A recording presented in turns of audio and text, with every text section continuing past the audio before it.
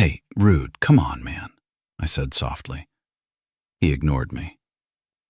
"I'm not saying any of this to blame you, Mr. Church, not at all.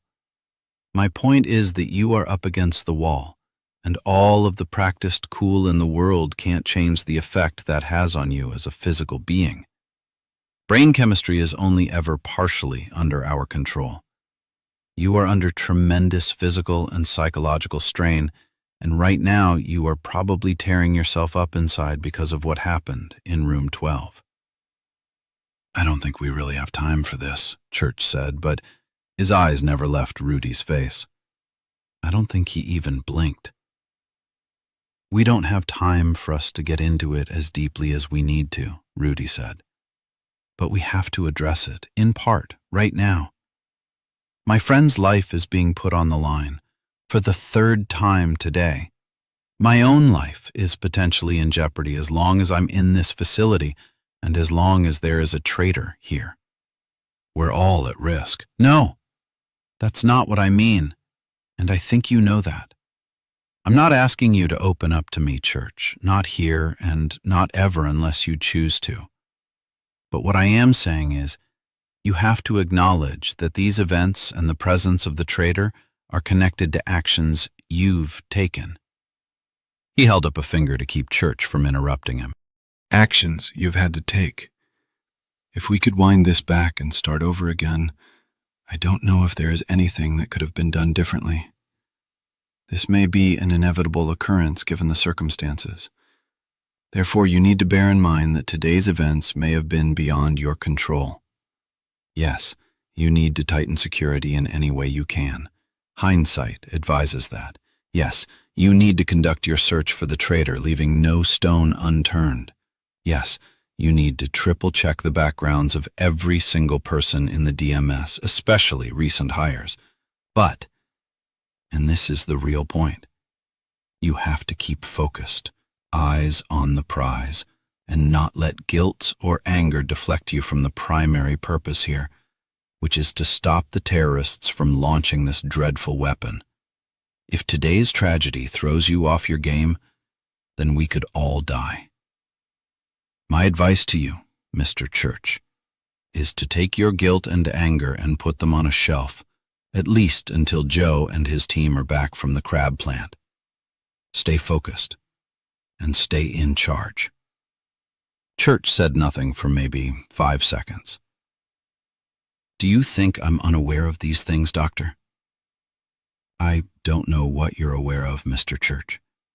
You keep your emotions under check better than anyone I've ever met.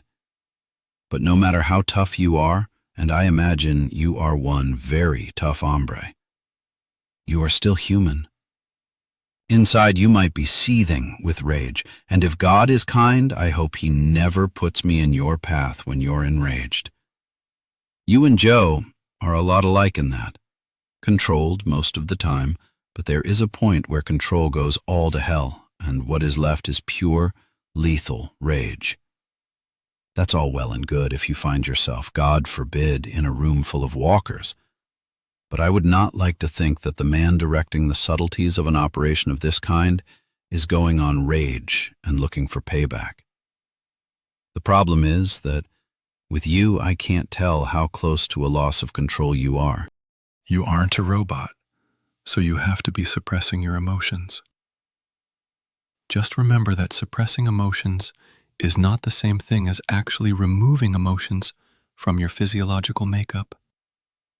If you're as smart a man as I think you are, then you'll consider what I've said.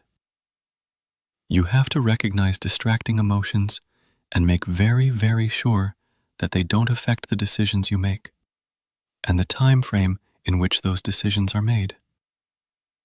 Rudy took a small half-step back. It was as if he diminished in size from a giant to an ordinary man in that subtle move. He switched off his perceptual X-ray, withdrew his own energy from the moment, and left a gap for Church to fill. How Church filled that gap would make all the difference, and I wished I could be inside Rudy's head to see how he was measuring the moment. Church was silent for maybe 15 seconds. I held my breath. Then Church gave one of his fractional smiles and a short nod. "I'll take it under advisement." Rudy studied him, and he must have found something in the stone mask that was Church's face, because he nodded in return. "Fair enough." "Hey guys," I said, "I hate to break up this Dr. Phil moment, but I kinda have to go fight some zombies." Rudy said something very foul in Spanish, and Church turned away to assess the teams, though I think he really did it to hide a smile. Chapter 57. The DMS Warehouse, Baltimore, /Tuesday, July 1st, 1:16 a.m. We piled into the helicopter, a 60 Seahawk fitted out with every kind of gun pod and missile launcher in the catalog. Once we were in and the door closed, we huddled down and switched to helmet mics so everyone could hear above the rotor noise. Church joined us. He put an open pack of small high-protein cereal bars on one corner of the map. Combat version of cookies, I thought. Guy was a freak. When we'd boarded, I pushed Rudy into a corner. "Sit tight, watch, and listen," I said. He nodded, looking scared. He was going only as far as the staging area, but I wanted him next to Church throughout. The Seahawk's big T700-GE-701C engines roared, and the bird lifted off and headed southeast at 150 knots with 3 other helos, 2 of them bearing Alpha Team and the other with support staff in close formation. "Here's the bottom line," I began once everyone was settled down around the map. Someone bypassed the security and opened the door to room 12. As a result, we have 10 casualties, 6 medical staff, our prisoner, and 3 soldiers, plus 1 other soldier who has been bitten and infected by the walkers. That means that pretty soon he'll be dead too. Bunny and Top said nothing. They'd been there. Ollie ran a shaking hand through his hair. Skip looked 10 years old and terrified. "Who did it?" Skip asked. "Unknown at this time." "This was an accident, right?" Ollie said. I let silence answer that. "Oh man," he said. He looked down at the stock of his MP5. Skip was a half step slower. "Wait, you mean this wasn't an accident? Someone did this on purpose?" "Are we talking a spy here?" Ollie asked. "Or a terrorist infiltrator?" "We have to look at both options," Church said, and when Ollie started to say something, he added, "And until further notice, this discussion is over." My guys all looked at me, and despite what Church just said, I wanted to put my own stamp on things. Right now, we don't know who did this or how many infiltrators we have. So until further notice, everyone, and I do mean everyone, is a suspect. You don't like it? Too bad. I'm not asking for comments right now, but hear me on this. I will find out who did this. And when I do, that person is going to live forever in a world of hurt. If anyone knows or learns anything connected with this, I want to hear about it. Come to me in private. Talk to me, one-to-one. I'm offering a white flag for contact, but it expires in 24 hours, after which I'm going to be witch hunting under a black flag. I want to know that you hear and understand. "Hooah," growled Top. Bunny nodded. "Loud and clear, boss." "Yes, sir," said Skip. Ollie bared his teeth. "We find whoever tried to rat fuck us, you hold him, and I'll cut his balls off." The tension in the air was thick as quicksand. I handed out intelligence briefs. "Read through the materials. You have 15 minutes. "Questions?" I asked when they all put the intel reports down. Bunny cleared his throat. "Boss, not to be a pain in the ass, but all I've been reading here is, we don't know this and we don't know that. I mean, what do we know?" "What do you want to know?" "Well," Bunny said to Church, "for a start, who are the hostiles? Saying terrorist kinda tells me dick, sir."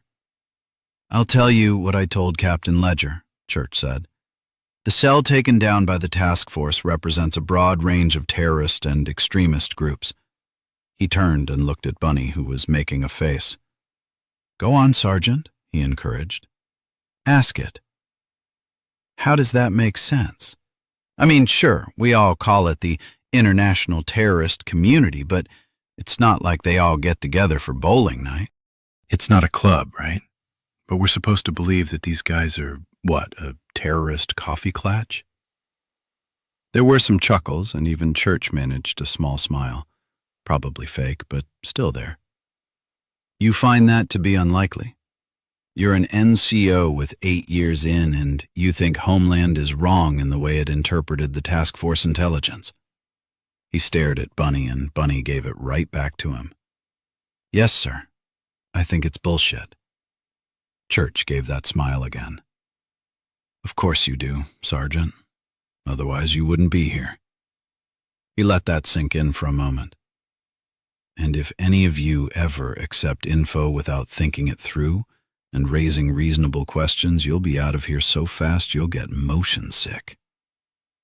"Then—" Bunny hadn't expected that kind of comeback, and it derailed him for a moment. "Tell me what we should infer, Sergeant," Church prompted, "because the intel, as far as details go, is correct. Those men were from different groups. We've verified that. Homeland thinks this means the terrorist community is uniting to form a front against America. What do you think of that?" Bunny cut a look at me, and I nodded. I liked that Bunny was following the same logic I'd explored with Church. "Well," he said, grabbing onto a leather strap as the chopper banked into a climbing turn, "we got a lot of ears and eyes out there. CIA got spooks out the yin-yang. Every branch of the service has their MI guys wiretapping the shit out of the whole Middle East. If the extremists were forming some kind of axis of evil," and here he paused for a laugh and got it, "then there's no way we wouldn't have heard at least something about it. All this time, and we don't hear a peep? No fucking way." "Go on." Now Church's smile seemed genuine. "So has anyone thought that instead of this being the start of the terrorist mighty marching society, it's more like a kind of, what do you call it? A brain trust?" "Keep going," I said. Maybe the sick fuck who cooked up this prion bullshit kinda had a great idea, but needed an A-team to make it work. Not your run-of-the-mill fanatics, but guys with real brain cells. The report from Doctor Who says that this is, how do you put it, radically advanced technology. So somehow our bad guy puts the word out that he's recruiting top-of-the-line only. "I don't buy it," said Ollie. "Me neither," agreed Top Sims. "That'd be in the wind, too. We'd have heard something. Now, this smart sumbitch has a pipeline into the terrorist community, and he's directly recruiting, 1-to-1. It'd be safer that way." "Sure," Ollie agreed. "Easier to keep it all on the down low." "But that brings up another problem," said Bunny, but then he shook his head. "No, maybe a lead. If he's recruiting outside of his own group, then you gotta figure there's going to be a percentage of times he's going to get turned down. Not everyone's going to want to play that kind of baseball. If this guy is as smart as he seems to be, then he wouldn't let anyone just stroll off who has even a whiff of what he's doing." Skip snapped his fingers. "Right. We should check international records to see if any terrorists with known skills in high-end weapons or medicine have gone off the board. This guy would probably kill anyone who doesn't sign with his team." Church turned to me. "Your team seems to be able to read your mind." To the men, he said, "Captain Ledger had the same thought, and as a result, I've initiated just such a database search. At his suggestion, we've also begun searching for non-terrorist affiliated scientists in the appropriate fields who may have disappeared, or whose family members are conspicuously missing. Scientists might take all sorts of radical research risks if their wife or daughter were sitting somewhere with a gun to their heads," Top agreed. My kids were in that kind of danger. There's nothing I wouldn't do. I saw a shadow pass over his face and remembered that he'd buried his son and saw his daughter crippled for life because of this war. I said, "Okay, tell us why our mystery man is searching so far out of his own group." Bunny was about to speak, but Ollie got there first. "'Cause even in a large group or a small country, you're not going to have enough top minds in the right fields who are also extremists willing to die for their cause." "Right," Skip said. Top nodded. "Yeah, that's too much to ask, and it's too shallow a fishing hole. You need to pick and choose.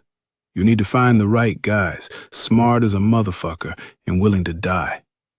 That's got to be a small club, even worldwide." "What I'm saying," Bunny agreed, nodding, "this stuff is slick, really slick." He sipped some coffee from a metal travel mug and looked at Church and me over the rim.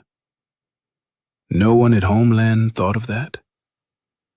"Red tape and too many levels of bureaucracy can impede practical thought," Church said, "which is a nice way of saying they have their thumbs up their asses," Ollie interpreted. Church said nothing, but he didn't appear to disagree. Top narrowed his eyes and looked appraisingly at Church. "Sir, I pretty much know why you picked us. And those science geeks you got on our team? I'm going to guess there's not one of them that ever scored second best in the school science fair." Church smiled. "So what we have here," Skip said, "is an all-star squad." Ollie grinned. "Okay, so they got a geek squad and the DMS has a geek squad. But you also got a crew of first-team shooters. Who do they have?"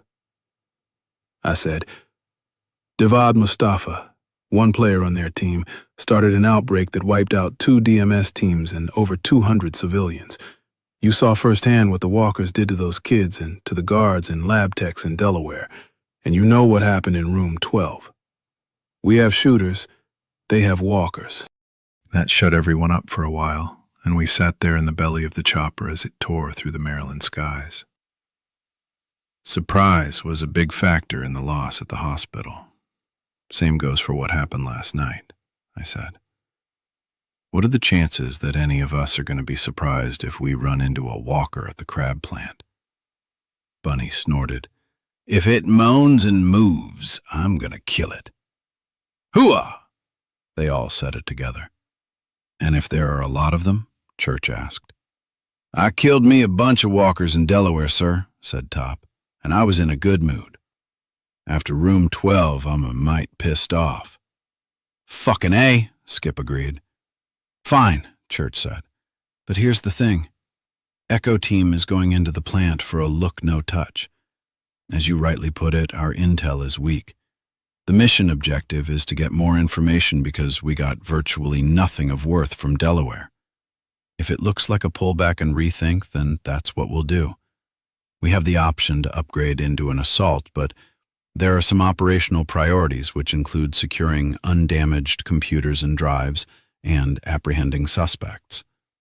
If you have to pull triggers, then try, and I mean really try, to bring me back someone with a pulse."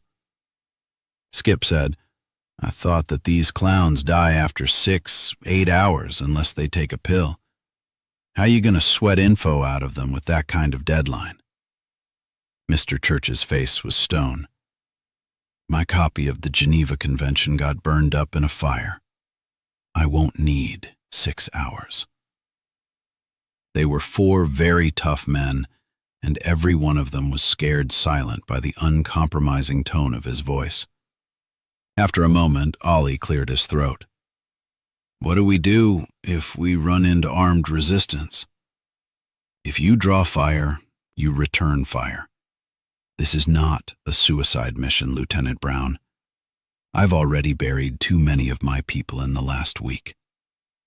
He paused to make sure everyone was giving him every bit of their attention. "You will try to accomplish the mission objectives in priority order, but you do what you have to do to come back alive." Okay, I said. Eyes on the map. The crab processing plant is located on the Chesapeake Bay off Tangier Sound. The southwest side of the building fronts the Pocomoke River 800 yards from where the river spills out into the bay. There's a wooden dock where crab boats tie up. The rest of the property is a U-shaped parking lot. Lots of open ground. Ollie tapped the map. Almost no cover. If they have cameras with night vision, we'd be chopped to pieces. We'll need some kind of diversion or another route in. I have something in mind, I said. The building is 1 story, flat, and about 55,000 square feet. Before it was used for seafood, it was a boat storage warehouse, but has since been converted. We know from the building inspector's report from this past January that the northeast corner is used for offices and bulk storage, empty containers, labels, rolls of plastic wrap, that sort of thing. The rest is the actual plant. They still processing crabs in there? Skip asked. Negative. The place is in receivership. The original staff was laid off on February 15th. So, okay, if this place is closed, then why are there, 8, 9 vehicles in the lot? That's one of those things we don't know, I said. Under ordinary circumstances, I would presume that they're there to oversee the company's reorganization, but these 3 trucks here are all of the same make and model as the one followed to the crab plant by the task force. Trucks carrying what? Bunny asked.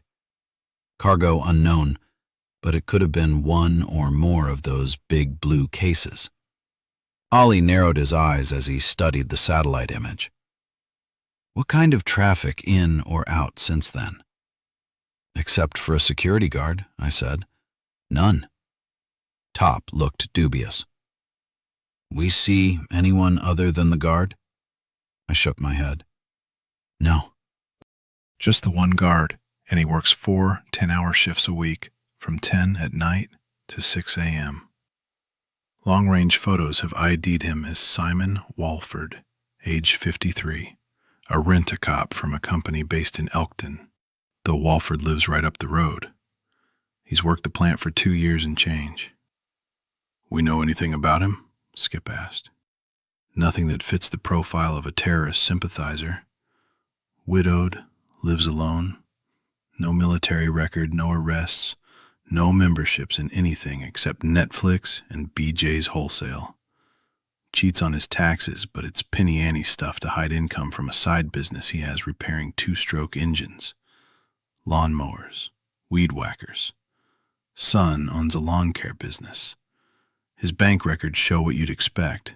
Virtually no savings, no portfolio, and maybe $2,000 in checking.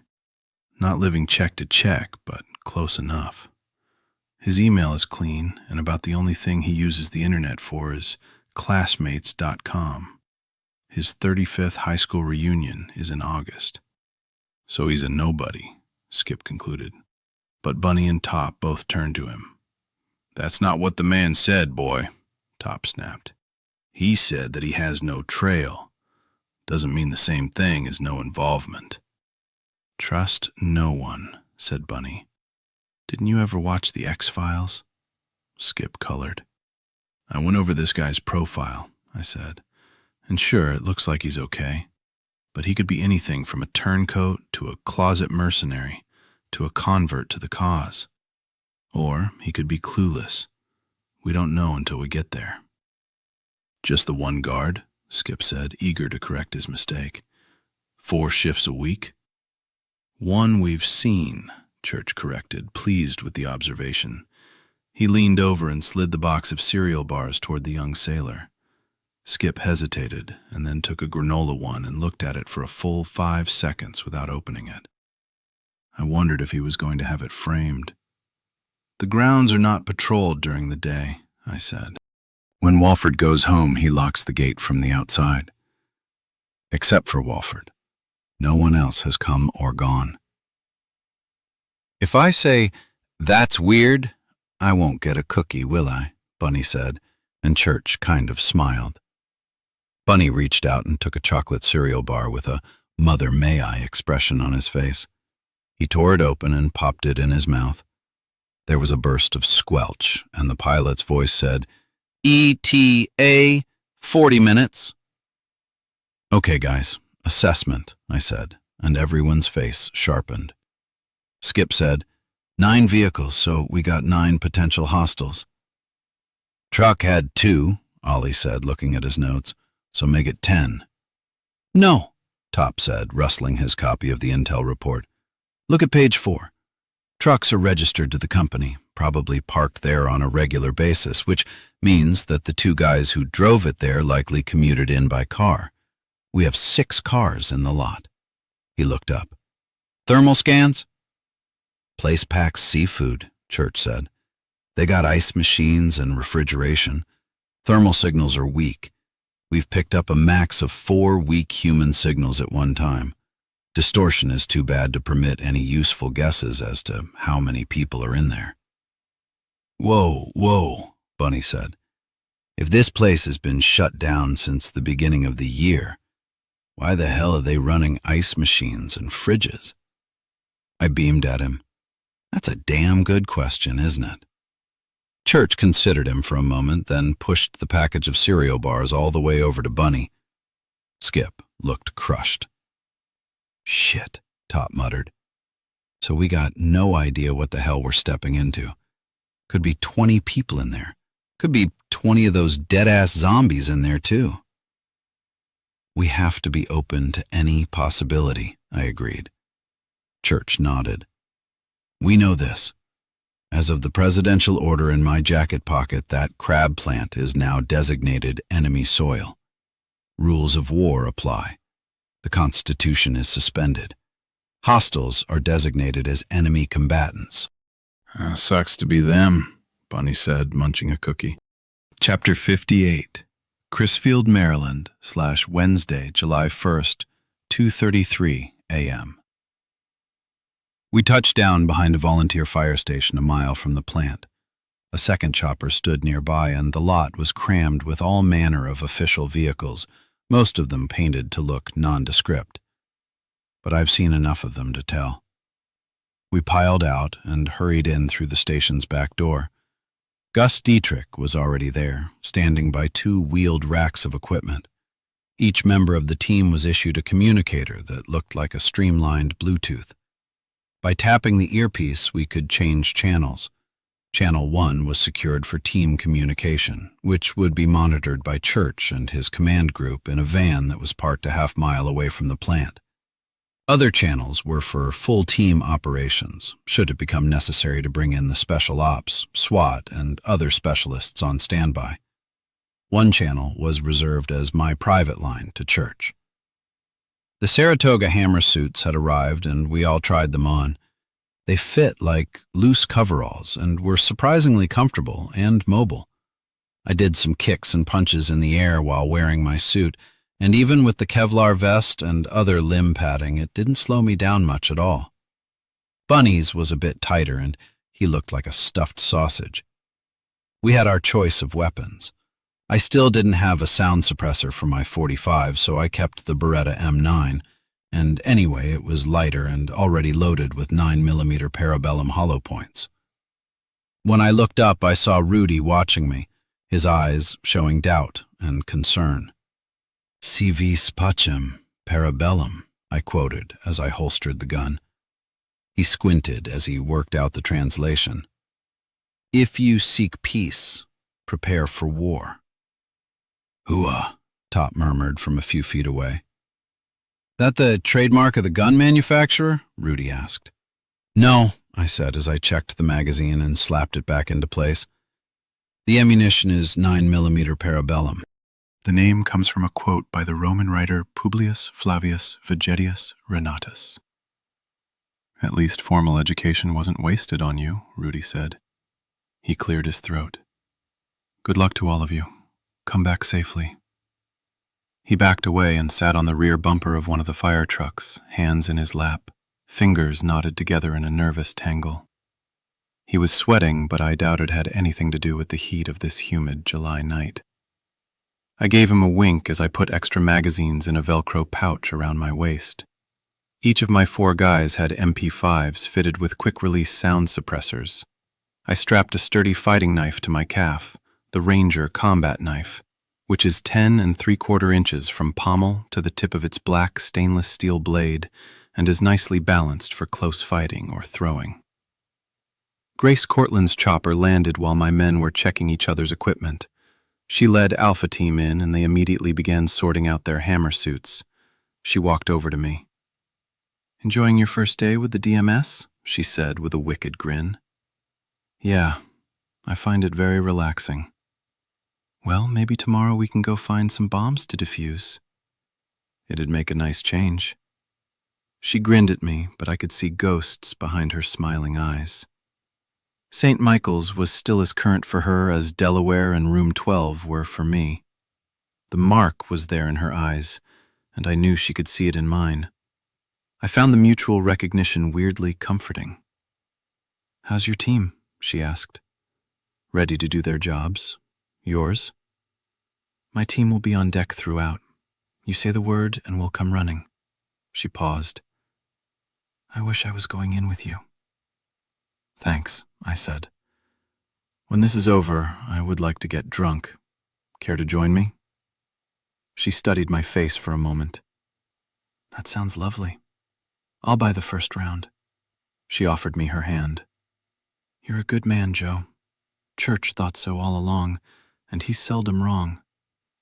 Sorry it took so long for me to catch up." I took her hand. "Water under the bridge." "Don't get killed," she said, trying to make a joke of it, but her eyes were a little glassy. She turned quickly away and headed over to where her team was loading their gear into the back of a fire truck. I looked around and saw Church about 50 yards away, just closing his cell phone. I signaled to him and went over. "Before we roll, I want to set a few things in motion," I said. "I want you to start building me a top-of-the-line forensics team. No second stringers and nobody I don't know personally." "Who do you have in mind?" I pulled a sheet of paper out of my pocket. "This is a list of forensics people I know and trust. Most of all, I want Jerry Spencer from D.C. I believe you already know him." "We offered to bring him on board, but he declined." "Make a better offer. Jerry is the best crime scene man I ever met." "Very well." Church touched my arm. "We have no leads at all on who the spy might be, Captain. That means it could be anyone." He was looking past me to where Echo and Alpha teams were gearing up. "Watch your back." He offered his hand, and I took it. I turned away and yelled out loud, "Echo team, let's roll!" Chapter 59. Crisfield, Maryland, /Wednesday, July 1st, 2:51 a.m. The 4th of July was still 3 days away, but there were already fireworks. Not a pretty starfield or fiery chrysanthemums in the night sky. This was a single bloom of intense orange-red that soared upward from the edge of a weather-worn set of wooden steps that led from the choppy waters of the Tangier Sound to the creosote planking of the dock at the Blue Point Crab and Seafood Processing Plant in Crisfield. The impact followed the roar of heavy marine engines as a blue cigarette boat fishtailed through the black water while an apparently drunk pilot struggled sloppily for control. The boat hit the dock at full throttle and exploded, the full fuel tanks rupturing from the impact and igniting from the laboring engine. There was a deep-throated roar like an angry dragon, and flames shot upward to paint the entire Sound in shades of Halloween orange and fireplace red. It was too early in the morning for witnesses, but there was dozens of people sleeping aboard their anchored boats, and within a few minutes, each of them was on a cell phone or ship-to-shore radio. Almost immediately, the air was rent with the piercing screams of fire engines and ambulances tearing along the country roads. Simon Walford was on duty in his guard shack, reading a David Morrell novel by lamplight and sipping coffee when the boat hit the dock. He spilled half a cup down the front of his uniform shirt and was sputtering in shock as he keyed the radio handset to try and call the incident in to his supervisor, who did not answer the call. It had been 2 days since Walford had spoken to anyone in the plant, and 2 weeks since he had seen a single living soul. The cars were all still in the lot, though. It didn't make sense. He grabbed his walkie-talkie, ran out of his booth, and raced across the parking lot to the dock. But as soon as he saw the flames, he knew there would be no hope of finding survivors. The heat from the blaze kept him well back. All he got was a glimpse of a blackened form hunched forward in the pilot's seat, his body wreathed in flames, his limbs as stiff and unmoving as a mannequin. "Good God," Walford breathed. He called it into 911, but even before the call went through, he could hear sirens in the distance. Had he been a little less shocked by what had happened, he might have been surprised at how incredibly fast the local volunteer fire department had been able to respond to the crisis, especially at that time of night. As it was, all he could think of was how helpless he felt. He tried his supervisor's number again, but still got the answering machine, so he left an urgent and almost incoherent message. Shocked and impotent, he trudged back to his station and unlocked the fence to allow the fire trucks to enter. Chapter 60. Crisfield, Maryland, Wednesday, July 1st, 2:54 a.m. We watched the boat explosion on Dietrich's laptop. "Sweet," Skip murmured. We were parked on the side of the road 3/4 of a mile from the plant, lights off. "Christ," complained Bunny. "I'm boiling in this shit." "Life's hard, ain't it?" said Top, who was sweating as much as the rest of us but didn't seem to care. I'm pretty sure that if Top Sims had an arrow stuck in his kidney, he wouldn't let the pain show on his face. Some guys are like that. "Okay," yelled Gus Dietrich. "The 911 call just went through." "Light her up," I told him, and the driver fired up the engine and punched on the lights and sirens. So far, our hastily formed plan was going well.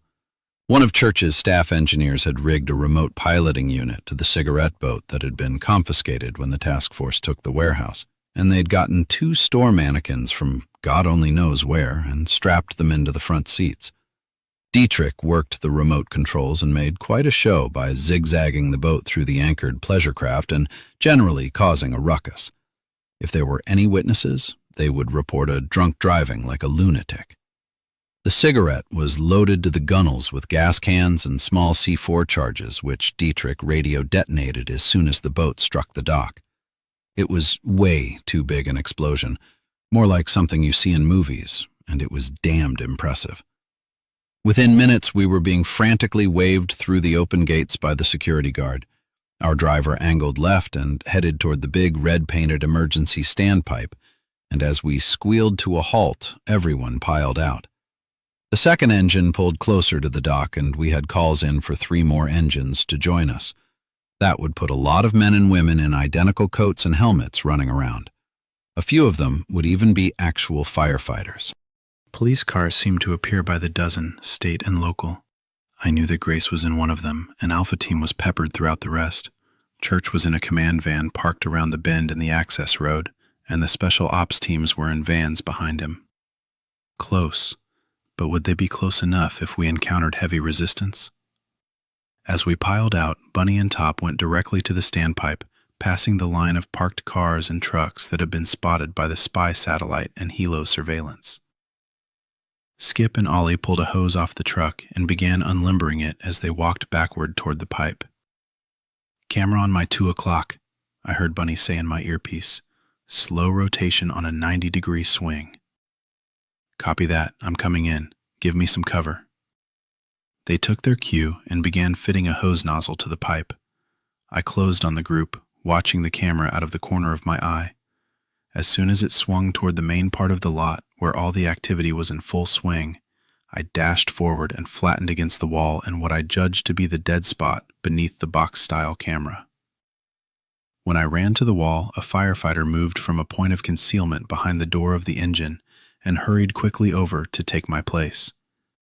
We repeated this process 4 more times, and then Echo Team was all scrunched up against the wall, and real firefighters were attaching the hose to the pipe. "Skip, eyes on the camera," I said. Bunny removed a sensor from his pocket and ran it over every square inch of the door, and then showed me the readout. "Standard alarm contact switch," he said. "It'll go off when we open the door." "Perfect. Ollie, go to work." Ollie had volunteered to tackle the lock, which was a heavy industrial affair. He had to earn his pay, but in less than 2 minutes he had it unlocked. He kept the door closed, though, because the alarm would ring the second we opened it. If there was no one directly inside, then our carnival act was going to pay off. But if even one person was inside, then we were screwed as far as stealth went. "Okay," I said into the mic. "Call the cops." The signal was relayed, and a big-shouldered state trooper came loping over. I motioned to him to slow his walk so that the panning camera clearly caught him moving toward the door, and then, as soon as it panned away, I waved him in, and he ran the last few yards. I turned and pounded my fist hard on the door for 3 seconds, and then yanked open the door, and we piled inside. Alarms began jangling loudly overhead. As soon as it closed, Ollie turned and re-engaged the lock, and the trooper took his cue and continued to beat on the door, shaking it in its frame. Immediately, the 5 of us fanned out into a half-circle, guns out, but we needn't have bothered. The room in which we stood was big, dirty, and empty, and cold, like the meat-packing plant had been, maybe 35, 40 degrees with damp air and black mold on the walls. The floor was old tile and had a big gutter down its middle, and to our left was a low stone wall beyond which were oversized showers. There was a row of heavy pegs on which were still hung a couple of old oilskin jackets. This was where the crab fishermen must have come in after offloading their catch to shower the seawater and crab gook off their foul-weather gear before heading into the interior of the plant. There was a line of foul-smelling toilet stalls to our right, and the wall in front of us was set with rows of lockers. A corridor broke left past the lockers. All of it was visible in the piss-yellow glow of flickering fluorescent lights. I signaled Skip to watch the hall while the rest of us shucked our coats and helmets and stowed them out of sight in a shower stall. Skip signaled us by breaking squelch and then hand-signed that someone was coming. We all faded back. Ollie and Skip went into toilet stalls and crouched on the seats. Top and Bunny hid in shower stalls, and I crouched down behind the low concrete wall. I could only see around the edge of it, and there were shadows behind me, so I was pretty well hidden. I had my silenced Beretta ready in a 2-hand grip as I strained to hear the footsteps through the jangling alarm. Right around the time we heard the running footsteps, the alarm stopped. The trooper continued to pound on the door, and now he was shouting, too, sounding genuinely outraged that no one had come to check out the fire. Then a man stepped into view with an AK-47 in his hands. He looked nervous and sweaty, his eyes round and white as he stared at the door. He licked his lips and looked around the shower room, but didn't see anything. We'd been careful not to scuff the floor. After a moment's indecision, he backpedaled, opened one of the lockers and put the assault rifle inside, closed it, and pulled a small walkie-talkie from his jacket pocket. As he clicked it on, he moved into the spill of weak light from one of the few overhead fluorescents that still worked. He was Middle Eastern, with a receding hairline, short beard, and a beaky nose. "I'm at the back door," he said into the walkie-talkie, speaking in Waziri, a dialect from southern Iran. I could just about understand him. "No, the door is locked, but I think the firemen want to get in.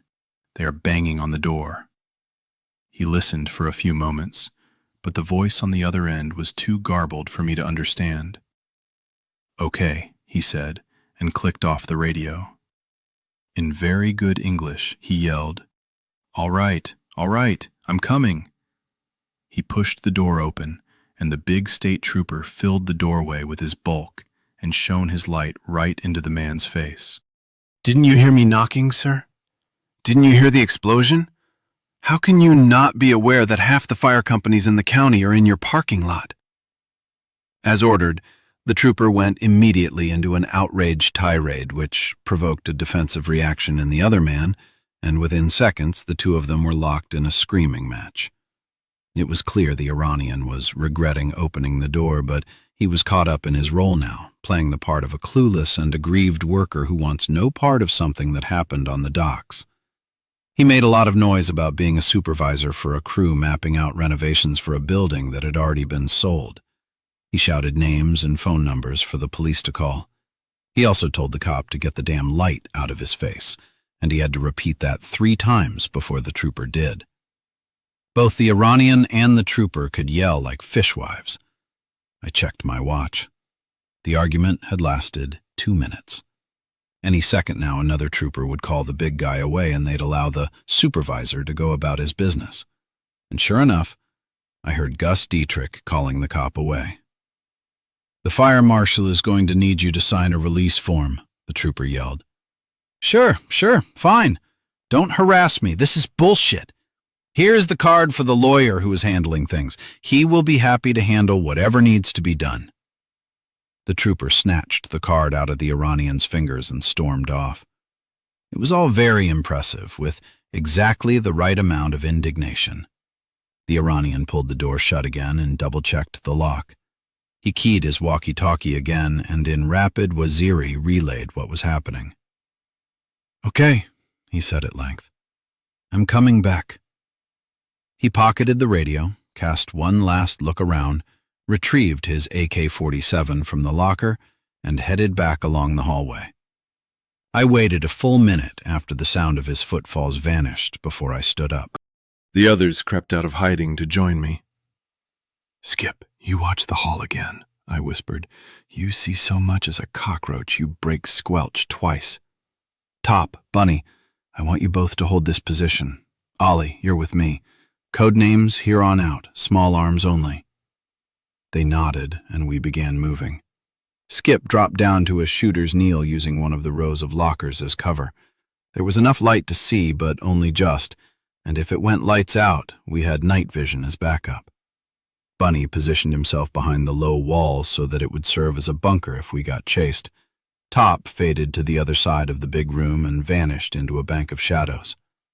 Ollie looked down the shadowy corridor. "Clear," he murmured. We set off into the belly of the beast. Chapter 61. Crisfield, Maryland, /Wednesday, July 1st, 3:15 a.m. The building was quiet as a tomb and as cold as a meat locker. I hated that because of what it implied. All I could hear was the faintest hum from the refrigeration compressors on the far side of the warehouse. Our gum rubber shoes made no sound as Ollie and I crept along, hugging the wall, looking for security cameras, moving from shadow to shadow.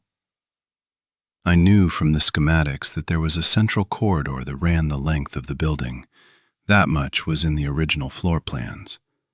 But the hallway in front of us didn't look long enough to go the whole way.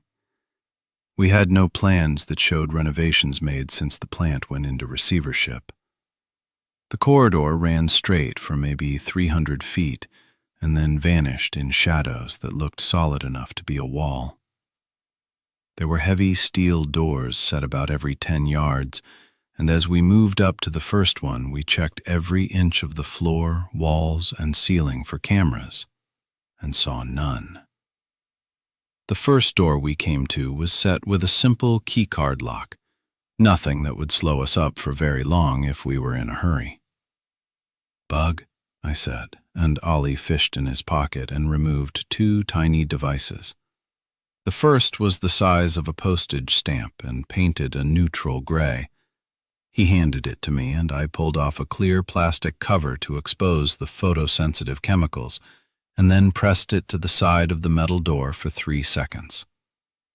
When I finished counting Mississippis, I pulled the strip off and saw that it was now the same color as the door.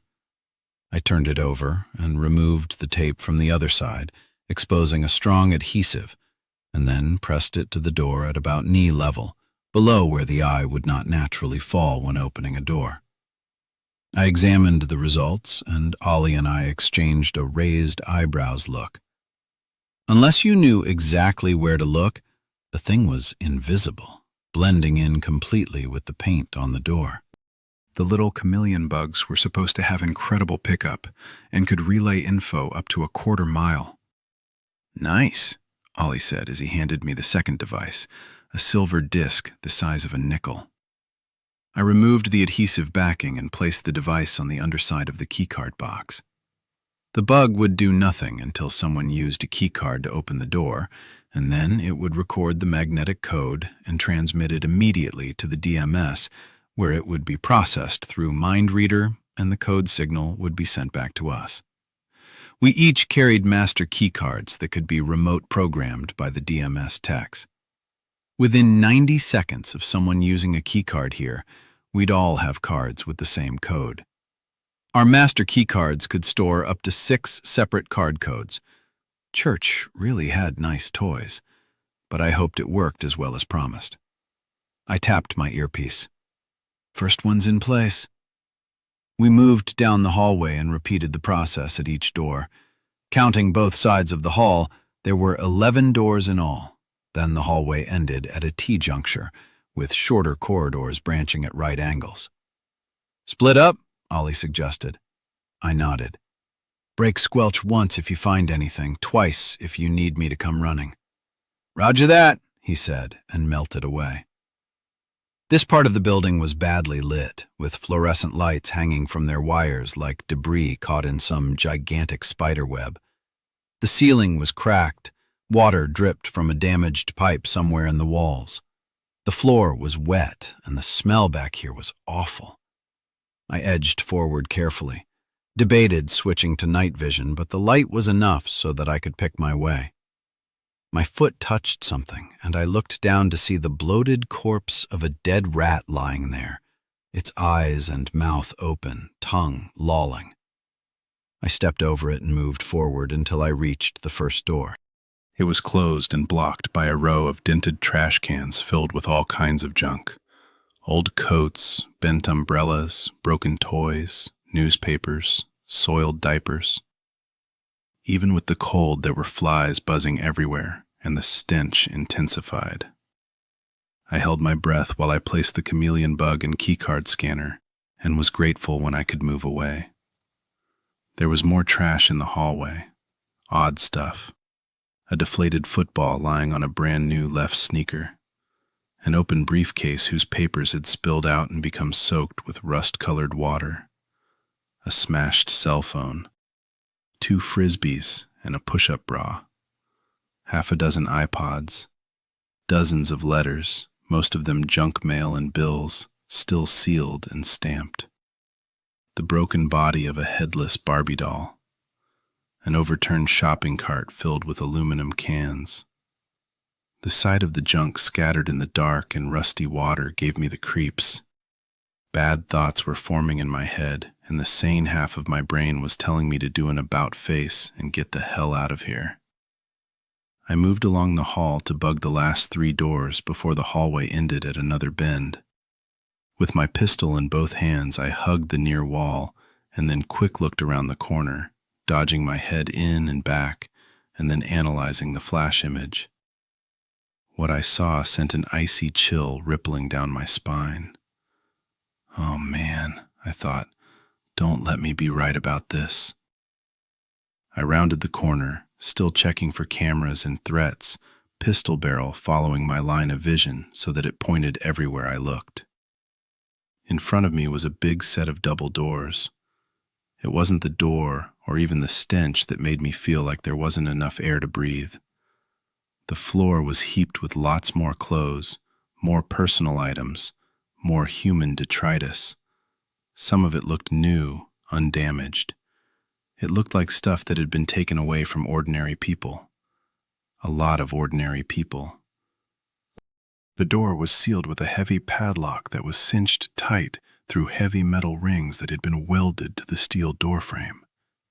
And the door, the surrounding walls, and the floor were all smeared with some viscous substance that had dried to a chocolatey brown color. I bent close and saw that hidden by the smeared goo were wires that trailed up the wall and disappeared into small holes that had been drilled through the concrete. I turned and followed the wires down the wall and along the hall for 5 feet to where they vanished behind a fire extinguisher that was mounted at chest height. Booby trap. Pretty well hidden, too.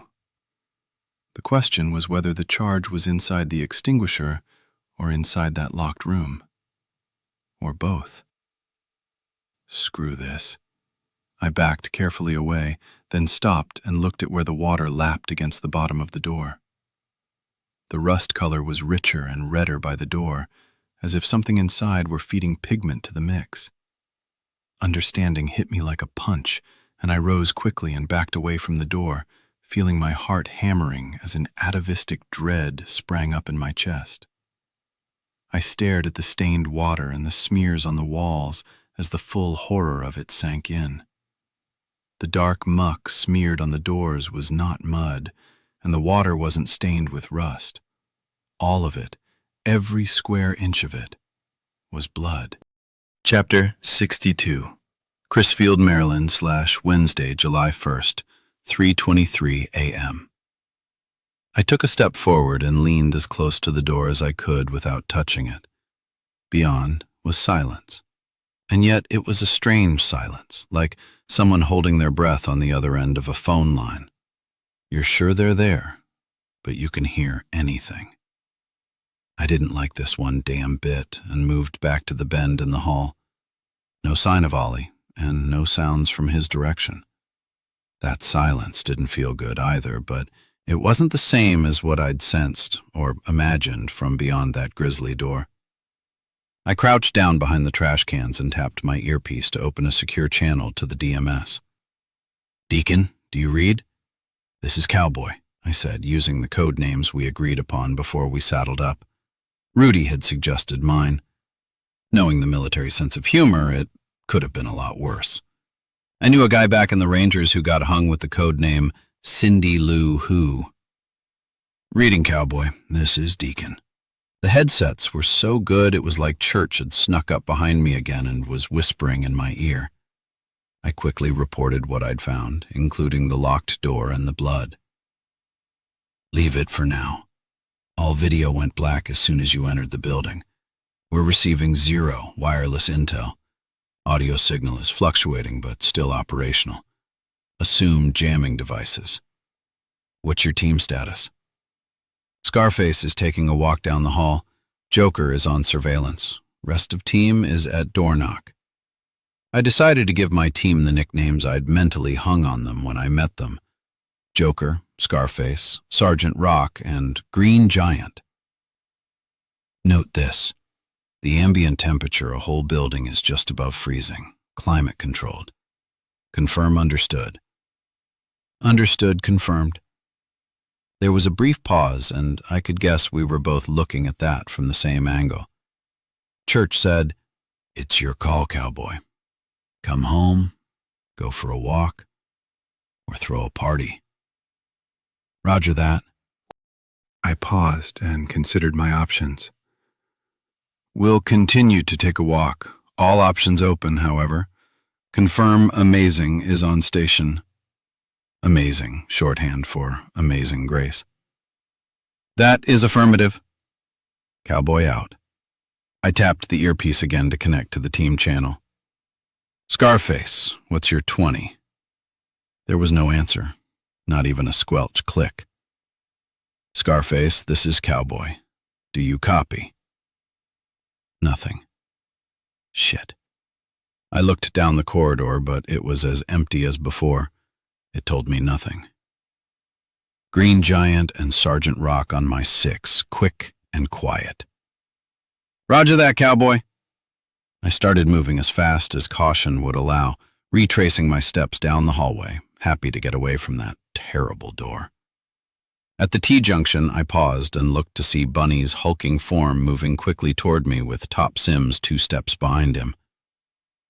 "Scarface went down there and doesn't answer," I said, and quickly filled them in on the locked and barred room and the detonation wires in the walls. Bunny frowned. "Trap?" Top Sims turned to him. "If it looks like a duck and quacks like a duck." "This is Foobar, boss?" Bunny asked, looking up and down the hall. That little drama at the front door could have been as much a fake-out on their part as ours. Probably was, I said. But until we know for sure, we have to try and complete the mission as assigned. Gather intel and get out with a whole skin. I dig the whole skin part a lot, said Bunny. Hooah, Top agreed. Then he gave me a hard look. Ollie going missing with no shots fired is a little strange, don't you think? A bit. We still don't know who the mole is, Captain, he pointed out. Roger that, First Sergeant. But I'm not going to hang a label on any of my men until I know for sure. Top kept his stare steady for maybe 10 whole seconds before he grudgingly said, Yes, sir. Not to piss in the punch bowl here, interrupted Bunny. But isn't this all a bit beside the point right now? Begging your pardons, I mean, y'all being senior to a lowly staff sergeant. Shove that where the sun don't shine, farm boy, Top said, but he was grinning. Bunny rubbed his eyes. Man, this is getting to be a long-ass day. I nodded in the direction of the corridor where Ollie had gone missing. Primary mission rules still apply. Watch and wait. No shooting except on my say-so, and even then, watch your fire and check your targets. We went right at the T-bend and then left to follow the hall. We were 3/4 of the way down the hall when one of the side doors abruptly opened and a man in a white lab coat stepped out, head bent as he frowned over notes on a clipboard, 4 feet from Top. There was nowhere to hide, no time to run. The man looked up from his clipboard and his eyes snapped wide. His mouth opened, and I could actually see his chest expand as he drew in a sharp breath in order to scream, but Top rose up lightning fast and kicked him hard in the solar plexus with the tip of his steel-reinforced left shoe. It was a savage kick, and the man's whole body folded around Top's foot like a deflating balloon, and then he dropped to the floor with a strangled squeak. We swarmed him and had plastic cuffs on his wrists and ankles before he could manage to drag in a full breath of air. His dark skin had gone purple. Top went to the door through which the man had passed and looked in, then turned to me and gave a negative shake of the head. Bunny grabbed a handful of the man's shirt front and screwed the barrel of his pistol into the furrow between the man's eyes. Be quiet and stay alive, he whispered. The guy was still bug-eyed from the kick, and his eyes bulged even more when he realized that there were 3 big and well-armed men clustered around him. We had the power of life and death over him, and he knew it. Total and unexpected helplessness can be an event that purifies the soul. It sharpens one's mental focus. I leaned close and said in Farsi, "Do you speak English?" He shook his head as much as Bunny's pistol barrel would allow, and then rattled off something in what I think was Myanmar, what they used to call Burmese, not one of my languages. "Do you speak English?" I said in my own language. Yes, English. I speak very good." "Lucky for you. I'm going to ask you a few questions, and if you answer me truthfully and completely, my friend here will not shoot you. You understand?" Yes, I understand." "What's your name?" "Nujoma." "Indian? Burmese?" Yes, I come from Rangoon, in Burma." "How many people are in this building?" "I am only a—" His voice cracked and he tried it again. "I am only a technician." "That's not what I asked. How many—" I cannot. They will kill me." I grabbed him by the throat. "What do you think I'll do if you don't answer me?" "They have my wife, my children, my sister. I cannot." "Who has them? Where? Are they here in this building?" "No, they took them from my home. They have them." "Who took them?" I demanded again. He shook his head. Bunny tapped him on the forehead with the barrel. "Answer the man's questions or the day's going to end in a way you won't like." But Bunny's threat was of no use. The man's eyes filled with tears and he clamped his mouth shut, giving tiny shakes of his head. I looked into his eyes and felt like I could see all the way down into the man's soul. He wasn't a terrorist. This guy was just another victim. I shifted back a few inches to try and decrease the sense of threat, and when I spoke, I softened my voice. If you talk to us, I promise that we'll see what we can do to help your family. But he shook his head, resolute in his terror. Tick-tock, Top muttered. Okay, I said. Juice me. Top fished a hypodermic from his chest pocket, removed the plastic cap, and passed it to me. The technician's eyes flared wider and tears spilled down his face. As I positioned the needle over his throat, he began murmuring something in his native language. I bent forward, hoping to catch a word or phrase, but then realized from the rhythm of his words that he was mumbling prayers. I plunged the needle. The tranquilizer knocked him cold in 3 seconds, and he slumped to the floor. Bunny, take him back to the door. Tell Skip to alert Church that we have his prisoner. If he's been infected with the same control disease as the others, then we'll need to question him before he kicks.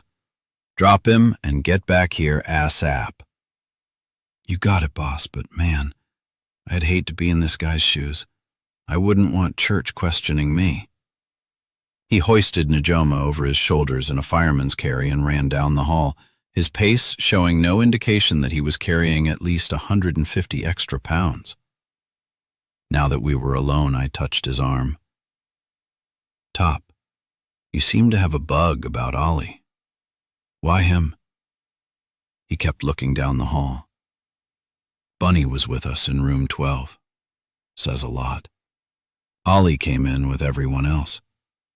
I don't like it that he was slow to respond. So was Skip. Skip's a kid. Whoever this mole is, he's got field experience. He's slick enough to have pulled a fast one on Church and the whole DMS.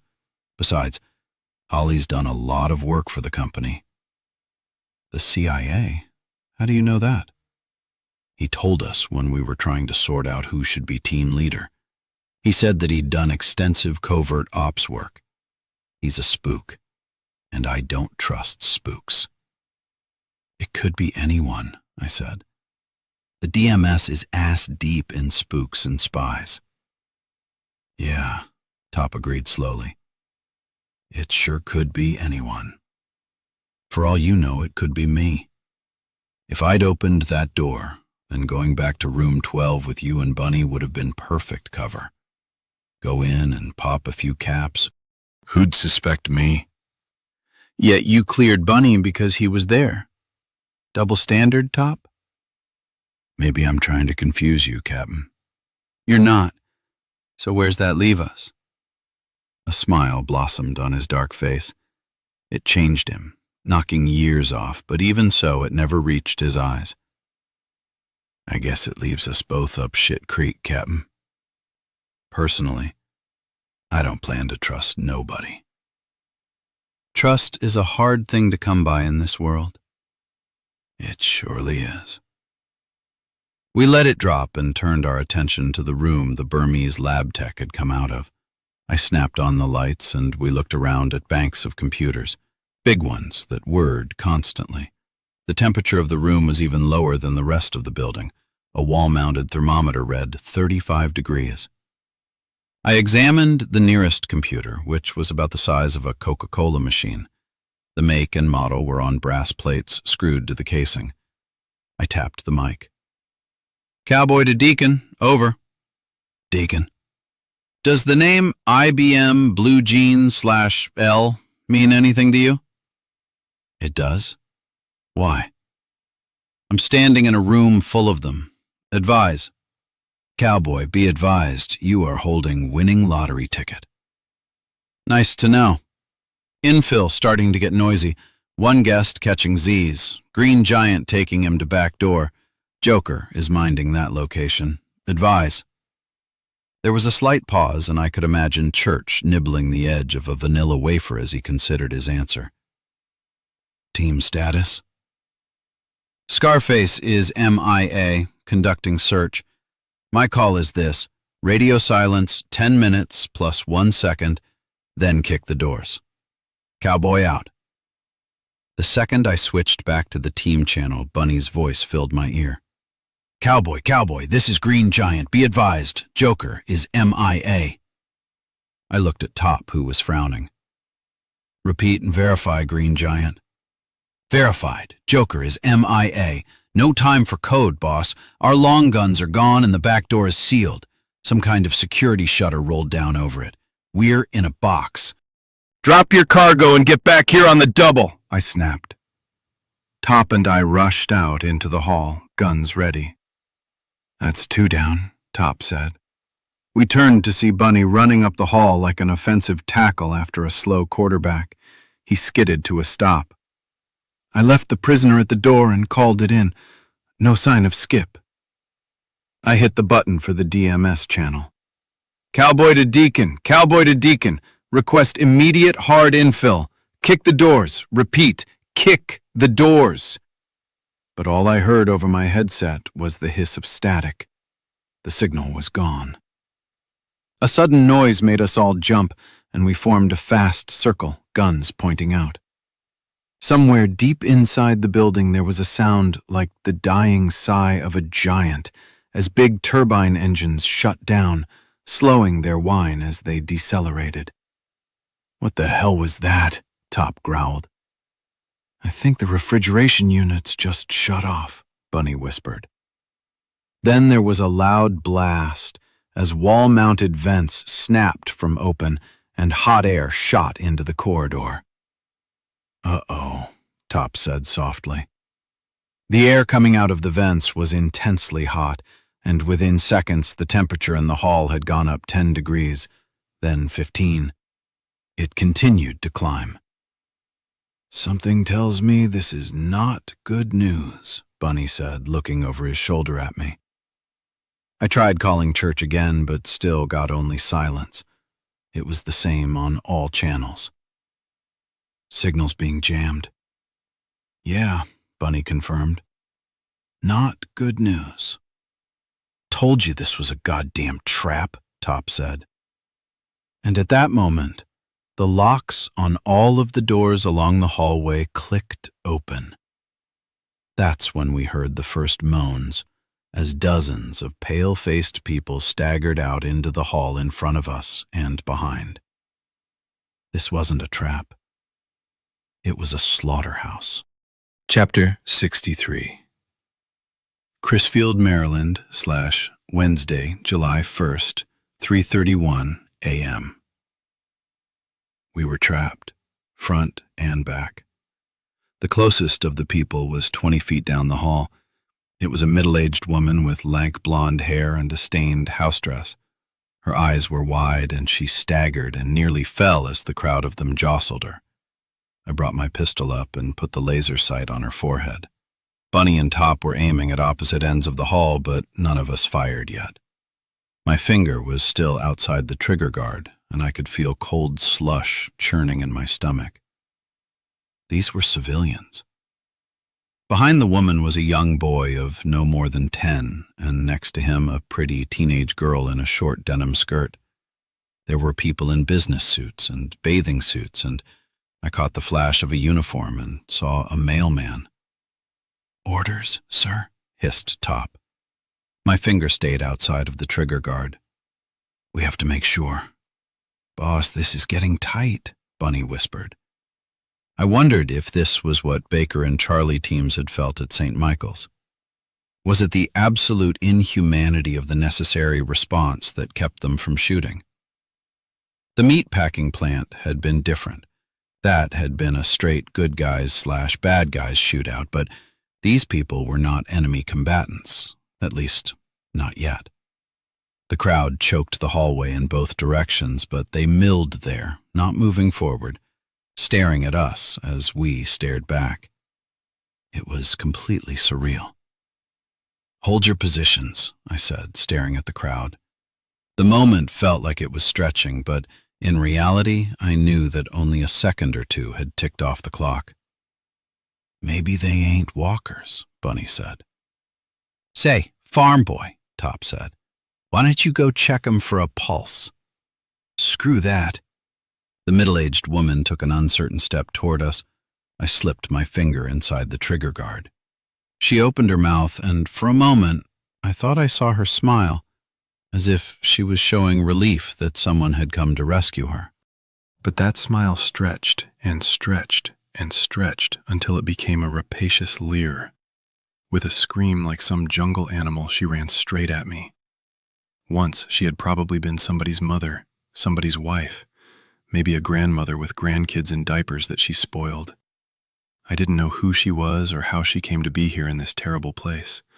All I knew is that she was here, and whatever loving personality she might once have had, and whatever memories and secrets she once knew, were gone now, torn away by a prion-driven parasite in her blood that left behind only a shell.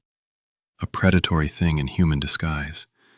This surely was what Baker and Charlie teams had felt, the dreadful certainty that no action could be right in a situation so thoroughly wrong. They must have felt the horror that I now felt as this woman lunged at me, running on pale legs marked with varicose veins, closing the distance in bedroom slippers that had a lilac print, her stomach bouncing, her breasts swaying, her mouth open in a feral grin of unnatural appetite. It was enough to take the heart and soul out of anyone. It had taken the soul out of all those men and women in those other 2 DMS teams. But I shot her through the face without hesitation. Dear God, what does that say about who and what I am? Behind me, Bunny and Top opened up. We all still had the sound suppressors on our guns, so the fight became a ballet of muted carnage. The walkers in the back of the crowd moaned, and that sounded low and distant. The ones in the front screeched like cats, and our handguns made high, soft sounds like someone saying, "Psst," to get everyone's attention. Even as we fired, the moment continued to be unreal. There were at least 20 of them on my side of the corridor, and probably that many charging at my men. The narrow width of the hallway gave us no way out, but it also pushed them together into a line 2 abreast. They couldn't surround us, couldn't overwhelm us with their numbers. The magazine in my Beretta 9mm carried 15 rounds, and I used them to kill 8 of the walkers. I used 1 round to the chest to slow them, and then a second to the brain. I shot the mailman next, and then I killed the teenage girl. I shot 2 men in business suits and a homeless man in rags. My 15th round dropped the little boy. I dropped the magazine and slapped in another one as fast as I could, the action smooth from years of practice. But even with all my speed, they nearly had me. A 20-something who looked like she could have been a grad student had climbed over the bodies and was crouching to leap when I brought the gun back up. My shot caught her in the throat and flung her back against the others who were crowding forward. It bought me enough time to aim the next shot. And the next. Behind me, Bunny was saying, "Fuck me, fuck me, fuck me," over and over again as he fired his gun dry and fished for a new magazine. Top fought in silence, but I believed I could feel waves of heartsick terror rolling off him as he fired. I dropped 2 more, and then my end of the corridor was choked with the dead. The walkers on the other side of the mountain of corpses clawed and tore at the bodies in their way, which was nearly blocked. I dropped my 2nd magazine and fished for a 3rd, but now my hands were shaking, and I almost dropped the clip. I caught it and fumbled it into place, released the slide, brought the weapon up, ready.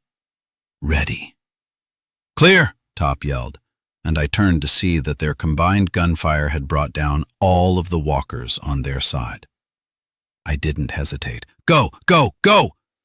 I pushed them both ahead of me, and we began climbing over the heaped corpses.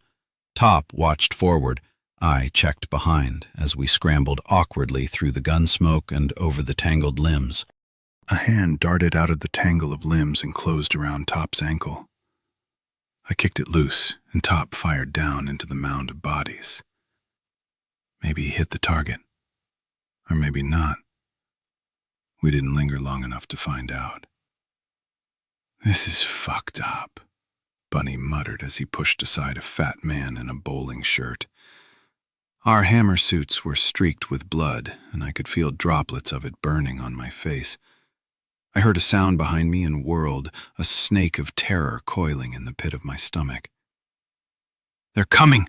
I snapped as the first of the walkers clambered over the piled dead at the far end. I dropped to one knee and fired 2 shots. His collapsing body plugged the hole, buying us seconds. We ran. Ahead of us, a door opened and a man stepped out and leveled an AK-47 at us. It was the same man who had argued with the cop. Top put 2 into him before he could get off a shot. The hallway ended at another T-junction. The left-hand corridor ended in a brick wall. To our right, a set of heavy steel doors stood ajar. The man was trying to pull it shut when Bunny leaped forward and grabbed him by the hair and shoulder and slammed him face forward into the wall. Bunny pounded 3 vicious uppercuts into his kidneys. The man groaned and sagged to his knees. If he lived through all this, he'd be pissing blood for a month. "Drag him inside," I ordered. Top guarded the hallway while Bunny then threw the dazed man like a sack of cornmeal into the next room. We flanked the doorway to provide crossfire protection. There were 4 people in the room, which was a large laboratory cluttered with dozens of work tables and metal shelves of chemicals and materials. Set against one wall were 2 familiar-looking big blue cases. Both doors were still shut. 3 of the men were Middle Eastern, 2 in lab coats and 1 dressed in jeans and a tank top. The guy with the tank top had a .45 and was swinging the barrel up when I gave him a triple tap. 2 in the chest, 1 in the head. The men in lab coats were unarmed, but the one closest to me held a small black plastic device in one hand. The other one was already raising his hands in surrender. The 4th man was Ollie Brown. He was strapped to a chair and his face was covered with blood. I pointed my gun at the man with the plastic device. "Don't do it," I yelled in Farsi and then in several other languages. He cried, "Saif al-Din," in a high, hysterical voice and made his move. I shot him in the shoulder to try and stop him from pressing the button on what had to be a detonator, but it was no good. It was rigged with a dead man's switch. Even as my bullets tore his shoulder to rags, his hand flexed open. The signal was sent. Suddenly there was a rumbling explosion on the far side of the building. The whole place shook all the way down to its foundations. The floor tiles rippled beneath our feet. Lab equipment vibrated to the edge of the tables and fell with a crash to the ground. The man I'd shot writhed in pain, but he was laughing in triumph, still chanting, "Saif al-Din," the sword of the faithful, the holy weapon of God. The deep-throated roar of the explosions slowly subsided. "Mother of God," gasped Bunny. "That ought to tell the cavalry to come running," said Top. There was a sound in the hall and he leaned out. "Shit, we got company." "Walkers?" I demanded. A barrage of bullets pinged and whined as Top ducked out of the doorway and back-kicked the door closed. Bullets pelted the heavy steel. "Not as such," Top said dryly. "Those are AKs, Bunny said, listening to the gunfire. "Not our boys." "Cavalry's always late," Top muttered as he threw the locks. Bunny grabbed the remaining scientist and punched him in the stomach, then snapped plastic cuffs on him. "Deal with you later, shitbag."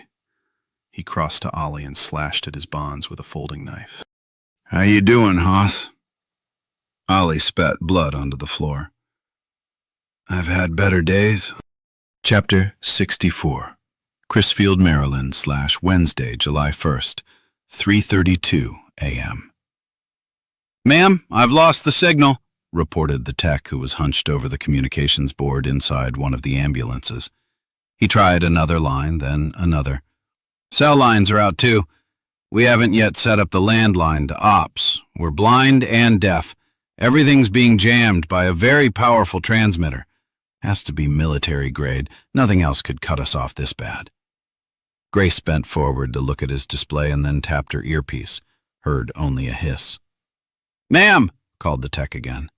"Right before we lost our feeds, audio picked up a change in ambient sound. I think the refrigeration units have all shut down. I got 10 seconds of thermals before we went blind, and it looks like the temperature inside the building is spiking. Allinson, Grace's second-in-command, gave her a sharp look. Mr. Church said the Captain Ledger requested backup in silence plus 10 minutes.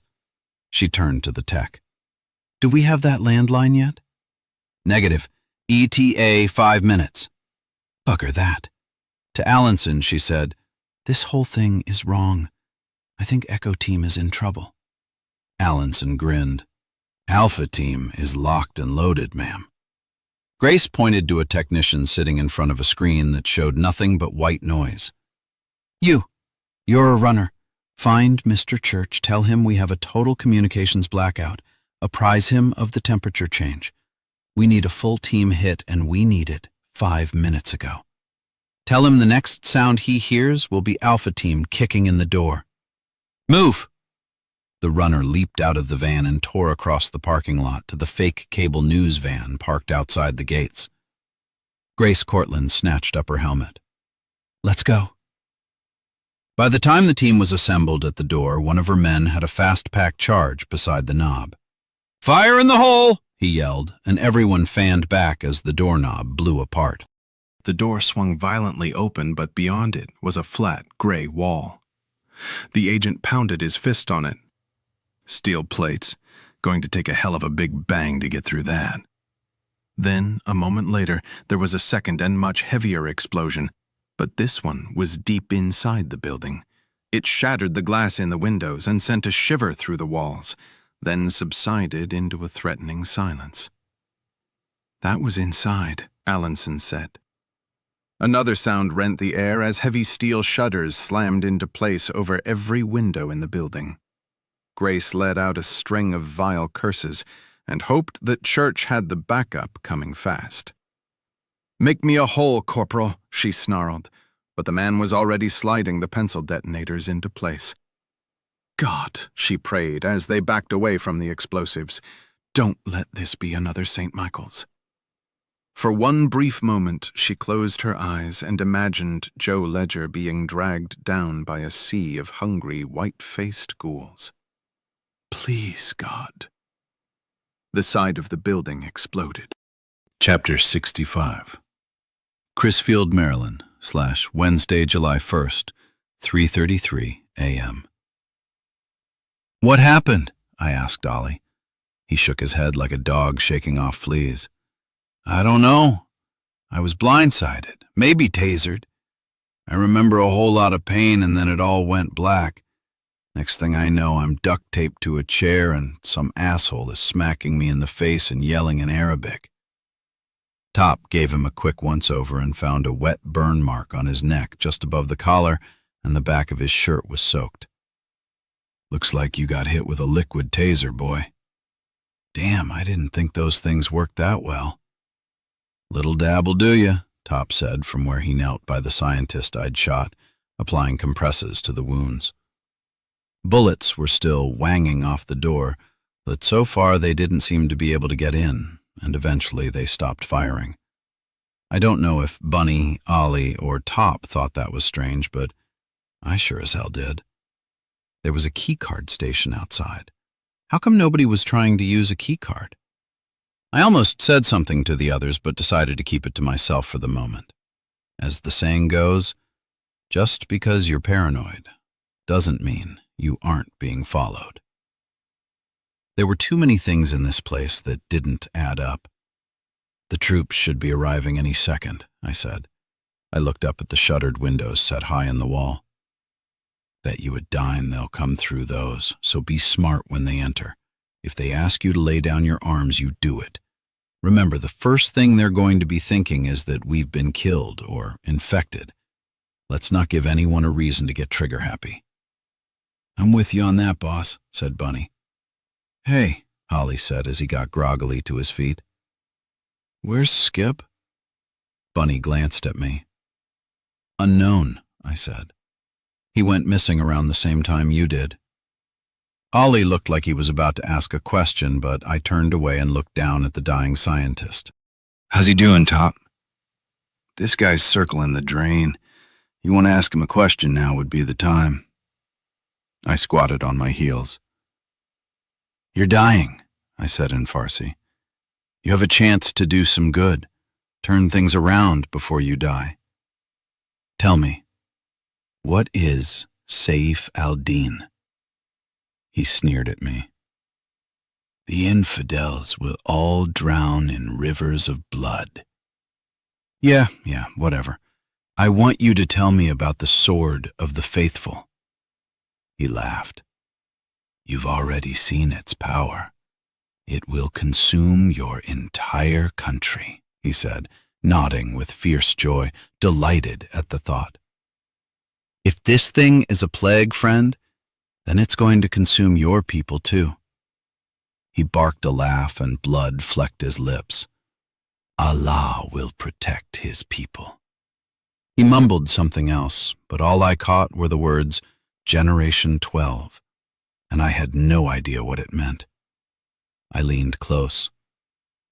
"Right now, about 200 Special Forces soldiers are descending on this place. None of your infected subjects are going to get out of here. Not one. Everything you've worked for is going to stop right here, right now." He tried to spit at me, but he lacked the power. He was fading fast. I glanced at Top, who shook his head. "You have stopped nothing," whispered the dying man, then repeated the word, savoring it. "Nothing." "Is there another lab? Another cell?" "It is past that time," he said with a bloody smile. "El Mujahid is coming. He wields the sword of the faithful. You are all too late. Soon all of Islam will be free of you." Then he threw his head back and screamed out the name of God with such force that it tore the last bits of life out of him. He sank back against Top and his head lolled to one side. Chapter 66. Crisfield, Maryland, /Wednesday, July 1st, 3:34 a.m. "Alpha Team, on me!" Grace sprinted toward the hole that had been blown in the side of the building. The agents of Alpha Team followed her into what looked like an industrial shower, but the grime-streaked walls were cracked from the blast, and one row of metal lockers was torn off the walls. There was no sign of life. "Redman!" she snapped, and the explosives tech was at her side in a second. "This hallway looks like the only exit. Rig it with C4. If backup hasn't arrived and anything comes this way that doesn't look friendly, blow this whole side of the building down. Repeat my orders." He did so. "Major!" called Allenson from a few yards up the hall.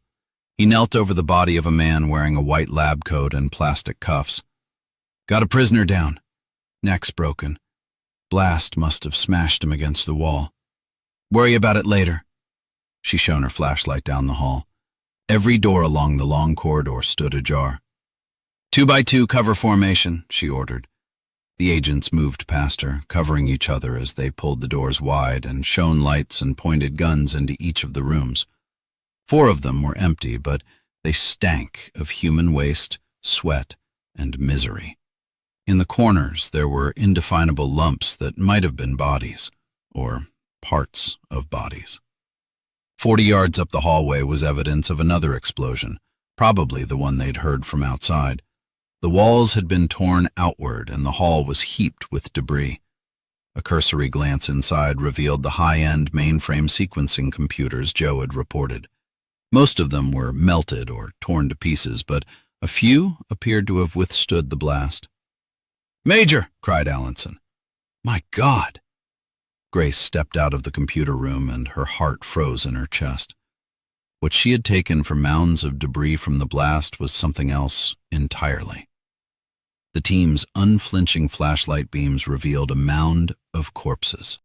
Debris and brick dust covered most of it, but as Grace played her own flash over the mound, she saw that there were dozens of corpses. "Bloody hell," Grace breathed. "This isn't from the blast." The floor was littered with shell casings, and the air was a cordite pall. There was one more room to check before they would have to climb over the dead to continue down the corridor. 2 agents flanked the door, and then one went inside. "Major, in here!" Grace stepped through the doorway. There were 7 corpses sprawled on the floor, all of them dropped by multiple headshots. And in the corner, huddled down, shivering with shock and cold despite the terrible heat, was a man. His clothes were torn, his face streaked with blood, his eyes wild. The floor around him was littered with shell casings, and he held a pistol in his trembling hands. "Gun!" Allenson yelled, and instantly the man's chest was flickering with red laser sights. "Don't shoot!" he cried, and quickly lowered his pistol. "Please, don't shoot!" Grace Cortland shone her light in his face. It was Skip. Grace moved forward and took his gun away from him, passing it back to Allenson. "Chief Tyler, are you injured?" "Tyler, have you been bitten?" she snapped. "No," he gasped, then shook his head. He looked at the blood on his clothes. "No, this isn't mine. It's steady on, sailor," she soothed. "Where's Echo Team? Where are your men?" And though she didn't mean to say it, she asked, "Where is Captain Ledger?" Skip shook his head. "I don't know. Something happened. I blacked out and woke up here, and those things were everywhere." He rubbed at his neck, and Grace shone her light on it. "Looks like a burn," Allenson said, then speculated. "Liquid taser?"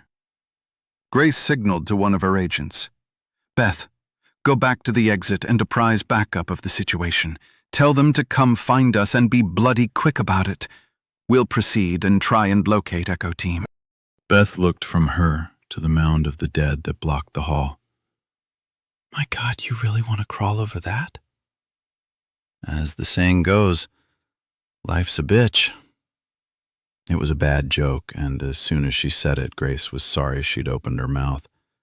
The second part of that catchphrase was, "And then you die." The unspoken words hung in the air like a jinx. The climb over the corpses was horrific. "Don't think about it. Don't think about it," she told herself as she crawled to the top of the heaped dead. "Don't think about it." She scrambled down the far side and jumped onto the concrete as soon as she could, happy to feel hard reality under her boots rather than the yielding madness of the flesh and bone over which she'd come. As her team followed her, she saw that each of them were shock-faced and white, their mouths tight, eyes glistening.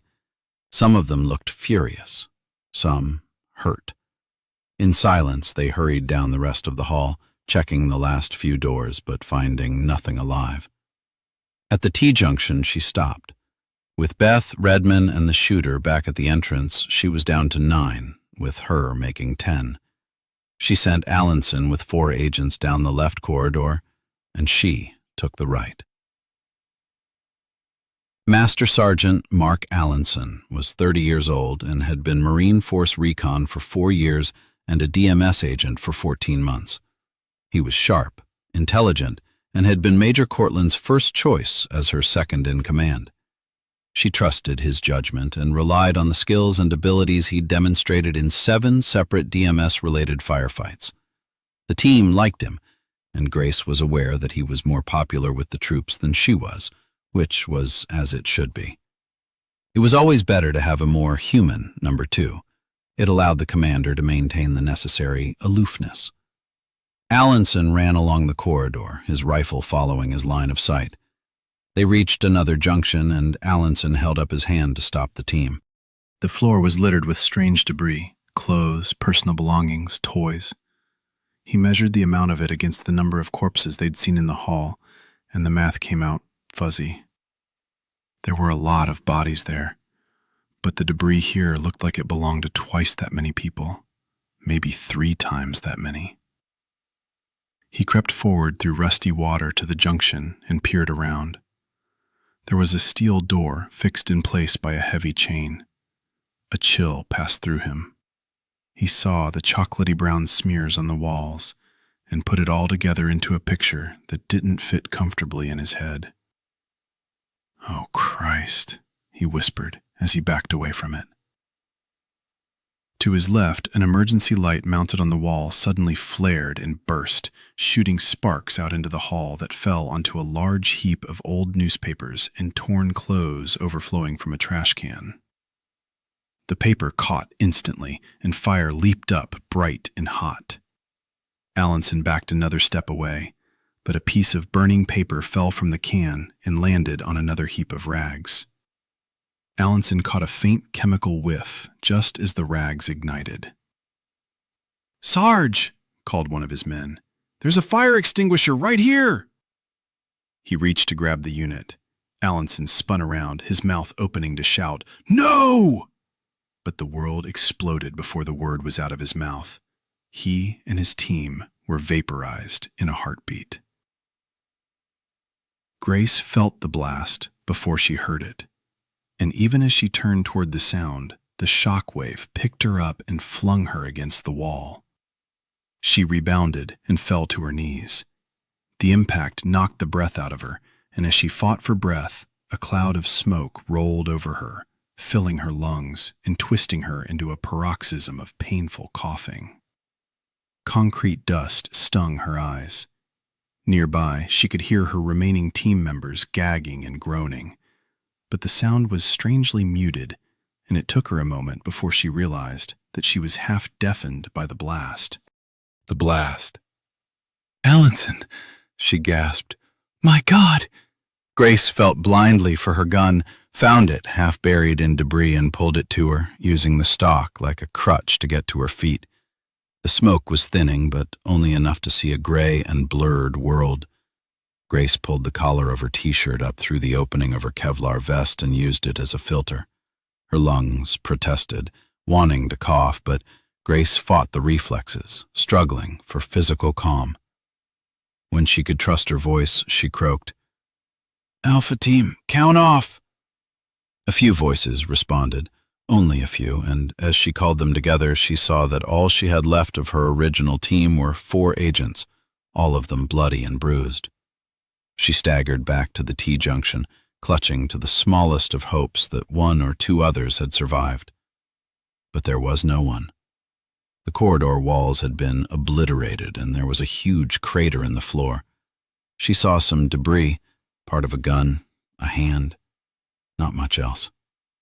In front of her, past the smoking crater torn into the hallway where the heavy steel doors had been, there was movement. Figures, pale as the smoke in which they stood, began moving toward her. Grace raised her flashlight and shone it into the cavernous room. She could see at least a dozen corpses, their bodies torn by the blast. But beyond them, filling the room nearly wall to wall, were walkers. Hundreds of them. Some of them, the ones nearest to the door, were torn apart, missing arms and chunks of flesh. The others, farther back, were still whole. All of them were staring at the gaping hole in the wall. They saw the light and followed the beam to its source, and their eyes locked on Grace. A mass of shambling dead things, all with black eyes and red mouths that gaped and worked as if practicing for a grisly feast. And as one, they set up a dreadful howl of unnatural need and began moving toward her. "No, God, no," someone breathed beside her. Jackson, her only remaining sergeant. Grace knew that to stand and fight was suicide. "Fall back!" she cried, but as she moved backward, the walkers shuffled forward over the bodies of their own dead. Then, around the bend in the corridor, she heard the distant staccato rattle of automatic weapons fire. Even half-deafened, Grace recognized the chatter of AK-47s. "Joe?" she said to herself. Then louder, "Joe!" She whirled and pelted down the hallway in the direction of the gunfire. Jackson, Skip, and the remaining alphas followed. This, at least, was something they could fight. This was something they could understand. Chapter 67. Crisfield, Maryland, Wednesday, July 1st, 3:38 a.m. A second blast rocked the whole building, this one 10 times louder. Plaster and metal fittings fell from the ceilings, and several lights flared white and then exploded in showers of smoky sparks. We all crouched, staring around, waiting for the next shoe to drop. But after a moment, the rumbling stopped and the building settled into an eerie silence. "The hell was that?" Bunny grumbled. Top spat out some plaster dust. "Still ain't the cavalry, farm boy. Wrong blast signature." Outside the door, the gunfire started up again, but there was no way they were going to shoot their way in. I wondered why they bothered. Then it hit me. Gunfire doesn't always have to be an attack. It could also be a lure. "Grace," I said aloud, and that fast there was a fresh burst of gunfire, definitely MP5s this time. I paused and looked at Bunny, who was grinning. "Now that," he said, "is the cavalry." He took a single step toward the door when the wall blew up. I dove left and pushed Ollie out of the way as the whole door careened inward. Top did a neat little sidestep to avoid a big chunk of twisted metal, but a piece of cinder block the size of a softball caught Bunny on the helmet and knocked him flat. Figures began moving through the smoke. Top and I darted to either side, hunkering down behind lab tables, guns held straight and level. 2 figures leaped into the room, brandishing guns and yelling for us to freeze, to lay down our arms. They yelled in English. The loudest voice belonged to a woman. Grace. I started to smile, and then I saw the blood on her face and the wild, almost inhuman expression in her eyes, and my trigger finger twitched at the same moment my heart slammed against the walls of my chest. God. Is she infected? "Hold your fire," I yelled, and everybody froze. "Grace, stand down! Stand down!" She wheeled in my direction, bringing the barrel of her weapon up. Her hair was gray with dust, and blood flowed freely from cuts on her forehead and cheek. She was panting, whether from effort, stress, or infection, I couldn't tell. Though it hurt my soul to do it, I put the deathly red finger of my laser sight on her chest, right over her heart. "Grace, stand down," I shouted. Joe? A few other Alpha Team agents clustered around her, all of them bleeding, all of them in torn and dusty uniforms. Their barrels aimed past her, toward me. They hadn't seen Top from his place of concealment.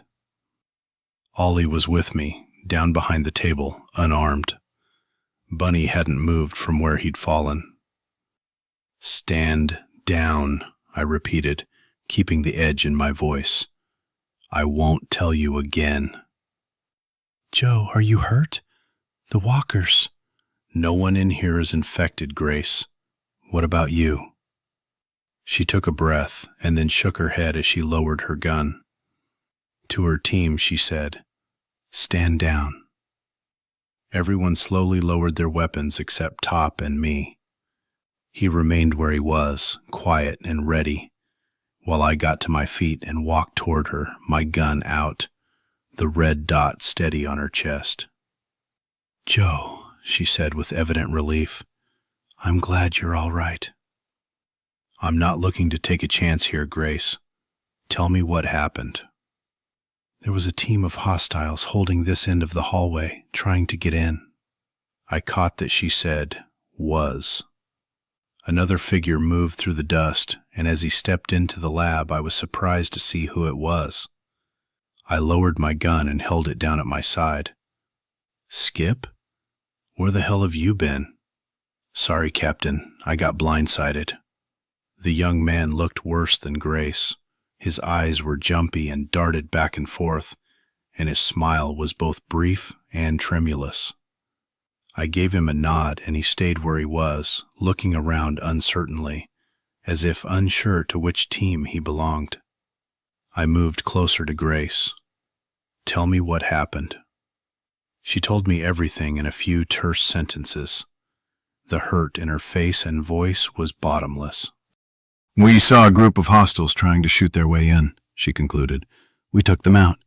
All communications are jammed, so we couldn't download a keycard code, so I had Jackson blow the door. Behind me, Bunny swore. I turned to see that Top had helped the big young man to a sitting position.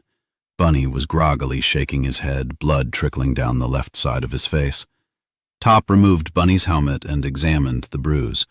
Then he turned and gave me a quick nod. Farm boy here took a blunt force hit to the head. He'll be okay. I ain't a farm boy, you shit kicker, Bunny complained. I'm from Orange County. Top patted his shoulder. Now that the cavalry's here, maybe we should saddle up and ride. The cavalry's still not here, Grace said softly. My team is Gus Dietrich, and the others should be breaching the wall any minute. I suddenly felt old and used up. Well, then we'll have to make our stand here and wait. No back doors. And I don't particularly want to go back down that corridor. Sod that, murmured Grace. Ollie stood by the table looking as much like an uninvited guest as did Skip. I avoided looking at either of them at the moment. Both of them had gone missing in ways as yet unexplained, both miraculously alive despite the terrorists and the walkers. I was going to have to sit down and have long talks with each of them. It would be better for everyone if they both had nice, clear, and believable stories. Over by the door, Jackson called out sharply. Major, Captain, Ledger, we're about to have company. What have you got? I called. Jackson looked stricken. Walkers! Hundreds of them! Terrific, Top said sourly. I'm down to one magazine, Captain. They're here!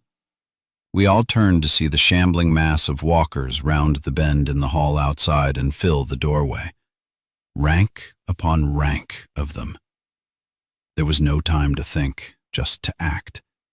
Make a barricade! I grabbed the nearest table to me and heaved.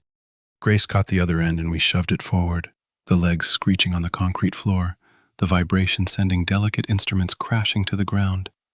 And I hoped we weren't breaking anything that contained a virus or parasite. The hammer suits would protect us from skin contact, but none of us were wearing masks. Bunny was sick and dazed from his head injury, but he bulled his way through it. He grabbed the corner of one big table and with a grunt of effort heaved it over onto its side, then rammed it with a shoulder to drive it into the doorway. Top began tossing chairs over the table to create an obstacle course to slow the walkers down. Ollie rushed to help him. Skip looked around and grabbed another table and hauled on it without much effect. I took the other end, and we pushed that against the others. Then the mass of walkers hit the barrier like a tidal surge.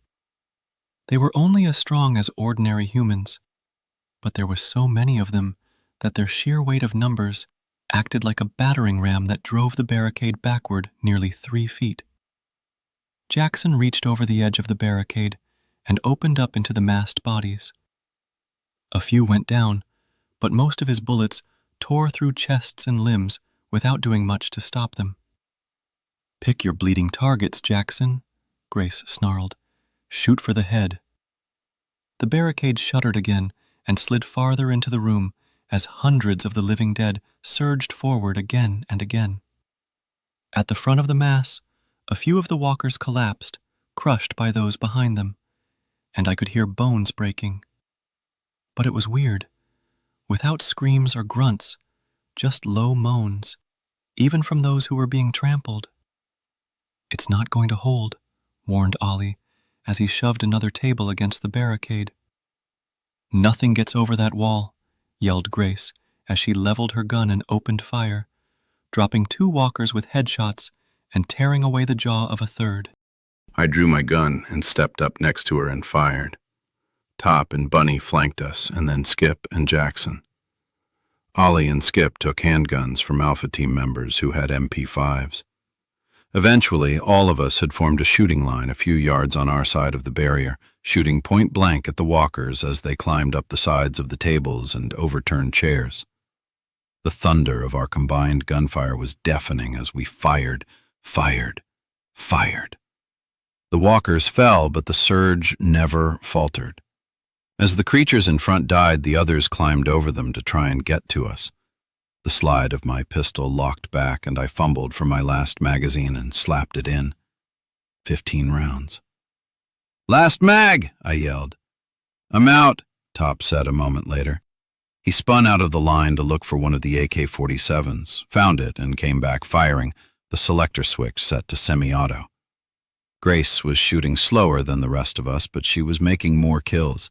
She aimed and fired, and with each shot a zombie toppled backward, its infernal life force snuffed out.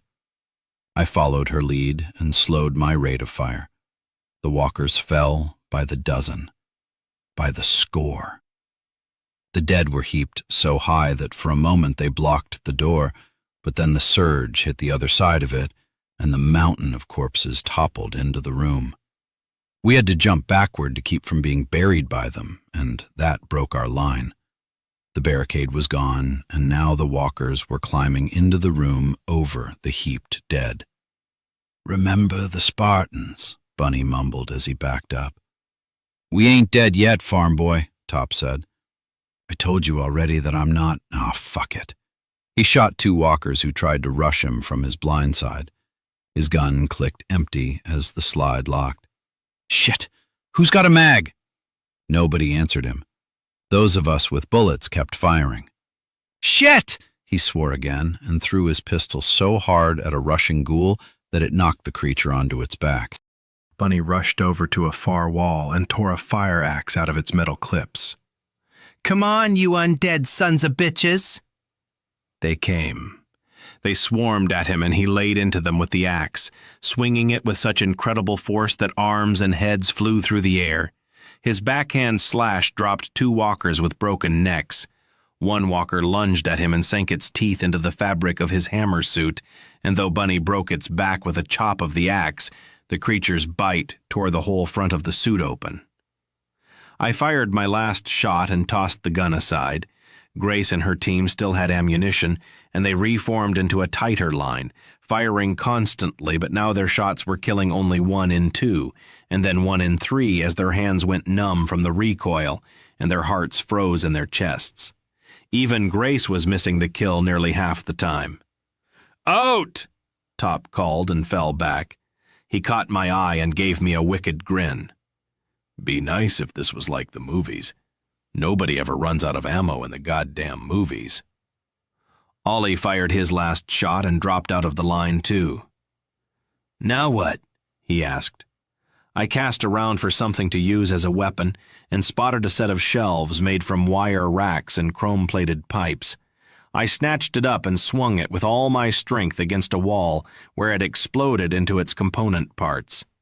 I picked out a 6-foot-long upright and swung the bar with all the force I could muster from need and terror, and laid into the front rank of the walkers, crushing the head of one and breaking the neck of another. I heard a roaring sound and realized that it was my own voice, raised into an animal howl of rage as I swung and smashed and thrust at the living dead. I swung low to knock the legs out from under 2 of the creatures, and suddenly Top and Ollie were there, both of them with shorter pieces of chromed pipe in their hands. They crushed the heads of the walkers I'd knocked down, and that fast we had a rhythm. I knocked them down, and they finished them off. I could hear Bunny's bull roar behind me, as loud as my own. Top's arm was red to the shoulder. Then Ollie slipped in a pool of blood and went down with 3 of the creatures on top of him. In a flash, Skip was there, his gun empty but a crowbar in his hand, and the blade flashed out, cutting tendons and slashing throats.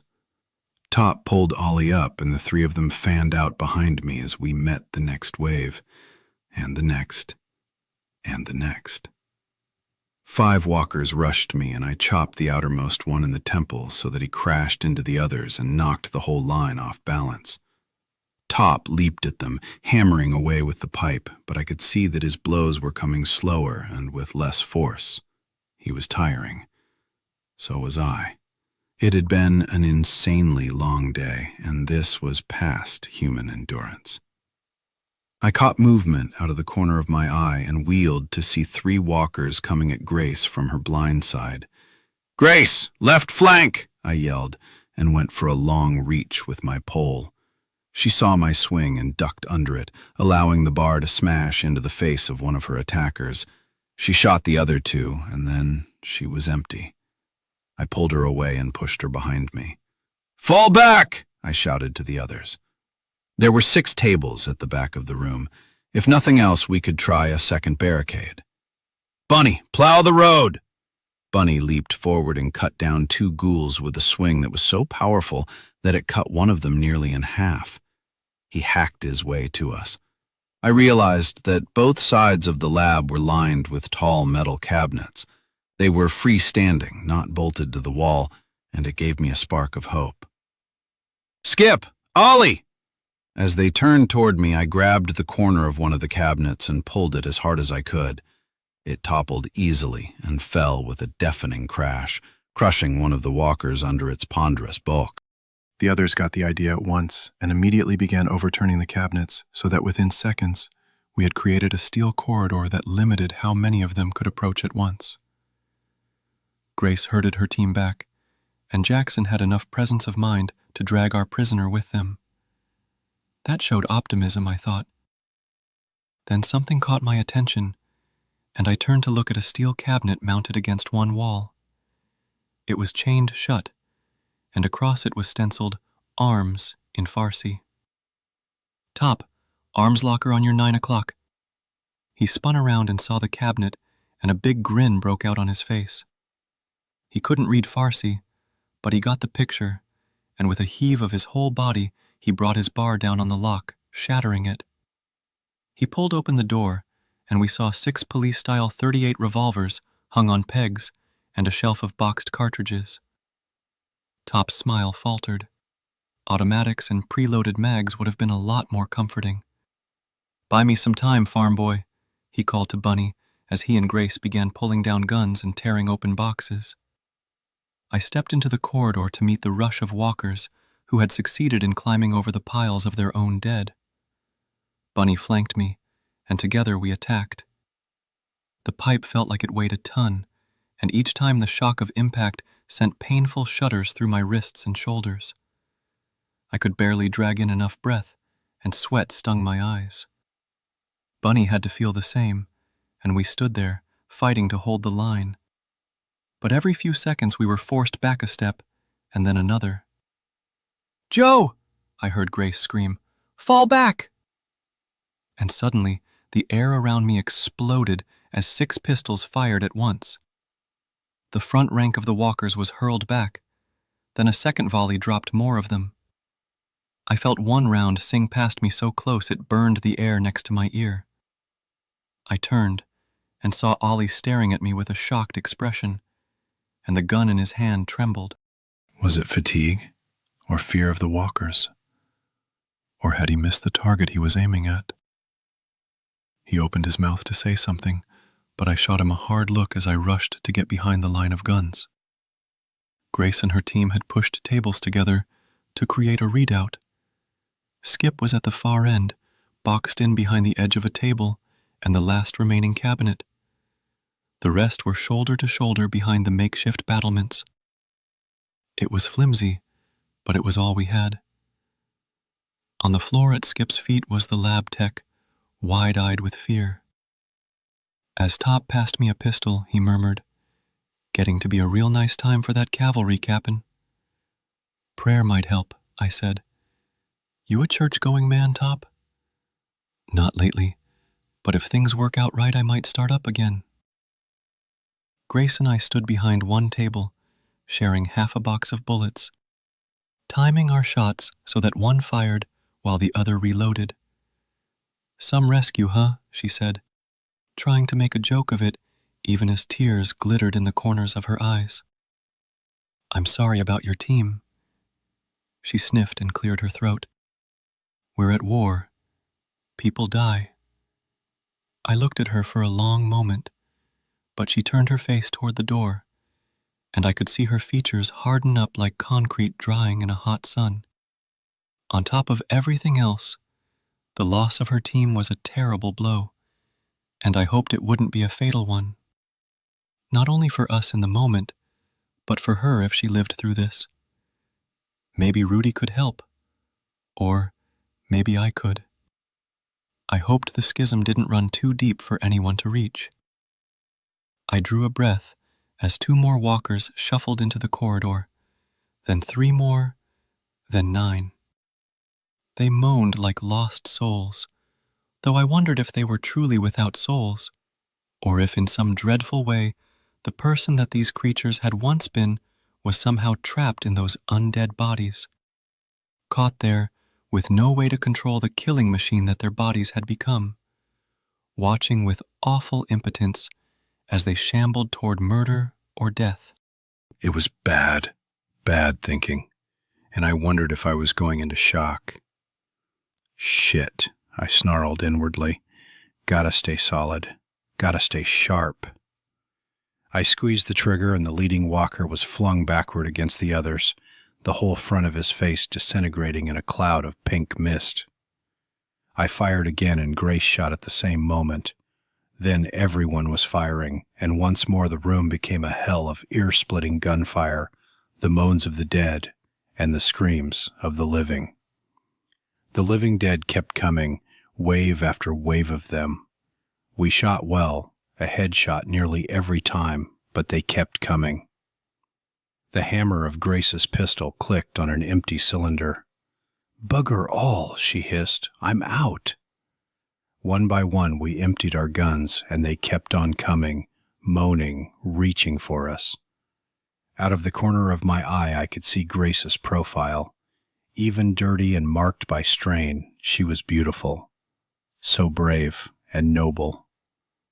As I fired my last bullet, I could feel my heart sink to a lower spot in my chest. The dead were going to get to us. There were still 40 or more of them in the room, and more of them kept shambling through the door. I knew what I was going to have to do. It would be simple. Stand up and take her chin in one hand and gather up her hair in the other. It was easy, nothing more than a quick turn of her head, and then she'd be free of all of this, beyond the reach of the walkers and their plague. I could do it. I'd done it twice with walkers, with Javad, and with the walker in room 12. I could do it now for Grace, to keep her from slipping into that ungodly hell. The last gun clicked empty. Around us the air was filled with the hungry cries of the dead. I felt myself getting to my feet, felt my hands flexing open, felt myself starting to move toward Grace, the movement necessary, but the motion stalled by doubt. What if I'm wrong?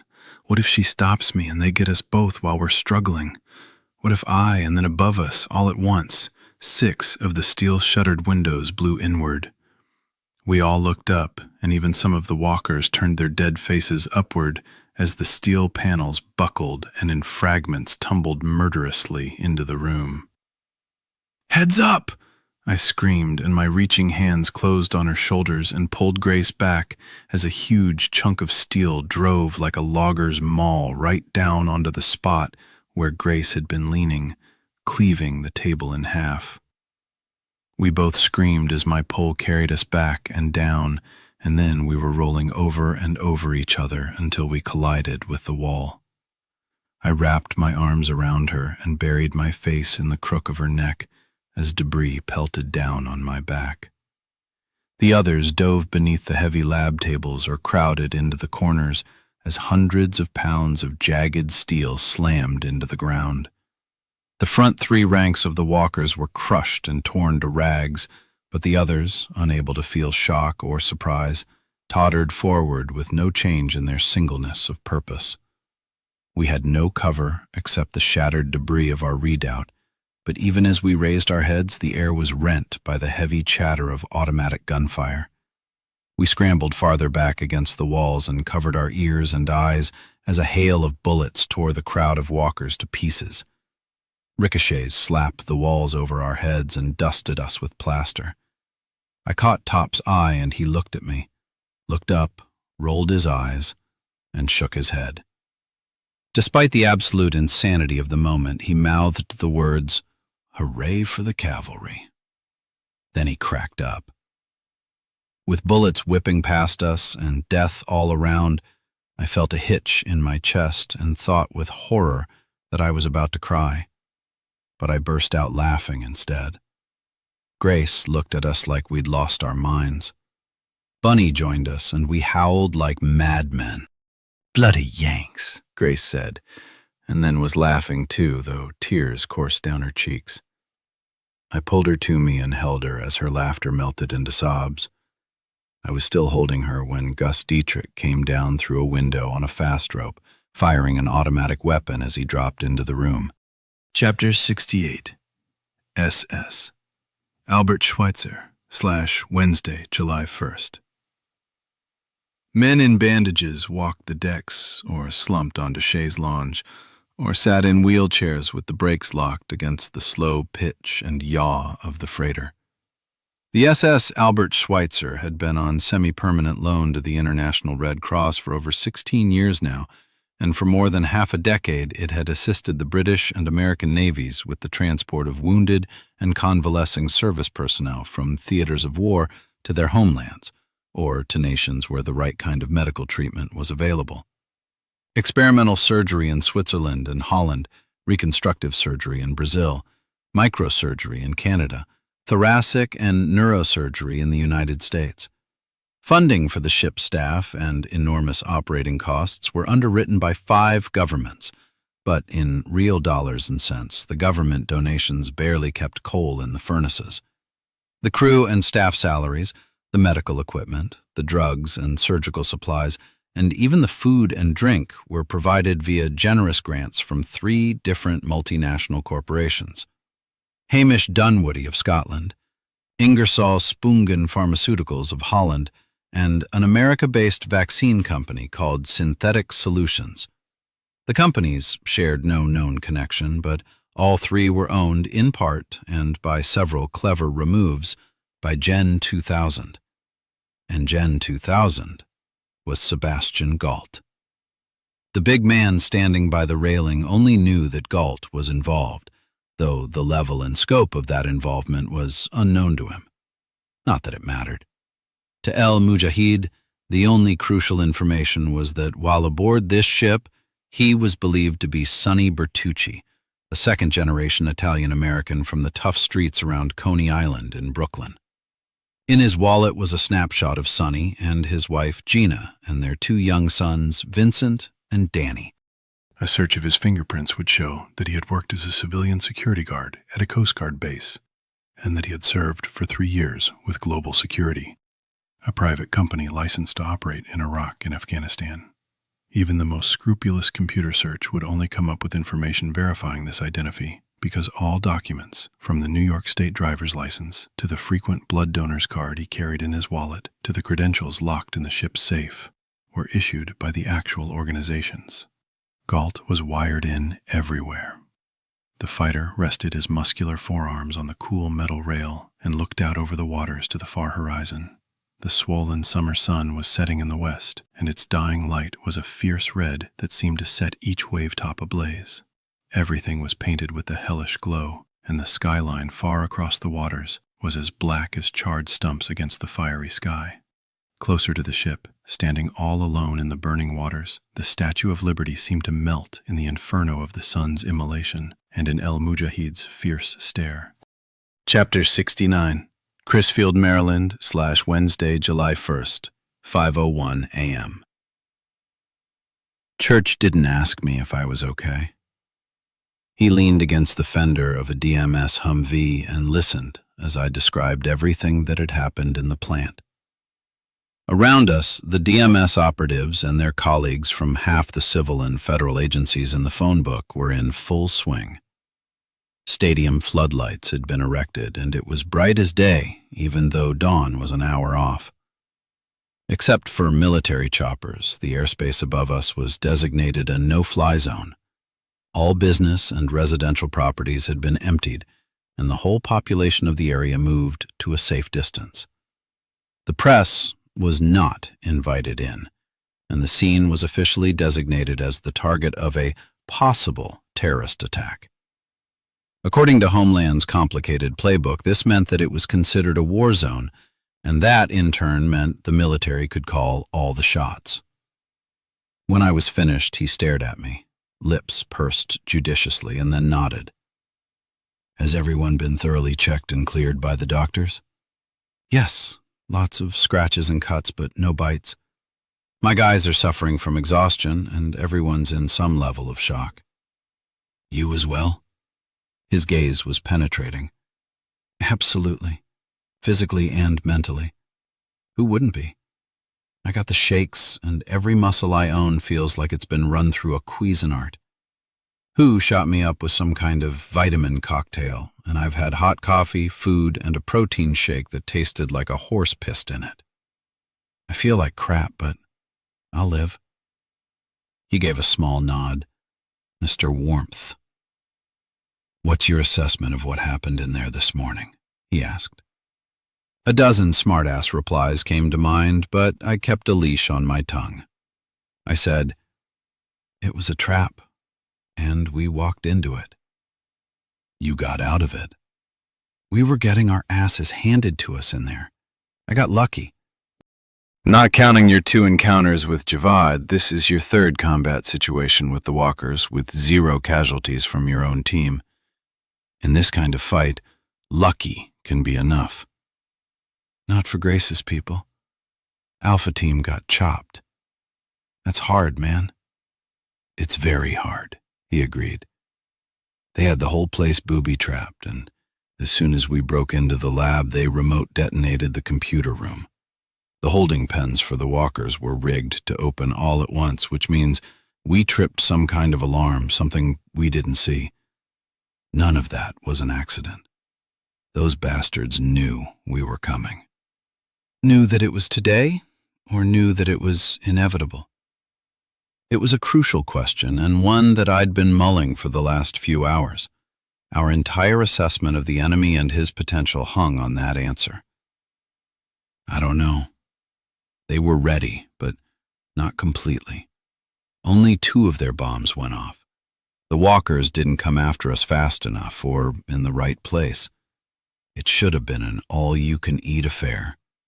But we survived. And none of the walkers got out.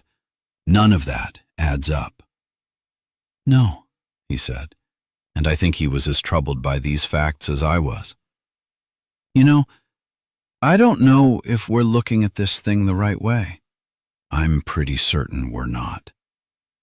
We were expecting to find, a bunch of guys sitting around a table plotting the downfall of Western civilization? Instead, we find what looks to me like a testing facility. These guys were studying the walkers, more so and more thoroughly than down in Delaware. What about your team? Did they perform to your expectations? When I didn't answer, he said, I expect a frank and open report, Captain. Now's not a good time to be coy. I'm not being coy, Church. I've known these guys for less than a full day, and all of it's been action. Yesterday, they performed superbly. This morning, we hit some potholes. Skip. Tyler and Ollie Brown both went missing under questionable circumstances, and I haven't had time to fully debrief them. There are some twitchy points about that. Skip claims he was jumped and tasered from his blind side, but that doesn't square with the facts because there were only 2 ways out of that shower room. The door my team came through, and the corridor Skip was watching.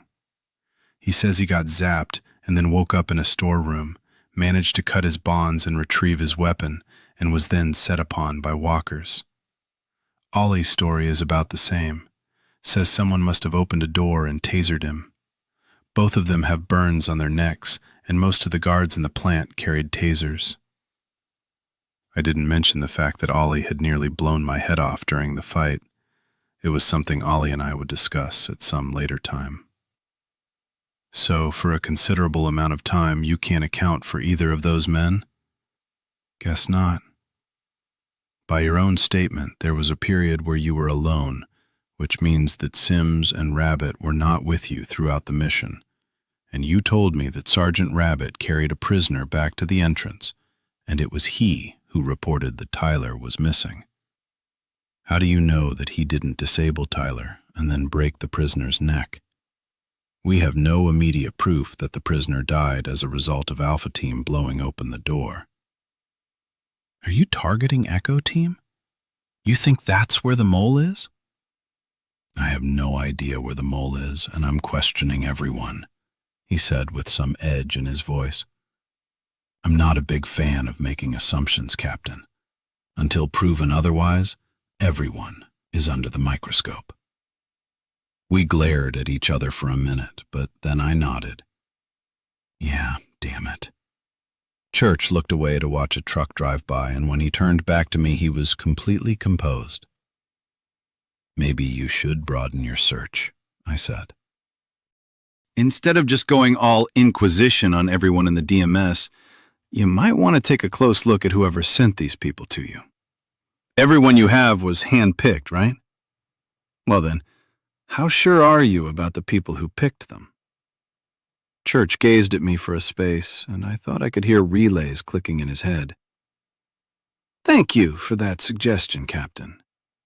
It wouldn't surprise me if the mole was planted simply to bring the DMS down. It might not even be connected with the terrorists. After all, everyone in the intelligence community constantly jockeys for funding, and there's probably some hard feelings from some quarters that we're getting their funding. And are we? Sure, but there's a war on, and we're a little more front line than most. Mind you, there is always some political espionage and backstabbing going on in the intelligence services. Always has been, and it's factored into daily life. The release of the walkers from Room 12 may have been a terrorist act, or it may have been meant to disrupt the DMS and discredit me. Mass murder is a pretty extreme thing to do just to discredit someone. Are you that important? He shrugged. Well then, let me put it another way. Are you that vulnerable? I didn't expect an answer to that, but he surprised me. Not as much as some people might think. He wouldn't elaborate on that rather enigmatic remark, however, nor did he return to the topic. His cell beeped, and he opened it and listened for a moment, and then hung up without comment. Dr. Who has finished prepping the prisoner for interrogation. As he turned to go, I blocked his way. Slow your roll 1 minute more. I failed in their church. The quiet infill turned into a full-out assault, and people died. You hired me on to lead Echo Team, and I led them right into a trap. He looked at me steadily through the nearly opaque lenses of his glasses. What do you want to hear? That I'm disappointed? That this was a badly led mission? That I want you to resign? I wasn't going to feed him the script to my own dismissal, so I waited. Sorry, he said, but you're still Echo Team leader. I don't have much interest in Monday morning quarterbacking. So far, you're still 4-0 with walkers. Baker and Charlie teams were totally destroyed. Alpha Team has been cut down by half, while Echo Team, small as it is, remains intact. Doesn't mean I'm the man for this job. He sighed through his nose. If you need absolution, go see a priest. If you want to decompress, talk to Dr. Sanchez. However, if you feel that you have some need to put things right and balance the scales, then help me stop this thing. Besides, last night you told me that you wanted to wait until your team was fully rested. We didn't, and we can both take blame for that, if blame needs to be assigned. I said, what about reinforcements? I thought you had more Echo Team candidates on their way.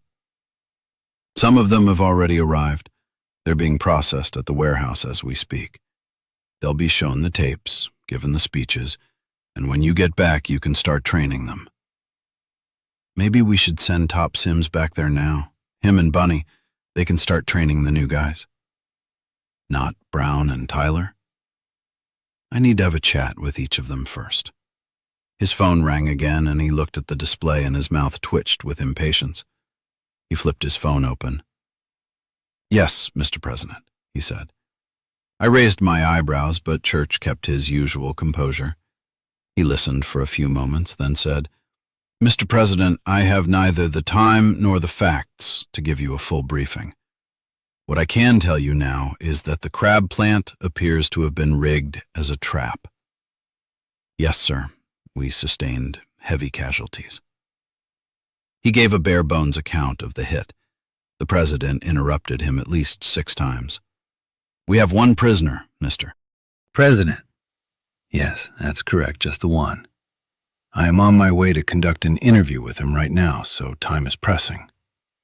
Church listened some more, and I could actually see the point at which his patience evaporated. He did something that I had never even heard of anyone doing before, and something I would have thought that not even Church would dare. "Mr. President, with all due respect, this conversation is wasting my time. The clock is ticking for my interview, and if you keep trying to micromanage this, we're going to lose the best opportunity we have. Now please, sir, let's stick to our original agreement.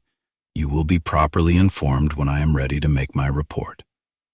Good day, sir." He didn't wait for a reply, but simply closed his phone and put it back in his pocket. He saw me goggling at him and said, "What?" "Church, you just bitch-slapped the President of the United States." He said nothing. "Nobody does that. Nobody can do that. How the hell did you—" Church made a dismissive gesture. "We have an understanding. The DMS was built upon and continues to operate based on that understanding. Care to share what that understanding is?" "No," he said. Chapter 70. Crisfield, Maryland, /Wednesday, July 1st, 5:22 a.m.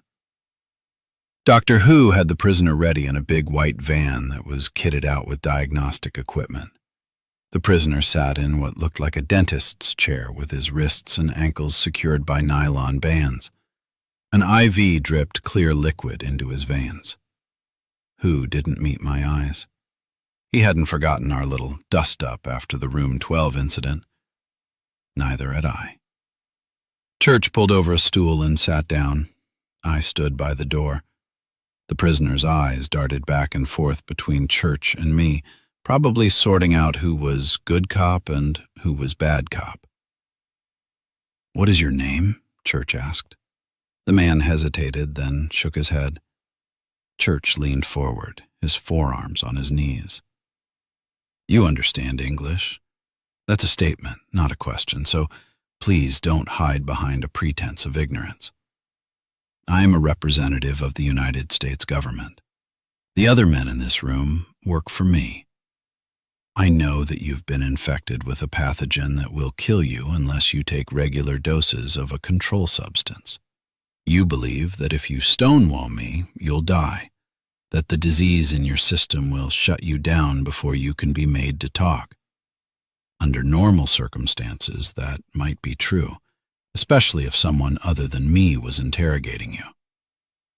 Listen closely now," Church said, and his voice was calm, conversational. "You will tell me everything that I want to know. You will not die unless I allow you to. You will not keep silent. You will not be rescued." The man was sweating badly, and his eyes were no longer darting over to me. The entirety of his mental and physical focus was locked on Mr. Church. "We know about the controlled disease. We know its nature. The IV contains the control formula. Very clever to hide them inside ordinary aspirin, but not really clever enough, as you can see. Death will not save you from this conversation. Death will not save you from me.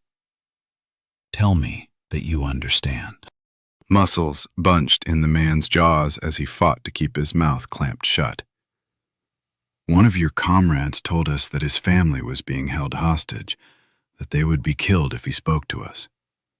Is this how they are controlling you?" Church gave him nearly 30 seconds, not blinking once, and then the man gave us a single spasmodic nod. "Thank you. I have covert operations teams in every country in the Middle East and Asia. With one phone call, I will send a team to find your family. I can order that team to rescue them, or I can order that team to torture them to death.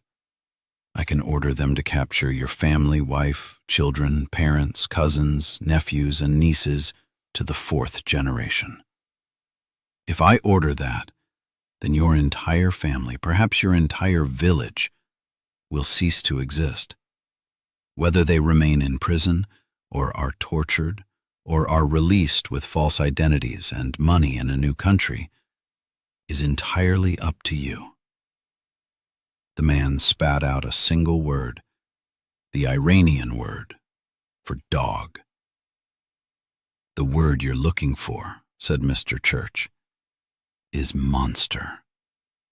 He said it in flawless Iranian. The word hit the man like a punch, and he recoiled from it. Let us understand each other. I know that you are a subordinate, a scientist, or a laboratory technician. Your loyalty has been obtained through fear for your own life and the lives of those you love. A monster did that. Someone like me. That person was willing to kill innocent people, people you love, in order to create and release a weapon that will kill millions. Imagine what I would be willing to do to you and to your family to protect everyone that I love. The man started to open his mouth to say something else, but whether it was a curse or a confession was unclear because he found another splinter of resolve and bit down on it. His eyes and mouth tightened again. Church leaned back and considered the prisoner for 2 minutes. That's a long time to endure a stare from anyone, let alone from a man with the personal intensity of Mr. Church. The man squirmed and sweated. I do not believe that you are a military man, Church said. Military men are trained to be hard, to be tough, to resist torture. I can see from your face, from the softness of your hands, that you are not going to be able to resist torture.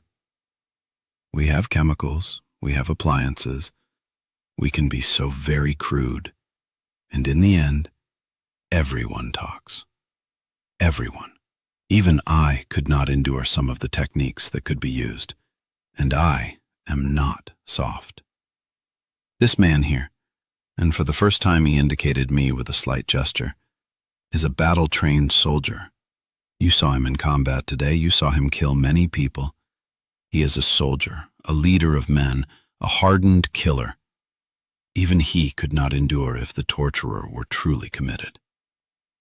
I cannot, the man said in a voice so hoarse it sounded like there were jagged rocks in his throat. Yes, you can. You will. No one can outlast what we have. Our science is too good. I have studied torture. I understand its magic. The only thing you can do is to talk to us now, to work with us, to help us fight this thing. My children. Look at me, Church said with soft intensity. See me. If you give me information right now, I will dispatch my teams to find and protect them. If you don't, then I will still get the information out of you, but I will make sure that everyone who has ever heard your name will be hunted down and exterminated, so no memory of you or your family will be left upon the earth. I felt a chill dance along my lower spine, and I wanted to get the hell away from this man. If Church was only messing with this guy's head, he was doing almost too good a job of it. It was messing with my head, too. The prisoner opened his mouth again, closed it, opened it again, and finally said, "You have to promise that my children will be safe." When they are safe and in American hands, then I will. Church's face was ice, and his look stopped the man mid-sentence. You misunderstand me, my friend. I will send teams once I have information from you. Every second you waste is a second longer than your masters have to realize that you are in captivity And that means that your children are a second closer to death. You are wasting the seconds of their lives. Is that what you want? Do you want to kill your own children? No.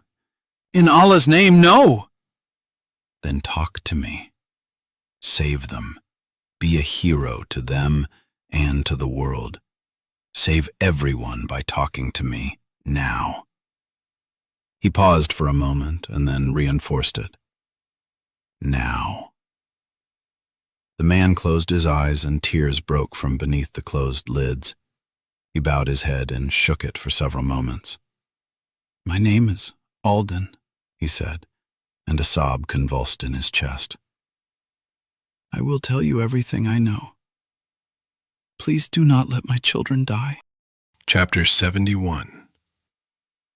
Crisfield, Maryland, / Wednesday, July 1st, 6:47 a.m. When I stepped out of the interrogation van, I felt dirty. I understood the need for what Church had done, but it still made me feel like a piece of shit.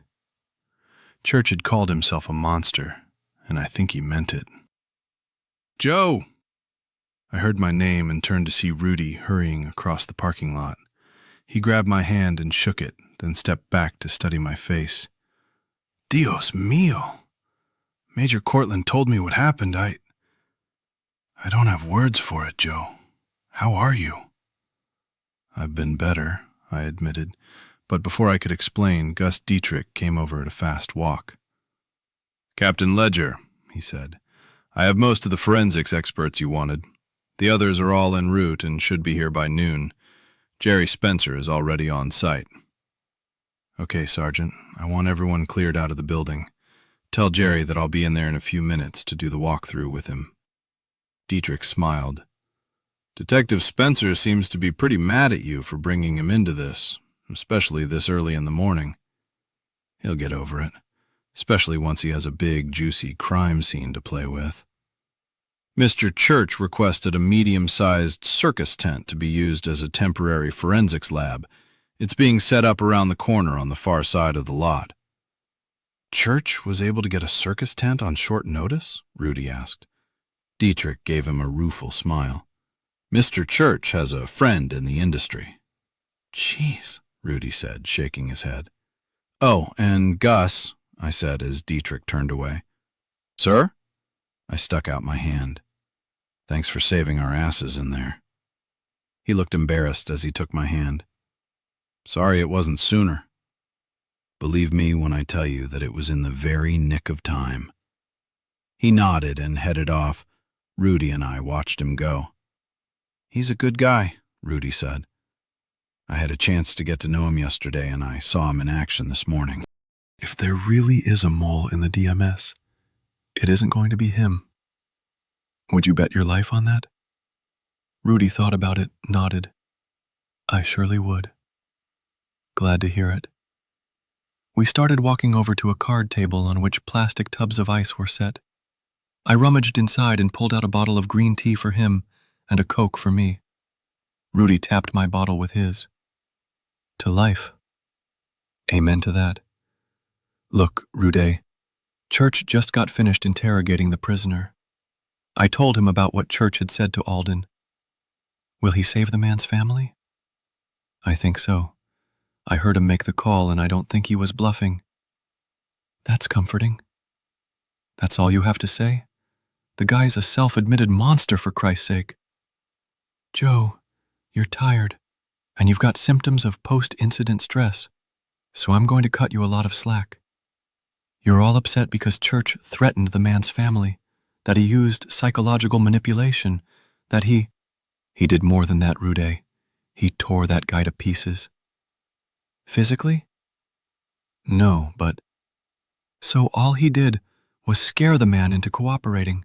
No physical torture, no thumbscrews, no sexual or religious humiliation. He shook his head. I wish I had been there to see it. It sounds brilliant. I stared at him. Christ, don't tell me you approve of this. Approve? Maybe. Admire, certainly. But turn it around, cowboy. and tell me how you would have extracted that same information. Could you have gotten the man to speak without resorting to physical torture? No, what you're upset about is that you don't know whether he was bluffing about the threats to the man's family. You soldiers and cops talk very tough. Over the last 24 hours, I've heard a lot of kill 'em all and let God sort 'em out stuff. Lots of we're heartbreakers and widowmakers trash talk.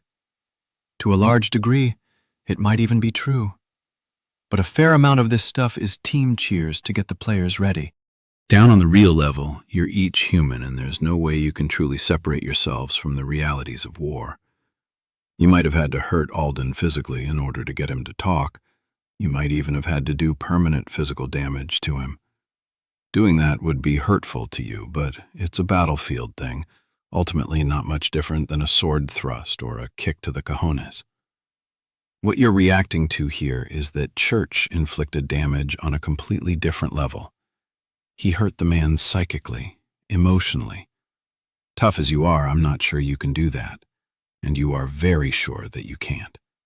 And yet Church did not so much as slap this man across the face. Okay, I get the relativity of it, oh wise Yoda, I griped, but that still doesn't cover all of it. I know, Rudy said, nodding. You're afraid that Church might have been serious when he threatened that man's children. I stared into the open mouth of my Coke bottle. Yeah, I said. He called himself a monster. Yes, but let's both hope that he really isn't that kind of monster. And if he is? Rudy shook his head.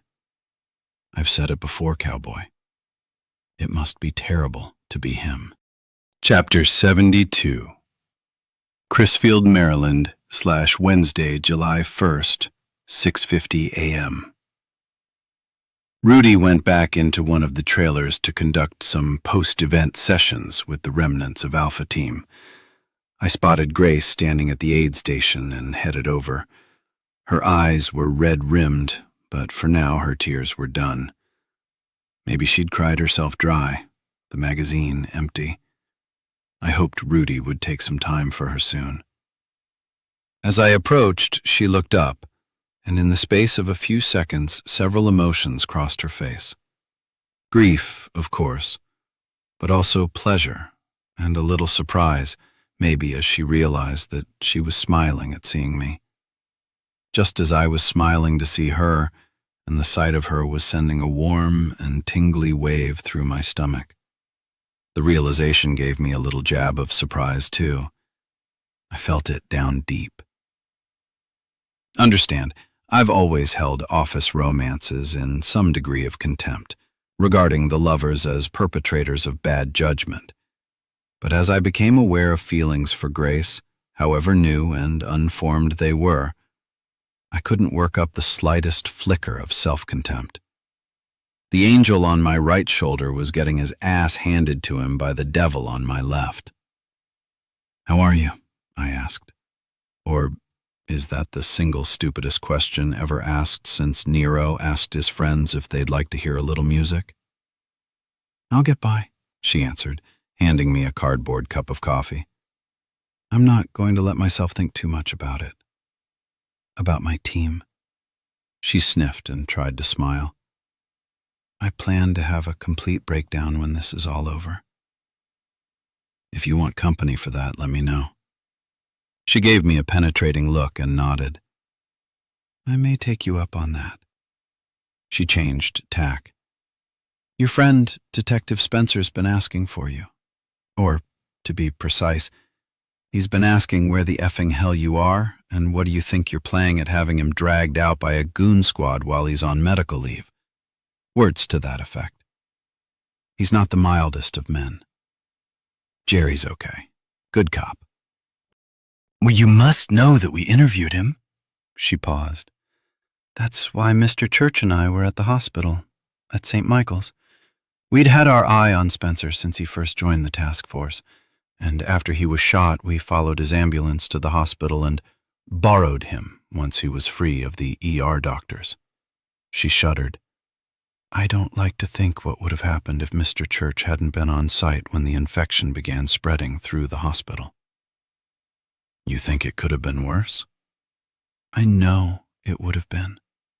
She gave me a strange smile. It's funny, but in all the time I've known him, in all that the DMS has done since I've been seconded here from Barrier, it's the only time I've ever seen Church take direct action. I get the feeling that he'd be pretty effective. He has the look. What was he, Special Forces? I truly don't know what his background is, and I've covertly tried to find out. I think he's used his mind reader system to erase his past. No fingerprints, no DNA on file, no voice print patterns, nothing. He's a ghost, and these days, no one's a ghost. She shook her head. When the walkers came flooding down the halls heading toward the lobby, Church didn't get angry, didn't even show the shock he had to be feeling. He simply took action. I was outside by then, establishing a perimeter, so I only had glimpses of him through the big glass doors in the lobby. He didn't seem to do much, but as the walkers reached him, they fell, one after the other. I've only ever seen one person move with that kind of ruthless efficiency. Oh? Who's that? Maybe we should recruit him. We did, she said, locking my eyes with hers. Ah, I said, feeling enormously uncomfortable. I guess I need to add ruthless efficiency to my resume. You know what I mean. You don't hesitate. It doesn't seem to affect you. The image popped into my head of the walkers in the hallway climbing over each other to get to me, and how my hands almost slipped as I slapped a magazine into my gun. And then a second and more terrible picture began flashing on the big movie screen in my head. My hands reaching out to Grace in the lab, and the moment of hesitation I felt as I worked up the nerve to break her neck to spare her from becoming a zombie. Believe me, Grace, it does. Really and truly. I nearly lost it a couple of times over the last day, no joke. Grace shook her head. Nearly doesn't count. But even so, Church is different, colder. He's less... She tried to put a word to it and couldn't. Yeah, I agreed. I saw a little bit of that today. I told her about the interrogation, but like Rudy, Grace seemed unmoved. What did you learn? She asked. Not a lot, though Church is still working on him. The code name for the Walker Plague is Saif al-Din, translates as the Sword of the Faithful. But it has a second connection, and that may be the biggest tidbit we got out of Alden.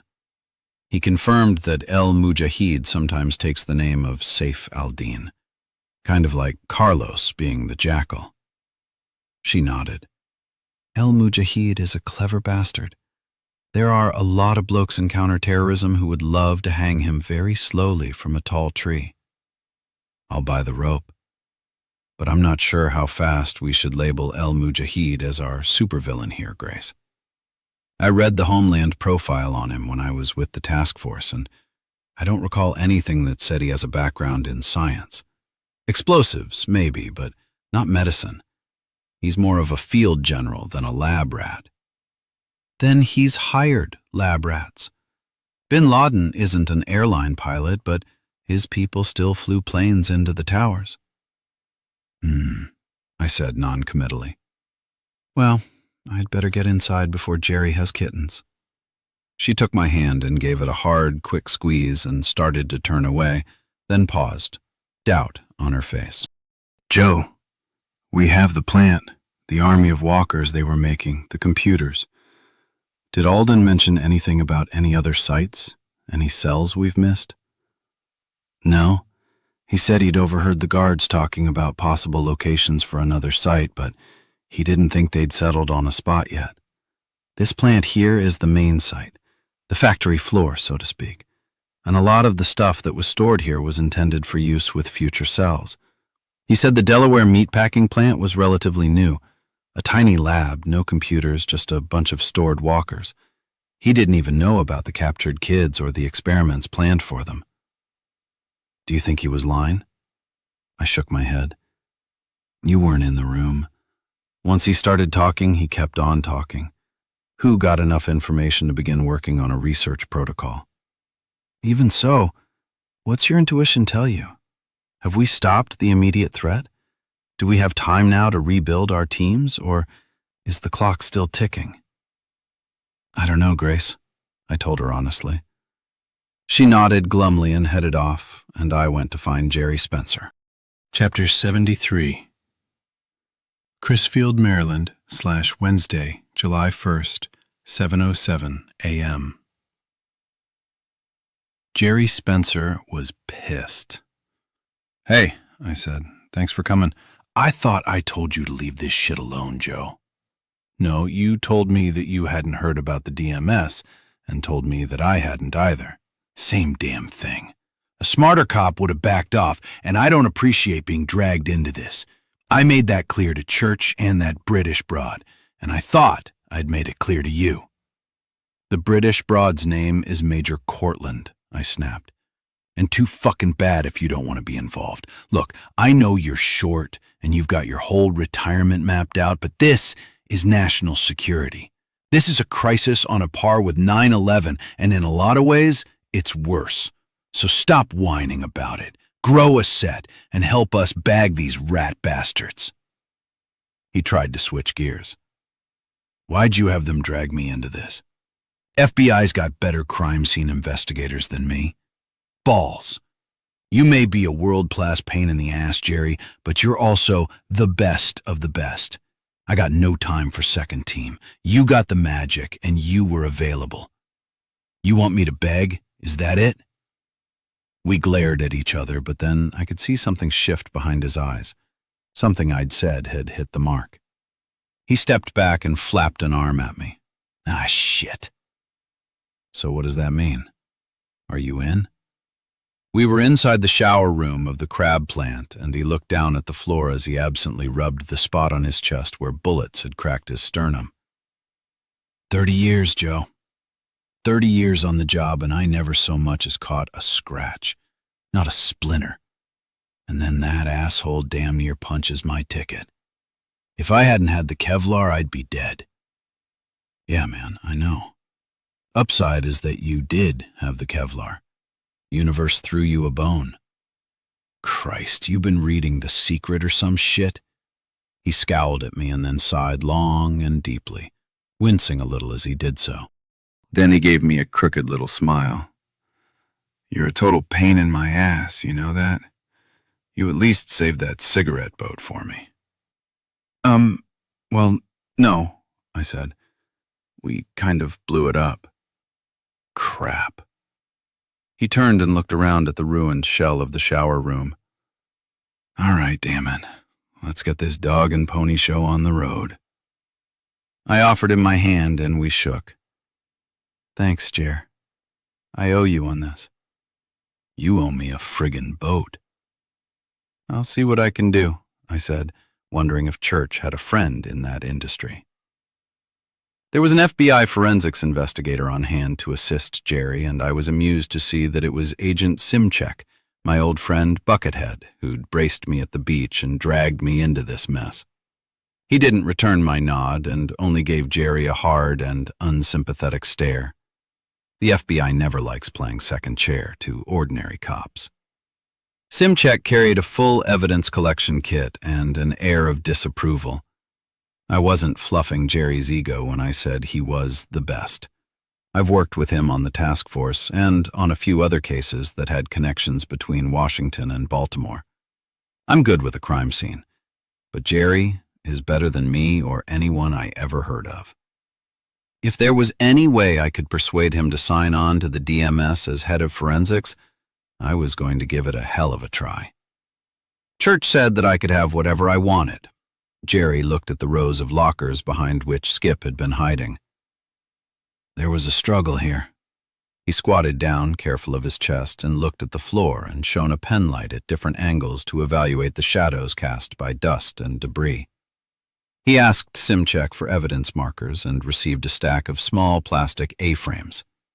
Jerry put 4 of the numbered orange markers down on the floor and started to get up, then settled back down on his upturned heels and narrowed his eyes for a moment, then grunted and said, "Clever."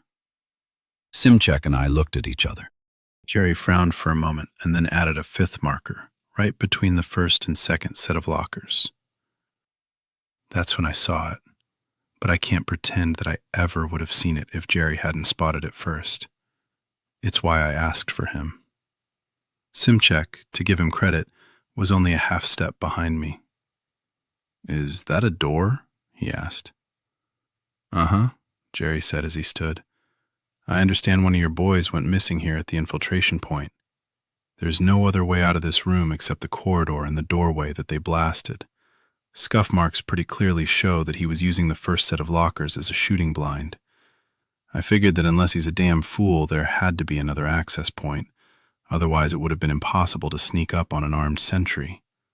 Another door made the most sense, so I looked for one and voila. But we won't open it until the bomb squad checks it out. But I'll bet you a shiny nickel that this puppy opens silently." I made the call and we moved on, but stopped almost immediately as Jerry and Simchek both had their first look at what filled the corridor. The air was thick with blowflies. Corpses were sprawled singly or lay together as if in some grotesque dance. They slumped against the walls or lay in pieces. Beyond the first few bodies was a mountain range of the dead. The air was heavy with the drone of blowflies. "Holy." Simchek's voice failed him, and he closed his eyes. Jerry sagged and almost leaned against the wall for support. After a few moments, Jerry took a bottle of Vicks Vapo Rub from his pocket, dabbed some on his upper lip, and handed it without comment to me. I took some and gave it to Simchek. Even with the menthol goo blocking out the smell, the scene was almost too intense to handle. We literally had to crawl over the bodies in order to get to the far end of the corridor. That's an experience I knew was going to stay with me. When we got to the spur of the hall where the bomb had gone off, I saw that a lot of the evidence, the clothes and other items, were gone, blown to atoms along with several members of Alpha Team. All that was left in some places were swatches of cloth and smears of red. Jerry stood for a long time and looked at the clothing that remained, whistling a soundless song. Simchek leaned close to me and whispered, "He run out of ideas?"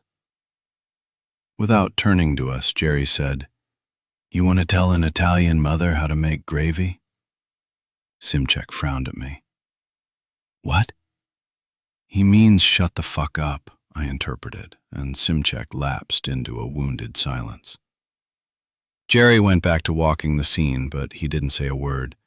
His mood had downshifted, and perhaps the scope of this thing had finally sunk all the way in. Finally, he said, "This is going to take a while, Joe. Let me work it alone, okay?" "Sure, Jer," I said, and left him to it. Chapter 74. Crisfield, Maryland, /Wednesday, July 1st, 11:54 a.m. I sat down across a folding table from Ollie Brown, and for 2 whole minutes I looked at him and said nothing. He met my stare the whole time. I was looking for him to sweat, to squirm, to look away. He didn't. We were in a small room in the back of a travel trailer belonging to the DMS. His face was gray with exhaustion, and there were dark smudges under his eyes. "You're giving me the look, Captain," he said at last. "What look?" "The one that says that you have a problem with me." "Is that what I'm saying?" "You want me to admit that I screwed up?" "Okay. I screwed up. There, I said it." I waited. He sighed. "I let myself get blindsided. If you're expecting me to make excuses or try and worm my way out of it, then forget it. Do you want to bounce me off the team? Then go right ahead." "You think that's what this is all about?" isn't it? You called me in here. You make me wait here for an hour before you come in, and then you sit there giving me the look. What else could it be about? Or are you going to give me shit about what happened during the firefight? I said nothing, so he made a face. Shit. Look, sir, this zombie stuff may not bother you, but it's scaring the living shit out of me. We were losing in there, and I started thinking about what was going to happen. I could see myself being bitten. After seeing those kids yesterday, I can't get it out of my head. So, yeah, I get a case of the shakes. My hands are still shaking. I saw one of those walkers coming up fast, and I took the shot. You moved right as I fired, and the bullet passed close. Things were getting pretty hairy in there, and I was scared out of my frickin' mind. There, I admit it. You happy now? No, I thought. I wasn't. This wasn't where I expected this conversation to go. Tell me again how you got taken. I told you twice. I told Dr. Sanchez 4 times, and I told Sergeant Dietrich 5 times. The story isn't going to change because there isn't enough of the story to change. I felt a burn on the back of my neck, and next thing I know, I wake up strapped to a chair and some towel-head asshole is smacking the crap out of me. Then you, Top, and Bunny come in, and you know the rest. I waited for another few seconds, but Ollie didn't seem like he was about to start sweating anytime soon. If this was all an act, then it was a good one. What I said was, Room 12. A bad actor would have jumped to his feet, knocked his chair over, and started shouting bloody murder right about then. Ollie cocked his head to one side of me and gave me a look like I'd asked him to explain his involvement in the sack of Rome. Ah, he said softly, half smiling. So that's it. That's it. He sat back and folded his arms across his chest. No, he said, and he didn't say another word. Chapter 75. Crisfield, Maryland, /Wednesday, July 1st, 12:44 p.m. Skip looked jumpy from what had happened in the plant. He'd been pelted pretty good by the falling debris from Dietrich's rescue and had bruises and butterfly stitches on his face. While he waited for me to speak, his fingers kept lacing and unlacing on the tabletop. That was some shit, wasn't it? He asked, giving me a nervous laugh. It was memorable, I agreed, and then I gave him another dose of the long, silent treatment. His reaction was the exact opposite of Ollie's. Skip was younger and more high-strung. His hands and eyes never stopped moving. He was so jittery that it was hard to get any read at all on him. So far, he'd been the least warrior-like of the team, though admittedly during both battles with the walkers he'd been quick and efficient. Grace said that he'd been half-crazed when Alpha Team found him, and maybe that's what I was seeing here, the after-effects of fighting solo against those monsters. I remembered my own reactions after I fought Javad. I freaked, I threw up, and I had the shakes. On the other hand, he, like Ollie, had told us that he'd been taken off guard at the crab plant. I studied his face. There was no way to know if the mole was even on my team, let alone whether it was Ollie Brown or Skip Tyler. But of the two choices, I found it hardest to believe it of Skip. Maybe that was his shtick, or maybe he was as innocent as he seemed. I was too exhausted to trust my own judgment. Our forensics guy figured out how you got taken, I said after a moment. He came to point like a bird dog. What the hell did happen? Secret door? Secret door, I agreed. Son of a bitch. I nodded. Skip looked at the tabletop for a long time, and when he raised his head, his eyes were wet. I'm sorry, sir. I waited. I should have checked. You're lucky you weren't killed. He looked away for a moment while he took a steadying breath. Sir, after what I saw in there yesterday and today, after what I did, what you did, I shot women and kids, old ladies, people. I killed a lot of people, he said in a whisper. His mouth trembled and he put his face in his hands and he began to weep. I sat back in my chair and watched him. His grief was everywhere. It filled the room. I wondered what Rudy was thinking about all of this. The DMS had cameras that no one could spot, and Rudy was in the adjoining room watching it all. Chapter 76. Crisfield, Maryland, /Wednesday, July 1st, 1:18 p.m. After I dismissed Skip, my phone buzzed. It was Grace. "Joe," she said urgently, "it's Alden. Hurry!" I ran out of the room and sprinted across the parking lot and into the interrogation van where I saw Alden lying on the floor. Dr. Who and 2 nurses were working frantically over him, and the little prisoner was shuddering with convulsions. Everyone was wearing surgical masks and latex gloves. I snatched a set off the table and pulled them on. "We're losing him," Who hissed desperately. "What's happening?" I asked, dropping down beside Grace, who was holding Alden's feet. "It's the control disease. It's activated. He's dying." I shot a look at Church. "I thought you said that you gave him the antidote." "We did," Church said. "It's not working." "I think it's a different disease," Who said as he worked. "This one's much more aggressive, maybe a different strain, I don't know." I placed my hands on Alden's chest to try and keep his body from thrashing, but I was pissed. "Oh, come on, Doc. 2 different control viruses? That's bullshit!" As if to contradict me, Alden went into full-blown convulsions, every muscle in his body seeming to seize and clutch at once. It was so sudden and so powerful that it nearly threw us off him. My, Alden tried to talk past clenched teeth. "Clear his mouth," I snapped. Who hesitated, looking to Church, who nodded. "The captain gave you an order, Doctor." With great reluctance, Who removed the air tube. Alden coughed and gagged. "My children?" he gasped. "Are they safe?" "Yes," I said, not knowing if it was true or not. "We got to them in time. They're safe." He closed his eyes, and the violence of the tremors seemed to diminish as relief flooded his face. "Thank you.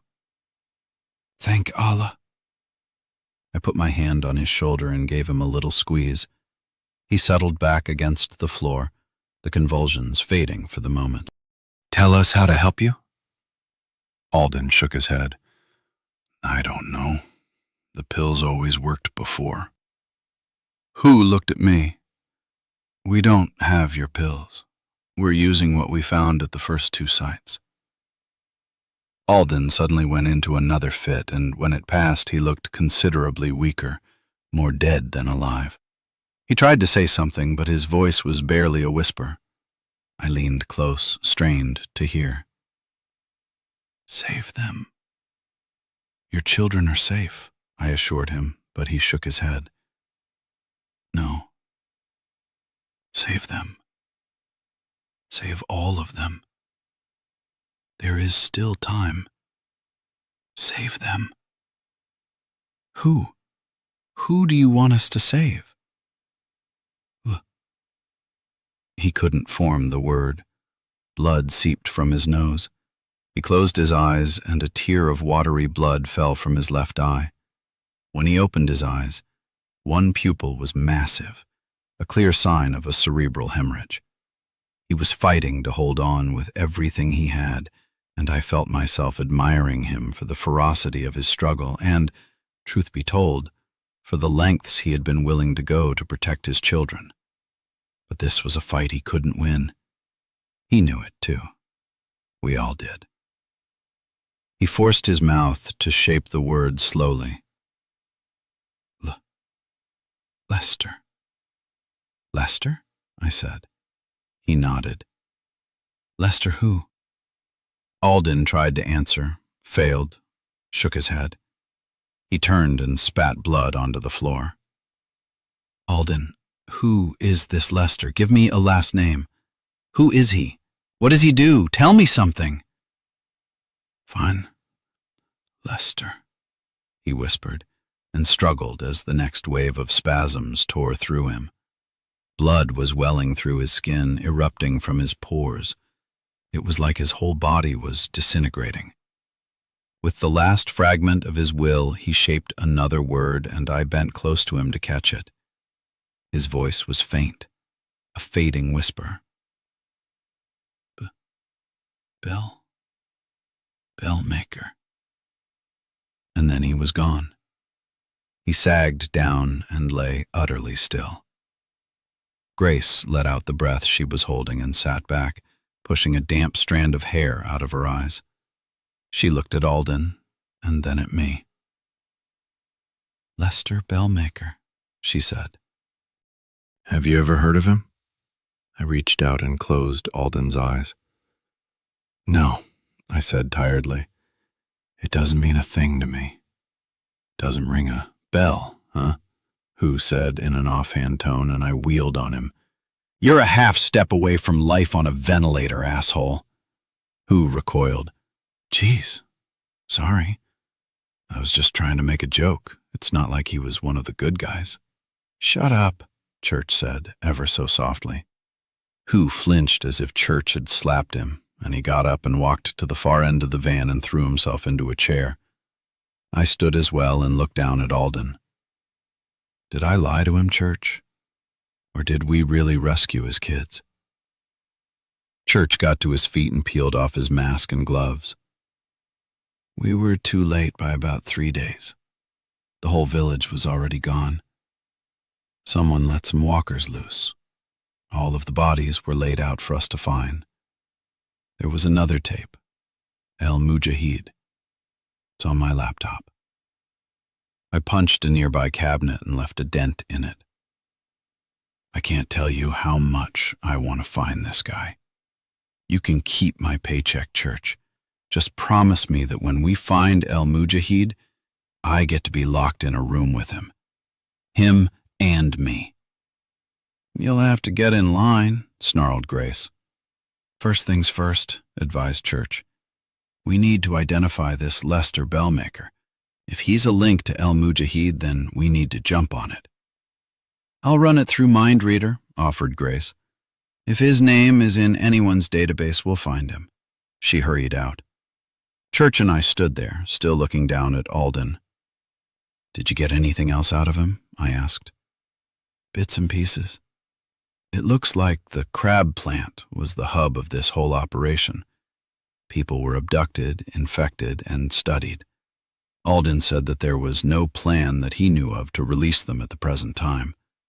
Once a subject was completely transitioned, his word, they were simply stored. He said that his team was studying the varying rates of infection based on age, race, body weight, ethnic background, and so on. The children in Delaware were part of a new phase of the experiment, but he had few details. Sergeant Dietrich tells me that the blast did not destroy all of those computers you found, which means that we should be able to harvest some or all of 14 months of their findings.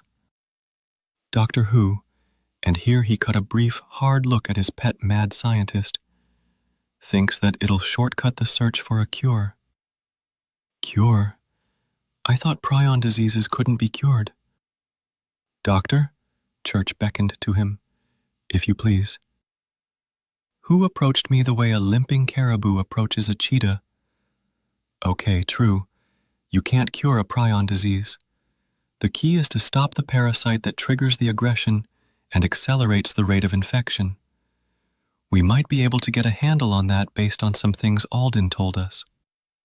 Stop the parasite, and you slow the rate of infection from minutes to months. If we can get ahead of the timetable, we might be able to immunize against the parasite. It won't save anyone who gets infected with the prion disease, of course, but it will give us time to isolate the carriers, and they probably won't become aggressive and try to bite people. They'll just be sick people. You're saying you could inoculate everyone? There are over 300 million Americans, plus travelers, tourists, illegal aliens. How could you produce and distribute enough antidote? Well, he said awkwardly. We couldn't. We'd have to bring in major pharmaceutical companies to help us. Maybe a lot of them, and it'll be expensive. We're talking billions of dollars in research, and more than that in practical distribution. To inoculate everyone who lives in or might ever visit the U.S., that'll cost trillions. Which might be the point of all of this, Church said. A crisis of this magnitude could easily shift the economic focus of the United States away from war and into preventive medicine. We couldn't continue to fund our big-ticket war efforts overseas if we had to throw those kinds of resources into combating diseases. The jihadists know that they can't put a big enough army into the field to oppose the U.S., so it seems that they've picked a different kind of battlefield, one where our greater numbers work against us. I whistled. It was a horrible plan, but a damn smart one. And it's not like we can choose whether to do it or not, Hu said. We have to, because we know they still have the disease. I nodded. And just because we know about it doesn't mean they won't try to release the virus anyway. I think we should start considering which pharmaceutical companies to approach, Hu said. I mean, after you've talked to the president. Mr. Church, I said, I sure as hell hope you have a few friends in this industry. He almost smiled. One or two. Chapter 77. Crisfield, Maryland, Wednesday, July 1st, 5:37 p.m. After I left the interrogation van, I went over to the communications center and asked for a secure line to Top Sims, who had taken Echo Team back to the warehouse. He gave me a quick rundown and we talked staffing strategies for a few minutes. Then I spent a few hours with Jerry Spencer and gave him my step-by-step account of Echo Team's actions. With that out of the way, I commandeered a DMS Crown Vic, chased the driver off with a grumpy mumble, and climbed in the back to try and grab a few hours of sleep. I felt more than spent. I felt like I'd been opened up, reamed out, and then beaten with hammers. I was no good to any part of this investigation the way I felt. As I waited for sleep to take me, I tried to organize the things that had happened and weigh them against what we'd learned. Now that the combat part of the day was over, the cop part of my mind was in charge. I mentally laid out the evidence and let it speak to me the way a crime scene speaks to Jerry. I drifted off to sleep, but the cop stood his watch. I didn't wake until after midnight, though the sounds outside were the same: shouts, portable generators, the whoop-whoop of helicopters, the buzz of indecipherable conversation. I lay there and realized that I knew what was going on. With the plant, with the walkers, maybe all of it. Sometimes it happens that way. You go to sleep with puzzle pieces scattered everywhere, and somehow, in the depths of sleep, the puzzle pieces fall into place. When you wake up, you can sometimes see with startling clarity. I opened my eyes and stared at the shadow-darkened ceiling of the car. Oh, man, I said aloud. 5 seconds later, I was hurrying to find Jerry Spencer. Chapter 78. Sebastian Galt / The Hotel Ishtar, Baghdad / Thursday, July 2nd. Line? Clear as a bell, my sweet. Sebastian. The way Amira said it made Galt feel warm everywhere. I've missed you so. Me too. His voice was husky and it nearly cracked. He covered the mouthpiece and cleared his throat. I want you, he murmured. I need you, she replied, and Galt could feel the sweat popping out on his forehead. Galt opened his eyes and looked around the hotel room. It seemed so drab, so overtly empty. Toys had gone shopping in the bazaar with a female rock star who was in town to entertain the troops. Galt wished he were back in Afghanistan. With her. He shook his head and made himself change the subject. A lot's happened, he said, his voice suddenly brisk and businesslike. He told her about the raid on the crab plant. You let them have the computers? Her voice sounded shocked, almost frightened. I let them have some of the computers. All of it was old data, nothing past Generation 3, though they won't be able to tell that from the time coding. They'll think this is all recent research data. You're sure? Quite sure. They'll have more than they need to understand the earlier generations of the pathogen. Scientists will be queuing up to get federal grant money to study it. What are you saying? That we're done? That we should call off the operation? Good Lord, no! Your loving husband and his merry little prank is going to be the icing on this cake. Without him, the Yanks might lapse into one of those periods of red tape where everything gets talked about in committees but nothing actually gets done. No, dear heart. We need them frightened, terrified, so terrified, in fact, that they are too scared not to act. Once El Mujahid has pulled off his stunt, then they will be in full gear, no doubt about it. Stunt? Amira said, and Galt could hear the change in her voice, which had suddenly dropped to 1 degree above freezing. I would hardly call a heroic sacrifice a stunt or a prank. I'm sorry, he said with a purr. I don't mean to disparage his sacrifice. Have I offended you? He listened very closely to her as she replied, and he noted the hesitation, small though it was, before she spoke. Oh, of course not. Her voice sounded light, but I think we should maintain some respect. After all, he is a freedom fighter. He believes in his cause, even if we do not. And there it was again, the slightest fragment of hesitation before she said, we. It came close to breaking his heart. How is the shutdown process going? He asked, changing tack again. It's going well. There it was again. Damn it. We should be completely shut down by the end of the week. And the staff? I'll take care of them. It had always been their intention to gather all non-essential personnel together once El Mujahid's heroic sacrifice was underway and to terminate them. The largest staff room was rigged to lock down and flood with gas. Only certain key people would be spared, and those few would form the nucleus of a new team that would start an entirely new line of research. All records of the Saif al-Din pathogen and the years of lab work that had gone into its creation would be dumped to coded disks and then stored in one of Galt's most secure locations. Everything else would be deleted or destroyed. All computer memory wiped. That was Amira's current task, and she'd promised to do it. But there was something in her voice that troubled Galt. I'm glad you're taking care of things, my love. Do you want me to come and help you clean up the last details? No, she said quickly. I have everything under control. You have more important things to do.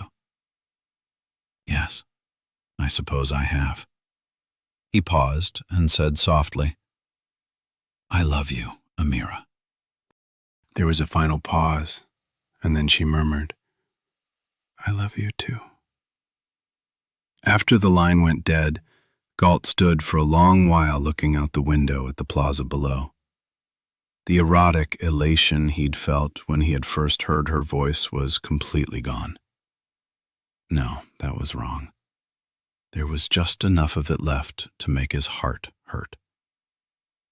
Amira, he whispered to the night. Grief was like a heavy stone around his neck. Galt was too practiced a deceiver to be deceived. Amira, though clever, was far less skilled at guile. What was it the Americans were so fond of saying? Never bullshit a bullshitter.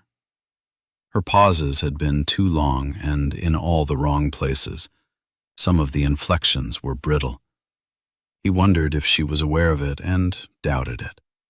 She was sure of her sexual control over him. Galt was certain of that, just as he was certain she was lying to him. About her lab and her staff. That could be a real problem, and he knew that he would need to take a look, that he would need to go back to Afghanistan even though it was a poor security risk with so many things in motion. And she was certainly lying about El-Mujahid. Her comment about his sacrifice was telling, and the things it implied broke his heart. He went and built himself a gin and tonic, but as he tumbled ice into the glass, he saw that his hands were shaking.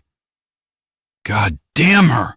he roared, and abruptly hurled the glass across the room with such savage force that it shattered into thousands of silvery fragments that fell glistening to the carpet.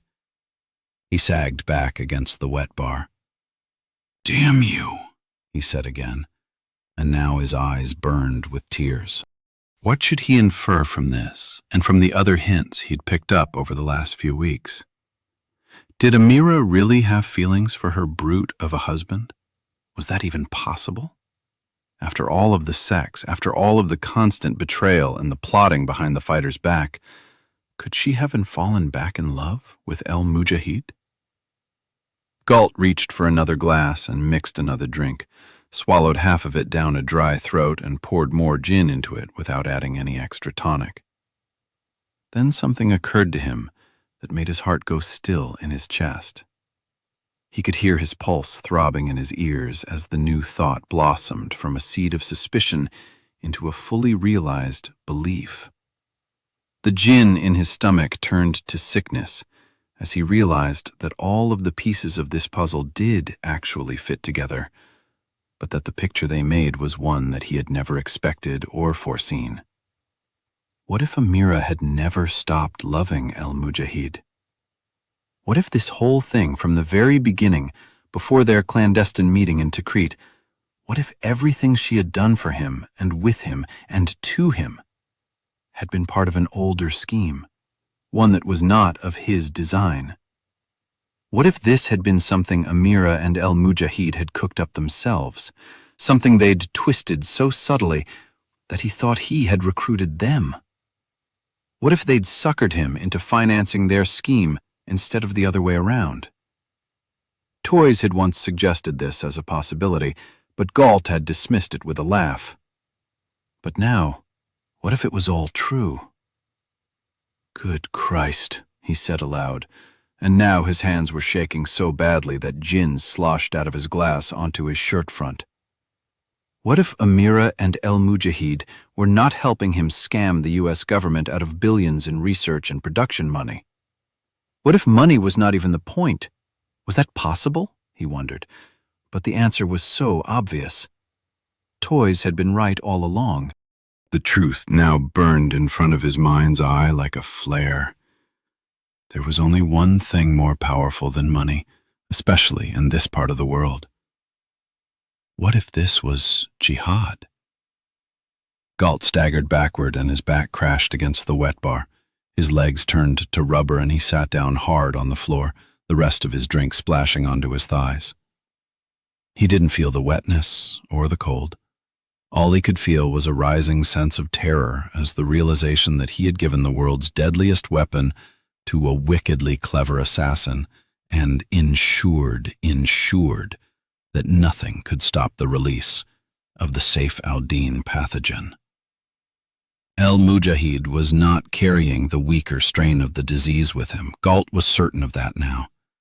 The fighter was taking with him Amira's newest strain, Generation 7, the unstoppable one, the one that infected too quickly for any kind of response. The fighter would release it, and the plague would sweep the Western Hemisphere. Did Amira think that its spread could be held back by oceans? Or, in her religious madness, did she no longer care? He crawled across the floor to the table and grabbed his cell phone, hit speed dial, and waited through 4 interminable rings before Toys answered with a musical, "Hello?" "Get back here," Galt said in a hoarse whisper. "What's wrong?" Toys said sharply, his voice low and urgent. "It's," Galt began, then a sob broke in his chest. "My God, Toys. I think I've killed us all." The phone fell from his hands as the black reality of apocalypse bloomed like a mushroom cloud. Chapter 79. Crisfield, Maryland, /Thursday, July 2nd, 3:13 p.m. I spent half the day with Jerry. Once I'd explained my theories, we set about comparing them with what he'd deduced from his forensic walkthroughs. We were both on the same page. I told Jerry to round up all the forensics experts that had arrived while I'd been sleeping, and I went off to find Church. Outside, I ran into Rudy. He accompanied me to the computer van where Church and Grace were using MindReader to search for Lester Bellmaker. Jerry Spencer's ready to give a preliminary forensics report, I said. I think we should set that up sooner than later. You have something? Grace asked, searching my face. Maybe, but I want you both to hear the forensics first, and then we can play What If. Church made a call to set up the meeting. Grace told us that MindReader had come up with 2 Lester Bellmakers in North America and 6 more in the UK, but so far none of them appeared to have even the slightest connection to terrorists, diseases, or Baltimore. The closest hit had been a Richard Lester Bellmaker who served a tour in the Air Force from 1984 to 1987 and was discharged honorably. That was it.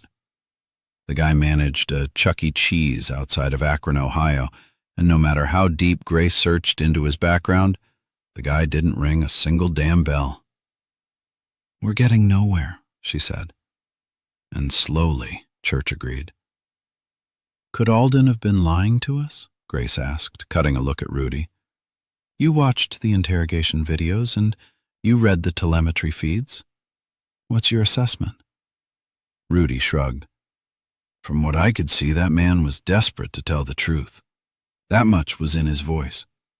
He was trying to make a dying declaration, and he wanted to go out with as clear a conscience as possible. So he was telling the truth? Grace asked. Rudy pursed his lips.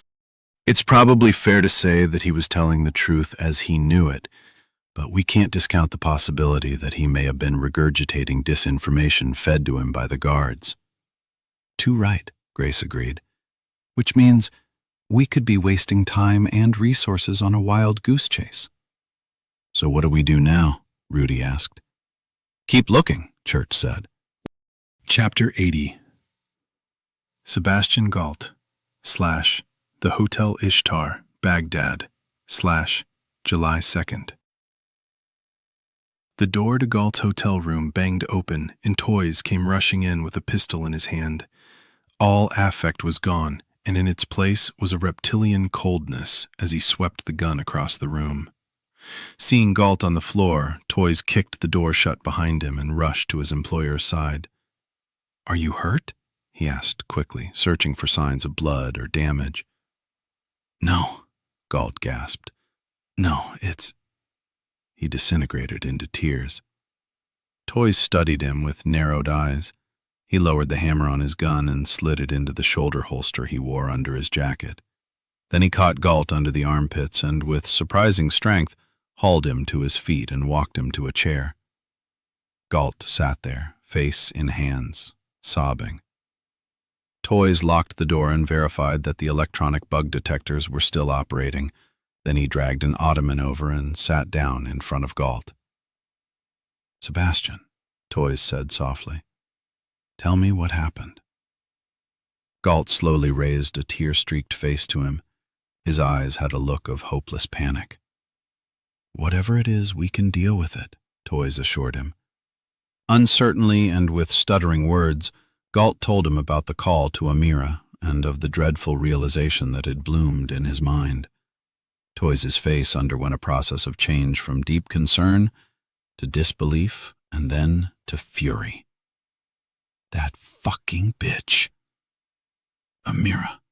Galt's voice disintegrated into tears again. Without word or warning, Toys slapped Galt across the face with vicious speed and force. Galt was flung half out of the chair. Galt stared at him, his tears stilled by the impossibility of what had just happened.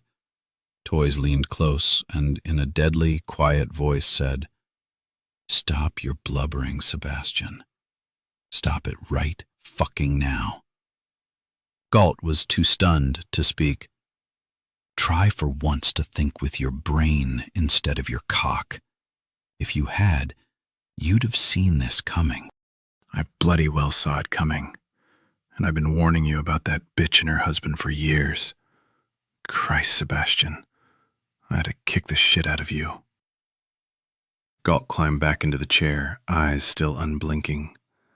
Toys sat back and waited until the immediacy of his rage passed. How sure are you about this? Is this a guess, or do you know?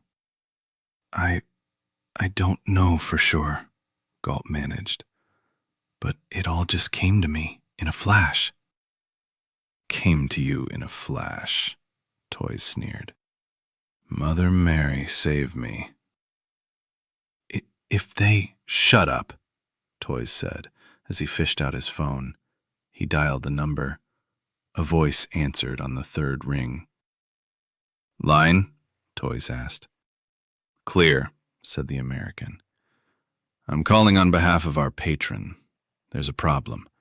Listen to me very closely and take all appropriate action.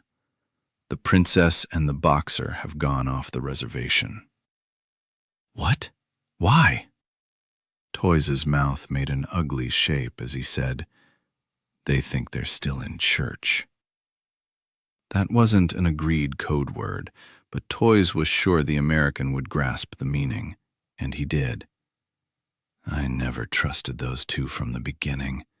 Jesus H. Christ. Yes, well, that's a comfort to all of us, isn't it? Toys disconnected and stared at Galt. Listen to me, Sebastian.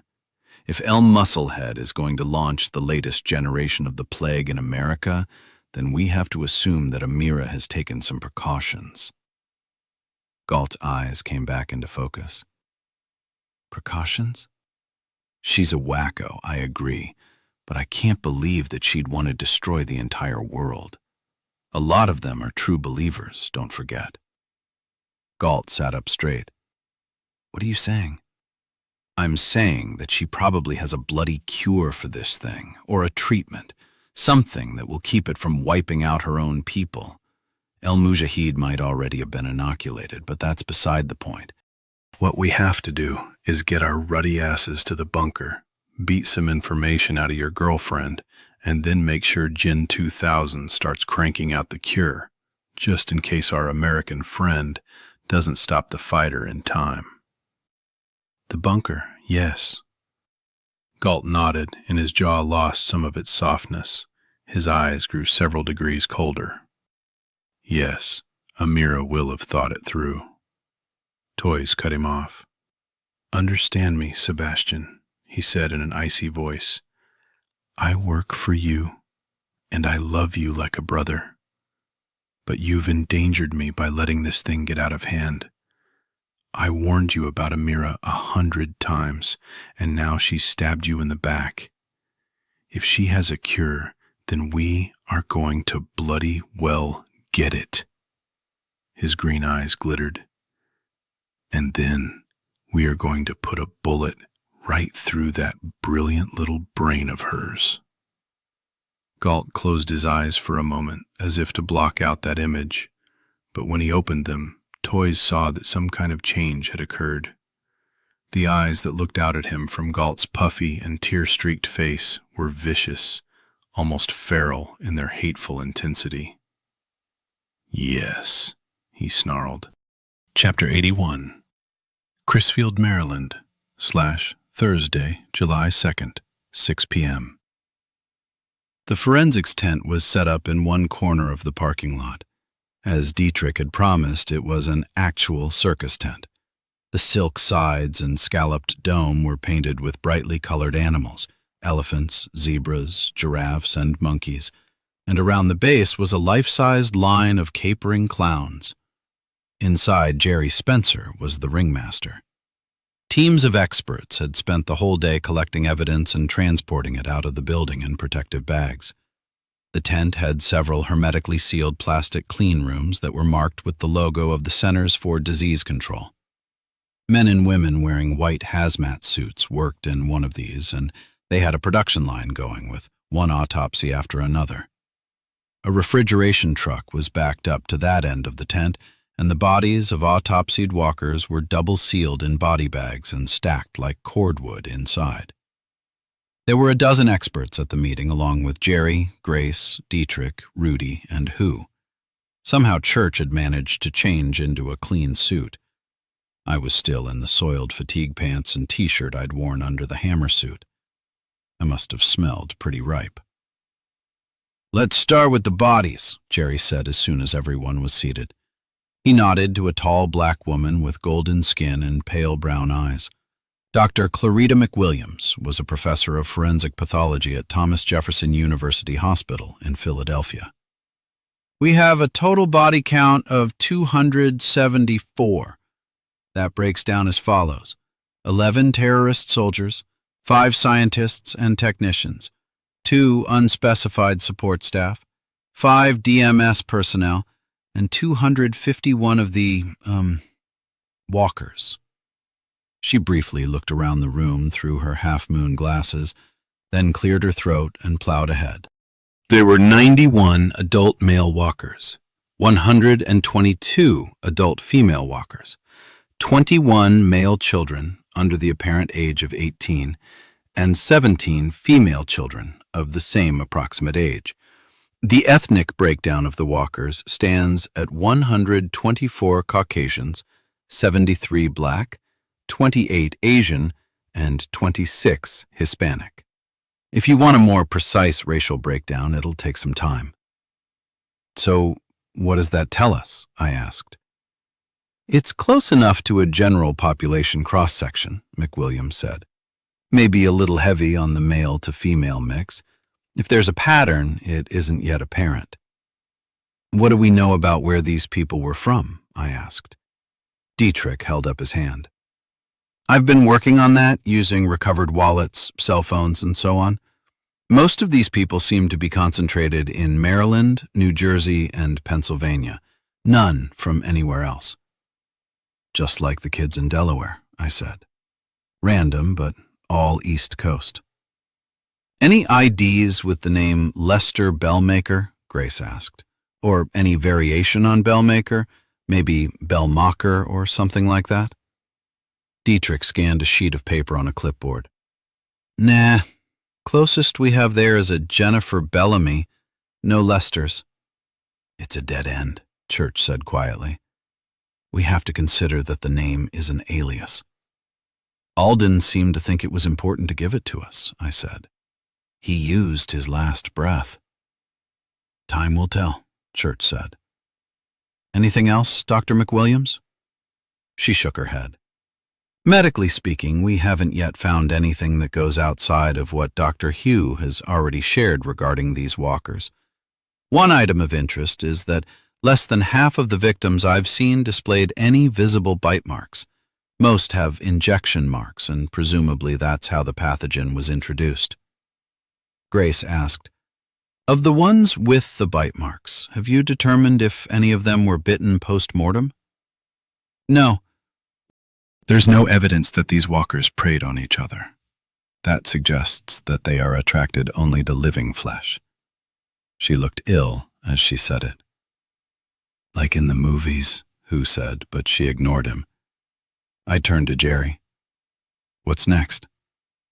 "Frank?" he asked, turning to Frank Sessa, a sturdy man of about 60 with a shaved head, wire-framed glasses, and the calloused knuckles of a long-time karate practitioner. Frank and I went way back, both in martial arts circles and through chemical analysis work he did for law enforcement. Sessa laced his fingers and leaned forward on his forearms. "Your terrorists have some odd choices when it comes to explosives. They used explosive organic peroxide. It's a colorless liquid with a pretty strong smell. It's generally stored as a 25% solution in dimethyl phthalate to prevent detonation. So whoever rigged the booby traps knew something about temperature control as applied to explosives. This is difficult stuff to work with and way above the level of what I'd expect from a Unabomber wannabe." He gave us a technical rundown on how this stuff is made, handled, and used. It was pretty damned disturbing news. "Now, I understand that these walker things are also dormant at low temperatures, Sessa said. And on the surface, there might be a tendency to say, well, the place is already cold, so that's why they chose an explosive that is safest at low temps. But I'd hesitate going there. There are plenty of explosives that are not nearly as temperature sensitive as this stuff. I don't know who your bad guys are, but to me, it kinda looks like someone was showing off. It's too much bomb for the purpose to which it was put, and they used the wrong amounts in at least 2 places. What do you mean? Dietrich asked. I said nothing. I thought I already knew the answer. So did Jerry. Well, the amount they had at the door where they were storing the infected people, that was too big or too small, depending on how you look at it. If the intent was to blow open the door or kill whoever tried to open it, then it was too much. On the other hand, if it was intended to destroy the contents of the room, it was way too small. If they'd been using dynamite, I'd have dismissed it as some fool who doesn't understand how explosives work. But then we have the computer room. There was a good amount of the explosive, but it was all at one end of the room. If their intent had been to destroy all of the computers, they could have used less of the material, but put a portion inside each of the units. Less blast, but much more effect in terms of security. He shook his head. No, this is a combination of high-tech knowledge, lots of money, and strange choices. Jerry gave me a knowing smile, but I kept my face straight. For the next 2 hours, we heard from one expert after another. Ballistics told us what we expected. The terrorists were using standard AK-47s and a variety of bought-on-the-street handguns. The AKs were converted to take M16 magazines and standard NATO 7.62 millimeter rounds. That's nothing new. Gun collectors have been doing it for years. The fingerprint guys lifted plenty of sets, and so far 3 of the terrorists had popped up in the computers, each with known ties to Al-Qaeda or Al-Mujahid. Of the scientists, none of them were in the computers, but that wasn't particularly surprising. Church's chief computer wizard, Utada, spoke next.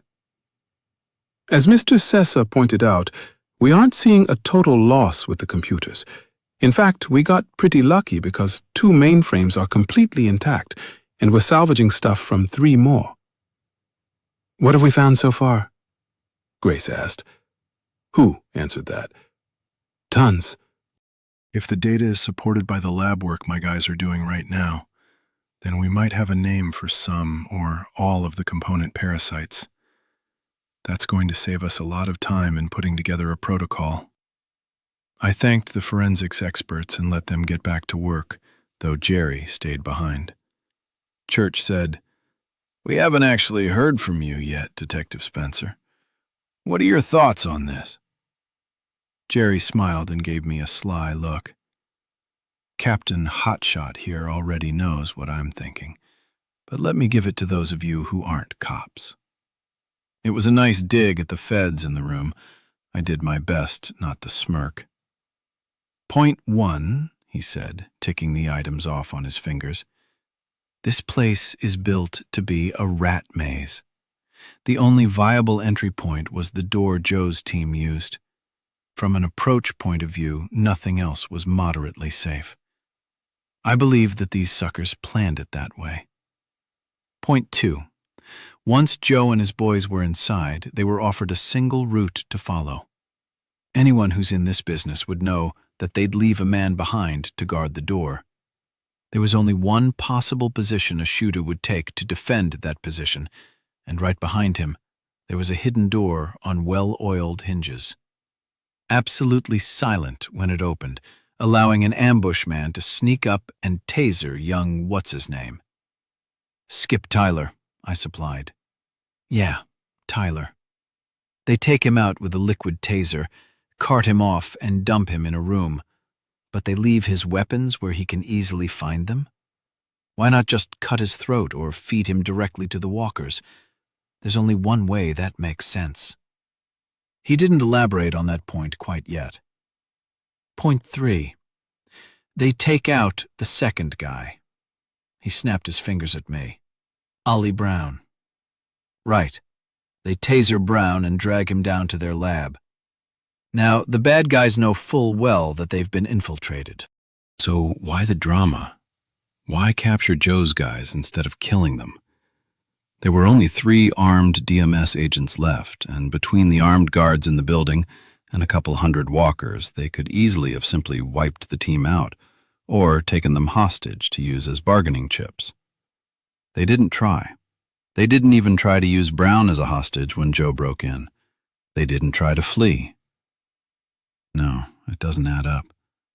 This whole thing should have been a massacre or a standoff, and it was neither. It came pretty bloody close, muttered Grace. Don't get me wrong, Major, Jerry said. I'm not saying they were interested in the well-being of your teams. It probably would have worked out equally well for these guys if you'd all died in there. Charming, Grace said. My point is that this was not a matter of them fighting back.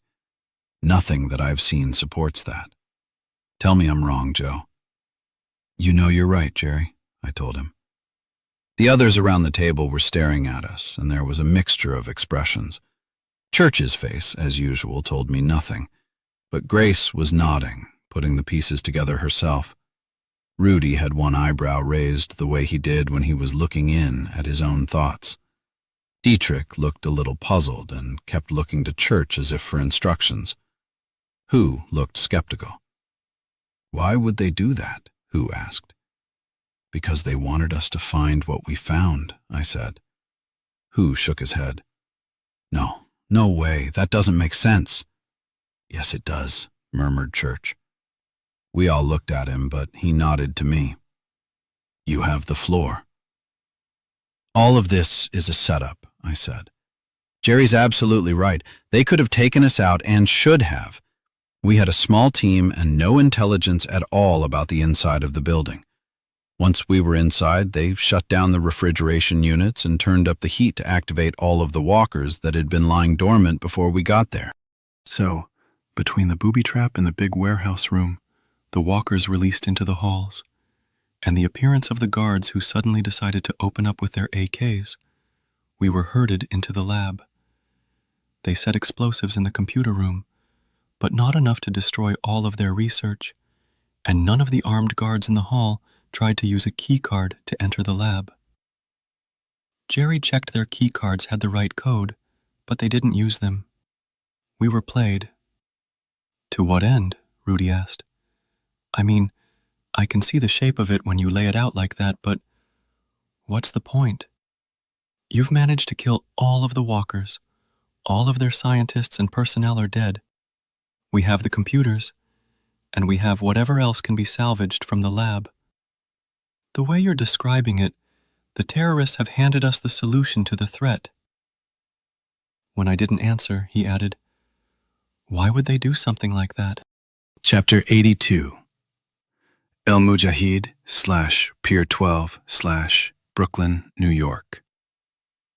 The freighter Albert Schweitzer docked at Pier 12 in the shadow of the Queen Elizabeth II and was met by a parking lot filled with ambulances, paratransit vehicles, limousines, and cabs. The ambulatory wounded were escorted down the boarding ramp by nurses and orderlies. The more serious cases wheeled in chairs or on gurneys. Sonny Bertucci walked down under his own steam, though he used a cane and looked frail. He was met by 2 agents from Global Security.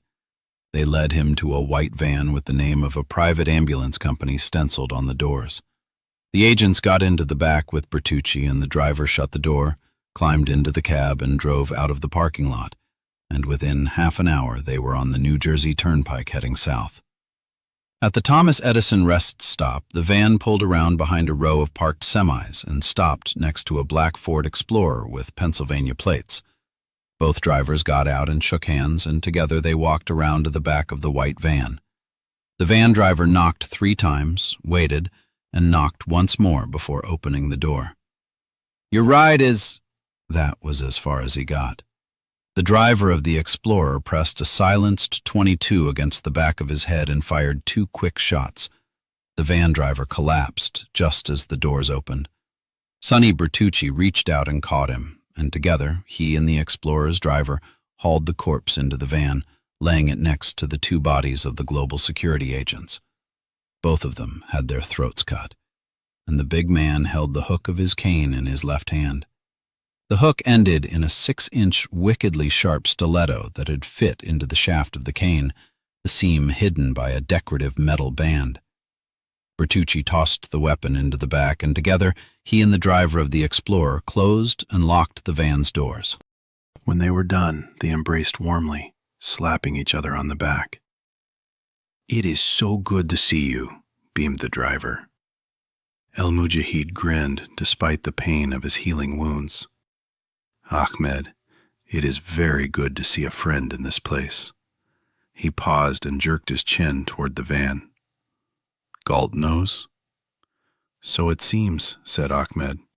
"I received a call about 15 minutes ago saying that you were to be terminated.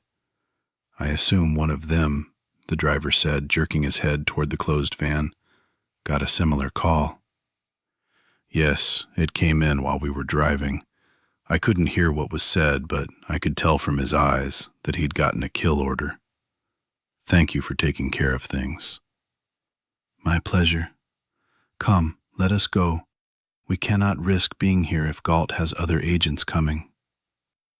Once they were both seated inside the Explorer and pulling back into the flow of traffic, Ahmed asked, "What is the news from home? How is my sister?" El Mujahid smiled. "Amira sends her love." "I miss her." The fighter patted the man on the shoulder. "Soon we will all be together, in this world or in paradise." "Praise Allah," said Ahmed as he accelerated to 70 and headed south. Chapter 83. Sebastian Galt / over Afghani airspace / Thursday, July 2nd. "It's a real honor to have Mr. Galt make this visit," said Nan Yadrin, the Red Cross liaison for Afghanistan. "And a bit of a surprise. If we'd had more notice, we would have prepared a better reception." Toys forced a smile. "Not necessary, Doctor. This is just a visit, not an inspection." The helicopter's roar made conversation difficult, for which he was grateful. The preening doctor had to shout to be heard. Galt sat across from him, pretending to be asleep, but Toys knew better. The doctor nodded. "I understand, and I suppose advertising it in advance is bad for security." "Indeed." "Good thinking, sir," said the doctor. "Too bloody right it's good thinking," Toys mused darkly. Last thing they needed was Amira knowing that they were on the way. The only people expecting their arrival in Afghanistan was a crack team of mercenaries from global security led by one of Toys's favorite people, the ruthless South African Captain Zeller. Toys had called to make arrangements, explaining what they intended. Zeller didn't bat an eye when Toys told him that this was going to be a wet operation. Wet works were their specialty, and they loved the bonuses he'd promised for their pay packets. The chopper flew on toward the Red Cross Field Hospital. Galt had pulled himself together on the drive to the heliport, but Toys was cautious. Nothing was ever certain in matters of the heart. He was glad that he didn't have one. Chapter 84. Crisfield, Maryland / Thursday, July 2nd, 8:30 p.m. "Here's the problem," I said. "In one way or another, over the last couple of days, I've said that I found it hard to buy the scenario that we've been fed. That this is a group of terrorists who have the smarts, the funding, and the technology to create several new diseases, to pioneer new fields of science in order to manipulate and weaponize those diseases, to locate and hold hostage the families of key scientists, and to manage those scientists through the use of not one, but 2 control diseases. And all of it off the radar of all of the world's top intelligence networks." "When you put it that way," Dietrich said, shifting uncomfortably. "From the beginning I was bothered by the control disease because it's way too sophisticated. Who here thinks that a bunch of terrorists really thought that up? Show of hands." When no one raised a hand, Dietrich said, But we know that this is the case. Instead of answering, I said, the next thing to consider is the crab plant itself.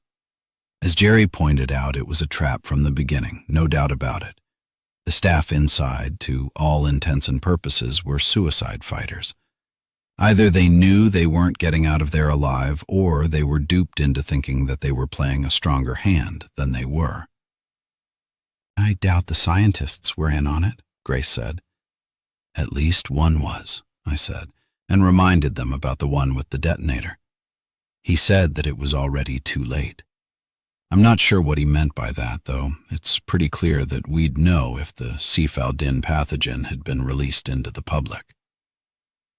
We're still looking for additional cells, Church said. This is clearly not over, and directly after this meeting, I'll make a conference call to the CDC and the White House. Good. Now getting back to my theory. I'm no science geek, but from what Rudy and Who have said, everything we've seen is absolutely cutting edge. Stuff that would be science fiction if we hadn't actually experienced it firsthand. What's your point? Asked Dietrich. We know these assholes are smart. I shook my head. Yeah, well, smart is a relative term. You can have real geniuses act like idiots sometimes. I tried hard not to look at Who when I said this, but out of the corner of my eye, I saw him shift in his seat. You see, these guys have done stuff that's needlessly sophisticated. The control diseases, the fancy explosives. Whoever's behind this seems to think that expensive toys work better, but all they really do is send up red flags. He's drawing attention to his own attempts at being slick. Doc, I said to Who, correct me if I'm wrong, but the compound from the treatment recovered from the warehouse, once removed from the aspirin coating, was able to dissolve in ordinary saline, correct? Yes, he agreed. It's a very small amount of material. A few chemicals that are all soluble in water or saline, barely clouded the fluid. How easily could it be detected? In food, you mean? Probably not at all. They're mostly vegetable-based, organic stuff. None of the compounds would significantly affect the taste or smell of most foods. So it could have been dissolved into something strong-tasting, say, orange juice, without anyone being the wiser? I suppose so. Then why wasn't it? The others stared, and I could see them catch on, one by one. Son of a bitch, growled Dietrich. Grace said, You're right. The process of hiding it in the aspirin is too clever a step. Impressive, but unnecessary. She was with me on this now, step by step. That's one point, I said. Now the second is their intent. We can presume that they did know they were under surveillance the whole time, which means they could have released the walkers, taken suicide pills, blown the place up. Why wait until we infiltrate? Rudy snapped his fingers. They wanted you to find a functional lab and have a heroic fight.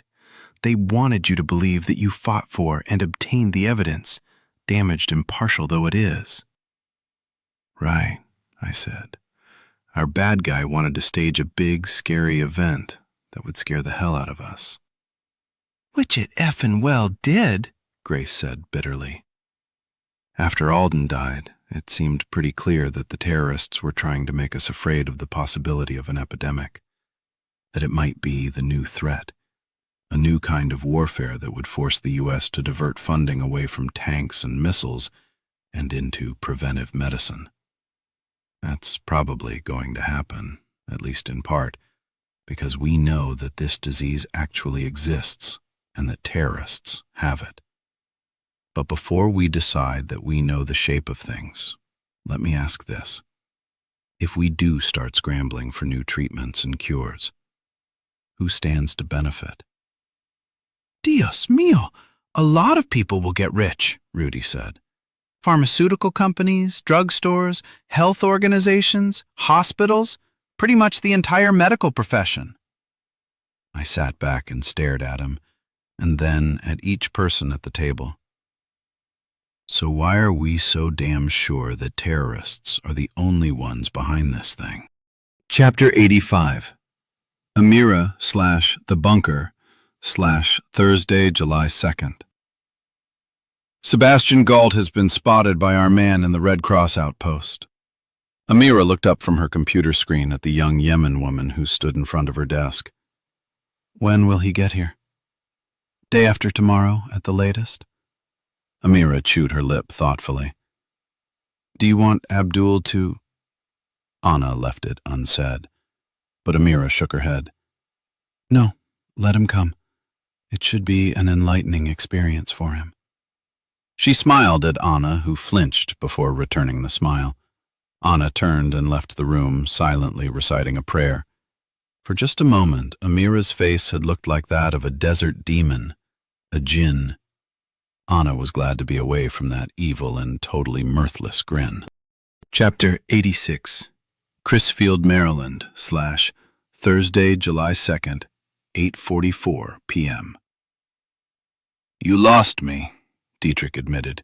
I thought you were saying this was all about shifting the U.S. budget away from war and into research. So what? Are we talking about an axis of evil formed by Walgreens and CVS? Think bigger, Rudy said. Doctors, hospitals, drug companies? Bingo, I said. That's who would stand to make more money if word of this thing got out. Then this whole thing is some kind of goddamn advertising campaign? Dietrich asked. In a way, I said. Show the big scary bug to us. Prove to us that terrorists are capable of releasing it.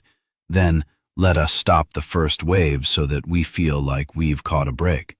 But at the same time make us so afraid that the bug might still be out there, still in the hands of terrorists, that we have to scramble to get treatments. Everything that happened at the plant supports that. They handed us the first steps in developing the treatment, sure, but even WHO said that it would take billions to fully research it and maybe trillions to distribute the cure. So who's the bad guy? Asked Dietrich. That's the real question, isn't it? Grace said. I'm sure whoever is behind this will make sure they're one among many companies making fortunes.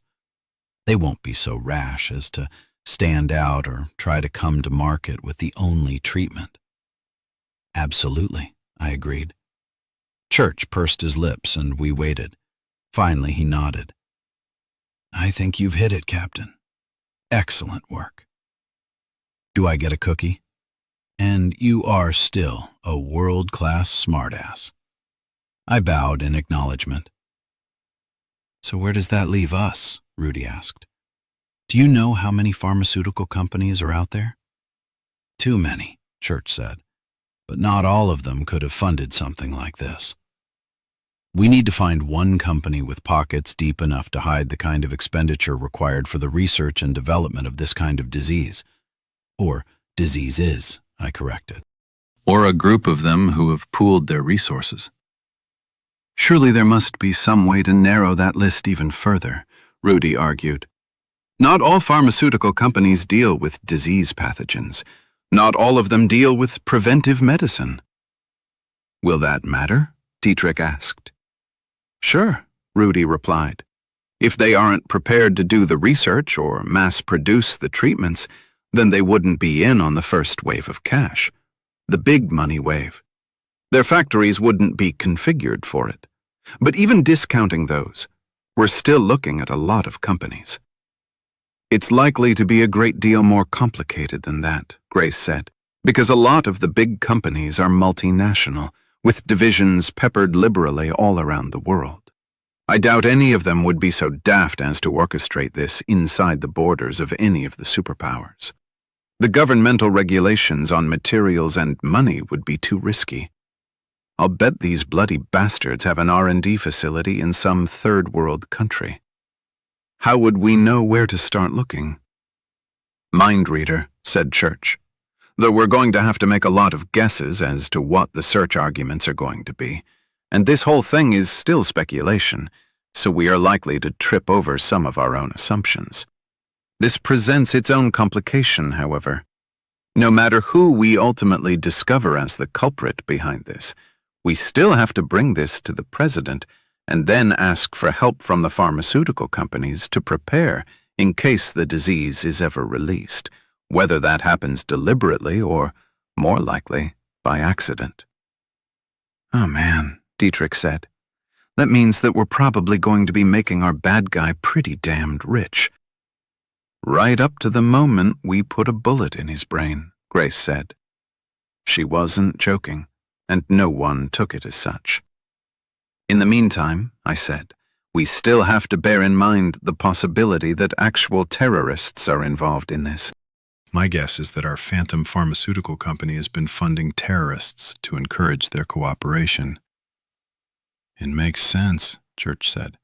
The terrorists get to benefit from the shift of resources in the superpowers, which gives them a real victory in the eyes of the world. They know that taking hostages didn't work. Hijacking planes and crashing them into buildings didn't work. Blowing up subways didn't work. They may have done a lot of damage, but in the global scheme of things, their batting average is low. Now with this, they get to rack one up in the win category. Dietrich chewed on that. So, there's something like hired guns for the drug company behind all this. Something like that, I said.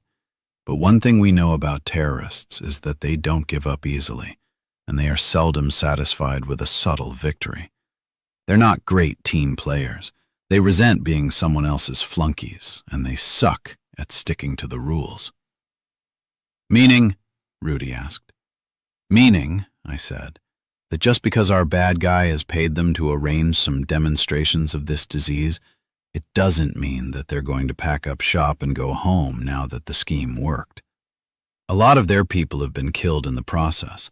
If El Mujahid is involved, then hurting the U.S. economy might not be enough to satisfy his needs. What needs? Rudy asked. Religious needs, I said. Oh, crap, Dietrich said softly. Chapter 87. Sebastian Galt / Afghanistan / Thursday, July 2nd. Line? Asked the American. Clear, said Galt. Toys was right there with him, listening in on the call. I have some bad news for you. The boxer slipped the punch. Galt heard Toys hiss quietly. How? Galt asked. He KO'd the other players. I think he had a corner man. Police found the vehicle at a rest stop on the Jersey Turnpike. No trace of the boxer. Seems like they already had another play running, and the knockdown order reached them too late. Galt stood up and walked across the tent and stared out into the Afghani darkness. The Red Cross camp was quiet, and the sky above was littered with stars. What about the chocolate box? Galt asked, then abruptly swore in frustration. For Christ's sake, let's skip the sodding code. Tell me what happened. After a long pause, the American said, The trigger device has already been picked up. Someone identifying herself as the wife of Sonny Bertucci picked it up an hour ago. The woman fit the description of the woman that's been sleeping with Ahmed Mahoud, El Mujahid's brother-in-law. Then they're already 2 steps ahead of us, Galt said. That means that you're going to have to find some way to stop him when he makes his run. The American swore, and the line went dead. Bloody hell, Galt said. It's all coming apart. Don't start, Toys snapped. Since the moment when he'd slapped Galt, the dynamic of their relationship had undergone a change. He'd stepped up into a position of greater power, even though Amira's betrayal had only made Galt stumble rather than collapse. They had not drifted back into their old pattern, and maybe never would. Both of them were aware of it, though neither put the topic on the table. Now we have to be very careful, Sebastian. If the Yank has to spill his guts to the authorities in order to stop El Mujahid, then your name is going to be mud on 5 continents. Galt snorted. Oh, you think? Well, just be glad we planned well in advance. You have enough false identities and bolt holes to stay hidden for years, probably forever. He sniffed and brushed a strand of blonde hair from his eyes. Which means I'll also have to go into hiding. We'll need new faces, new fingerprints. He sighed. Bugger all. Galt saw the misery in Toys's face. I'm sorry. It was all working so well. That's a consolation. Galt stared up into the limitless nothing of the sky. We'll be at the bunker day after tomorrow. If there's any luck left in the bottle, then Amira will have a cure, and then maybe we can find a way to bring it to market while there's still an intact world economy.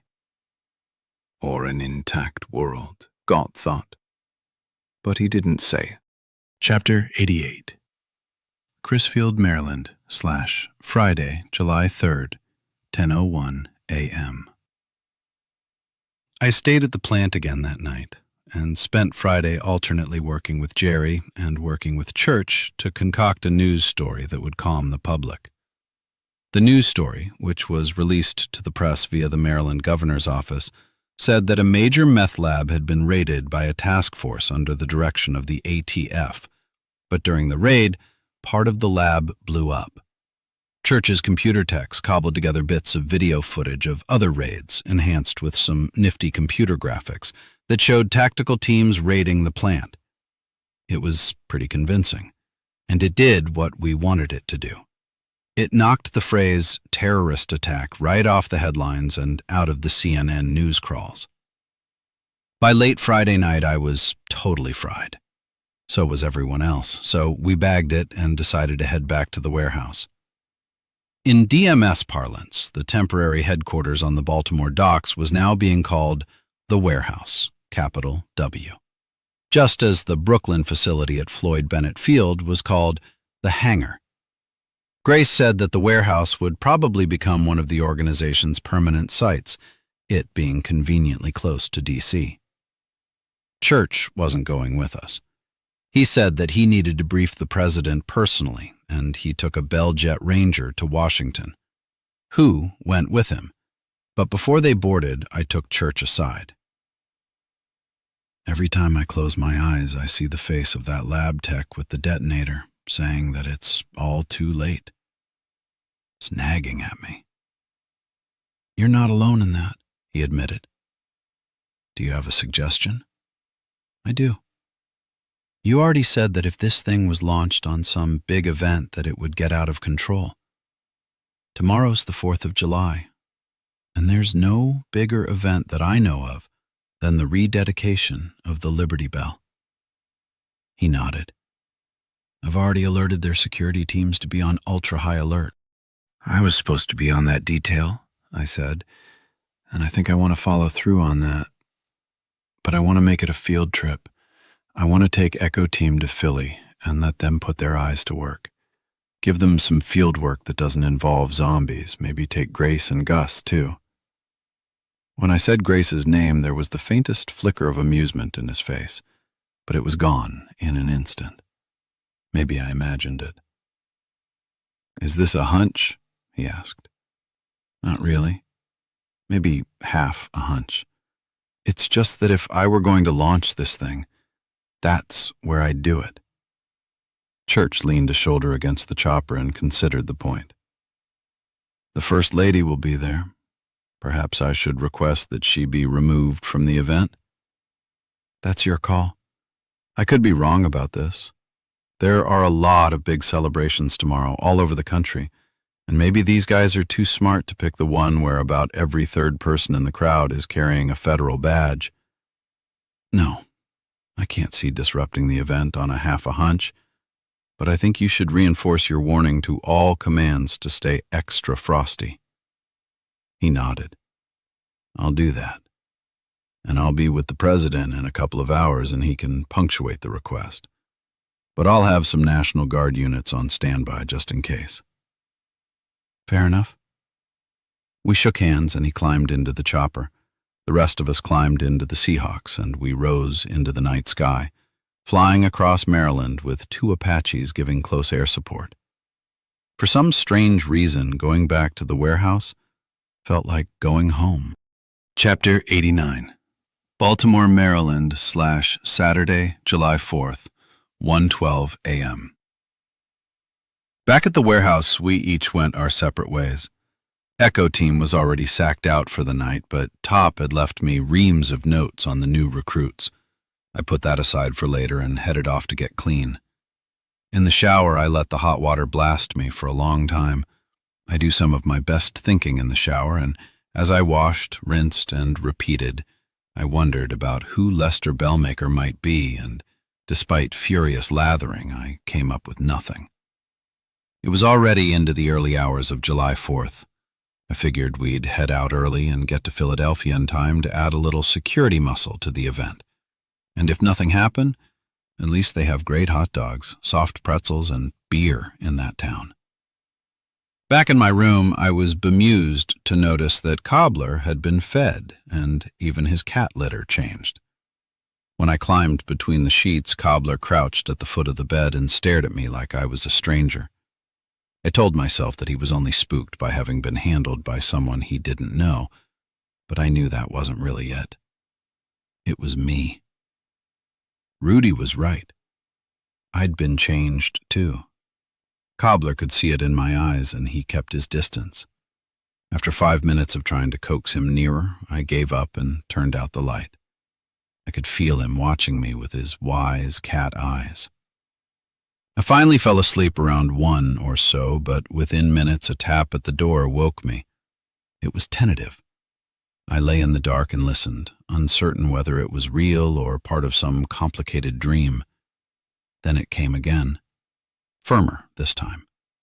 I switched on the bedside light and padded to the door in sleeping shorts and a t-shirt.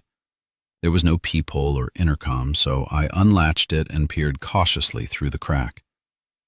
I guess I expected Rudy or Church, maybe Top Sims or Sergeant Dietrich. I never expected Grace Cortland. Chapter 90. Baltimore, Maryland, /Saturday, July 4th, 1:17 a.m. She wore makeshift pajamas, blue hospital scrubs, and a black tank top. Her hair was untidy. There were fatigue smudges under her eyes. She held a 6-pack of Sam Adams Summer Ale beer by the handle of the cardboard carrier. "Did I wake you?" "Yes." "Good, because I can't sleep. Let me in."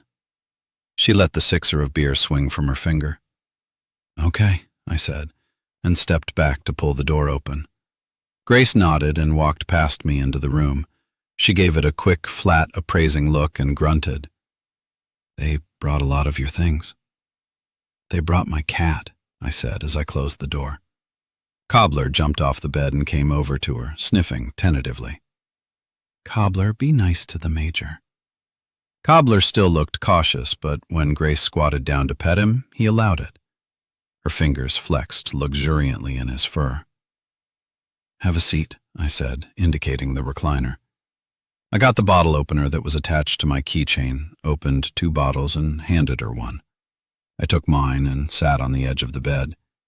She rose and stood looking down at the cat for a moment, sipping thoughtfully. "I like your friend, Dr. Sanchez." "Rudy." "Rudy. We met outside the showers, had a bit of a heart-to-heart. He's a good man." "You any judge?" "I've known a few shrinks in my time." She looked away, but I saw that her eyes were wet. Cobbler was still close, so she busied herself by scratching between his ears. Then she tilted the bottle back and drank nearly all of it.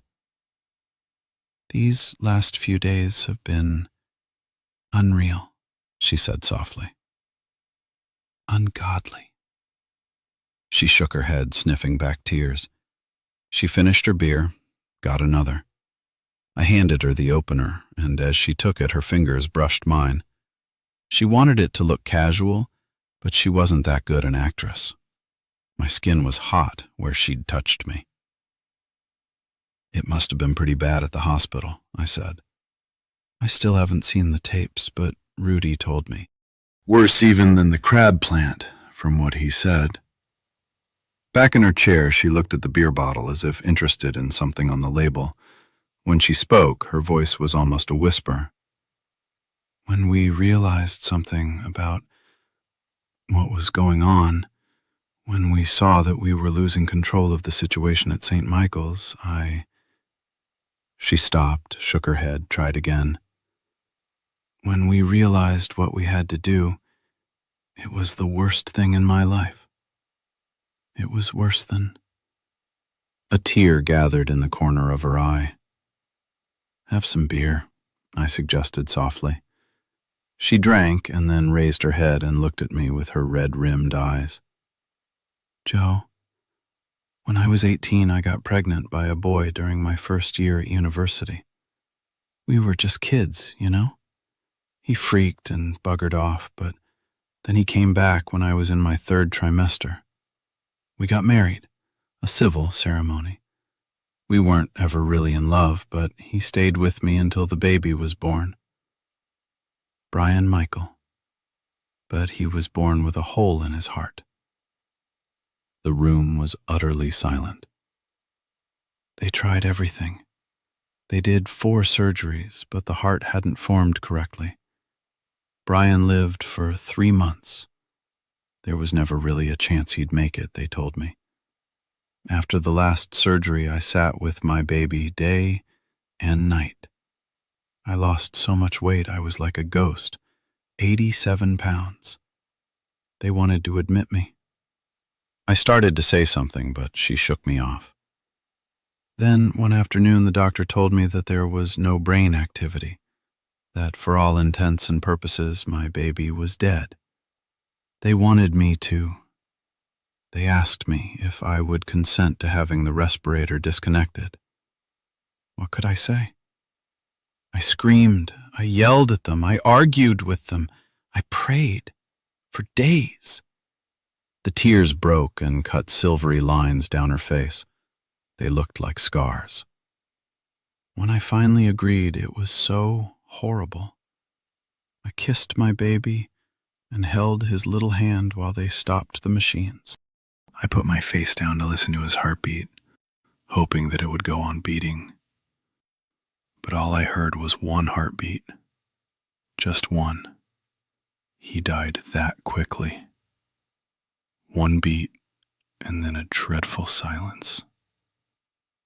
I felt him die, Joe. It was so awful, so terrible that I knew that I would never, could never, feel anything worse. She drank most of the second bottle. It ruined me. My husband had left again after the second surgery. I guess to him, Brian was already gone. My parents were long gone. I had no one else in my life. I continued to get sicker, and I wound up in a psychiatric medical center for nearly 3 months. Are you shocked? She looked at me defiantly, but something in my expression must have reassured her. She nodded. In the hospital, I had a counselor, and she suggested that I look for something that would give me structure. I had no family left, and she knew a recruiter. She wrote me a letter of recommendation, and 2 weeks after discharge from hospital, I was in the Army. It became my life. From there, I went to the SAS. I saw combat in a dozen places. I saw death. I caused death. None of it touched me. I believed that whatever had made me a person, a human being, was gone, buried in a little coffin with a tiny body. Both of us dead, killed by imperfect hearts. She wiped at the tears, then stared with subdued surprise at the wetness on her fingers. I hardly ever cry anymore, except sometimes at night when I wake up from a dream of holding Brian's hand and hearing his last heartbeat. I haven't cried in years, Joe. Not in years. My mouth was dry, and I drank some beer to be able to breathe. Grace said, "When Al-Qaeda attacked the World Trade Center, I didn't cry. I just got angry. When the bombs went off in the London subways, I tightened up my resolve. Grace Cortland, Major SAS, combat veteran, professional hard ass. She took a big breath, blew out her cheeks. And then St. Michael's. God. We went in there hard and fast, so tough and practiced. You never got a chance to see the DMS at its best. But everyone in Baker and Charlie teams were absolutely first-rate. Top-of-the-line combat veterans, not a virgin among them. What is it you Yanks say? Heartbreakers and life-takers? State-of-the-art equipment, cutting-edge tactics, nothing left to chance. And you know what happened? We were slaughtered. Grown men and women torn apart. Civilians killing armed military with their fingers and teeth. Children taking shot after shot to the chest, falling down and then getting right up again, their bodies torn open, and still they kept running at our men, tearing and biting them, eating them. God, I whispered. God wasn't there that day, she hissed in as bitter a voice as I've ever heard. I'm not a religious person, Joe. Faith isn't something I'm good at, not since I buried Brian. But if there was ever a splinter of belief or hope left in me, it ended that day. It was consumed by what happened. Grace, you do know that you and church had no other choice.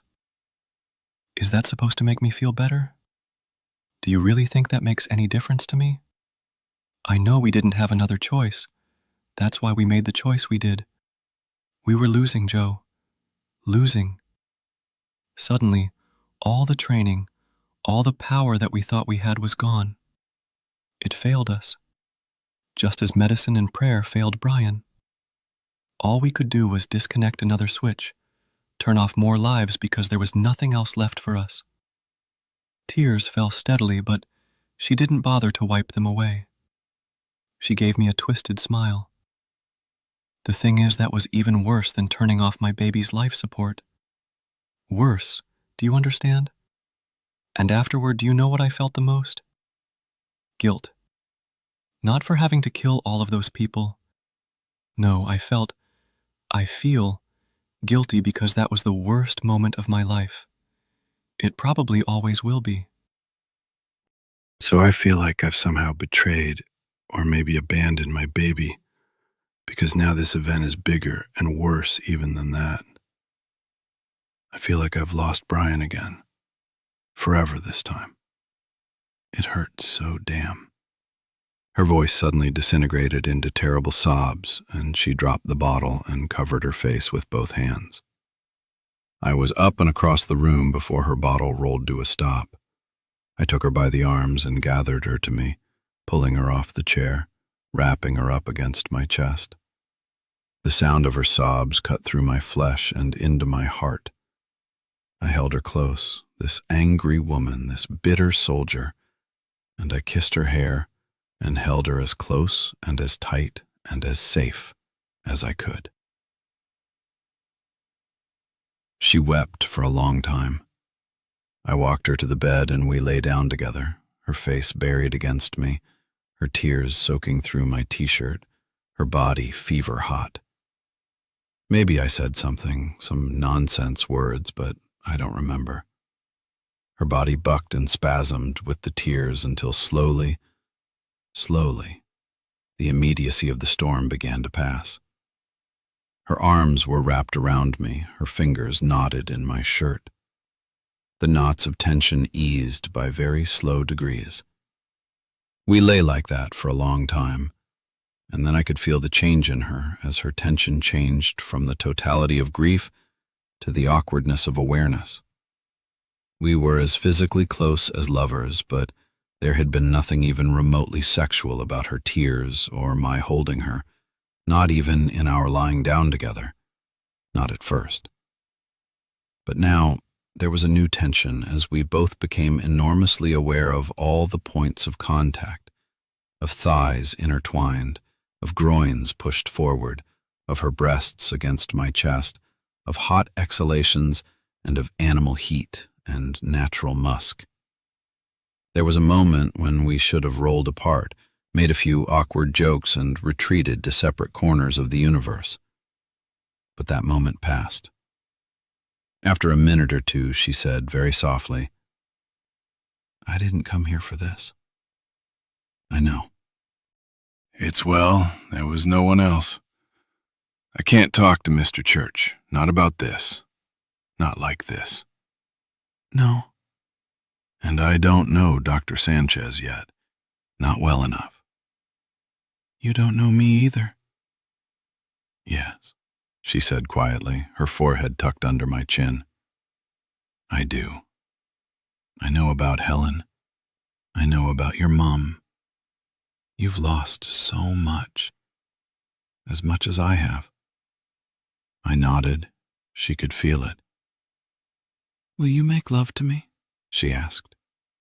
I leaned back and looked down at her. "Not now," I said. When I saw the hurt on her face, I smiled and shook my head. "You've chugged 2 beers, you're grieving, exhausted, and in shock. I'd have to be the world's biggest jackass to try and take advantage of that kind of vulnerability." Grace looked at me for a long time. "You're a strange man, Joe Ledger." She pushed one of her hands up between us and touched my face. "I never thought you'd be kind. Not to me. You're an actual gentleman." "We're a dying breed. They're hunting us down one by one." She laughed and then laid her head against me. "Thanks for listening, Joe." After another long time of silence, she said, "Back at the plant, I asked you a question about whether we've stopped this. Was that the last cell? Did we stop the terrorist movement here in the States? Or did we just burn up our last lead?" "Bad questions to ask in the dark," I said, stroking her hair. "Mr. Church spoke with the president and the head of the FDA. The gears are already turning to get the pharmaceutical companies involved. The president will address a closed session of Congress in 2 days. The full resources of the United States, England, and the other allies will be thrown against this now." "Yes." "So why am I still so afraid?" she asked. The silence swirled around us. "Same reason I am," I said. She said nothing more, and after a long while her breathing changed to the slow, steady rhythm. I kissed her hair, and she wriggled more tightly against me, and after a while, she slept.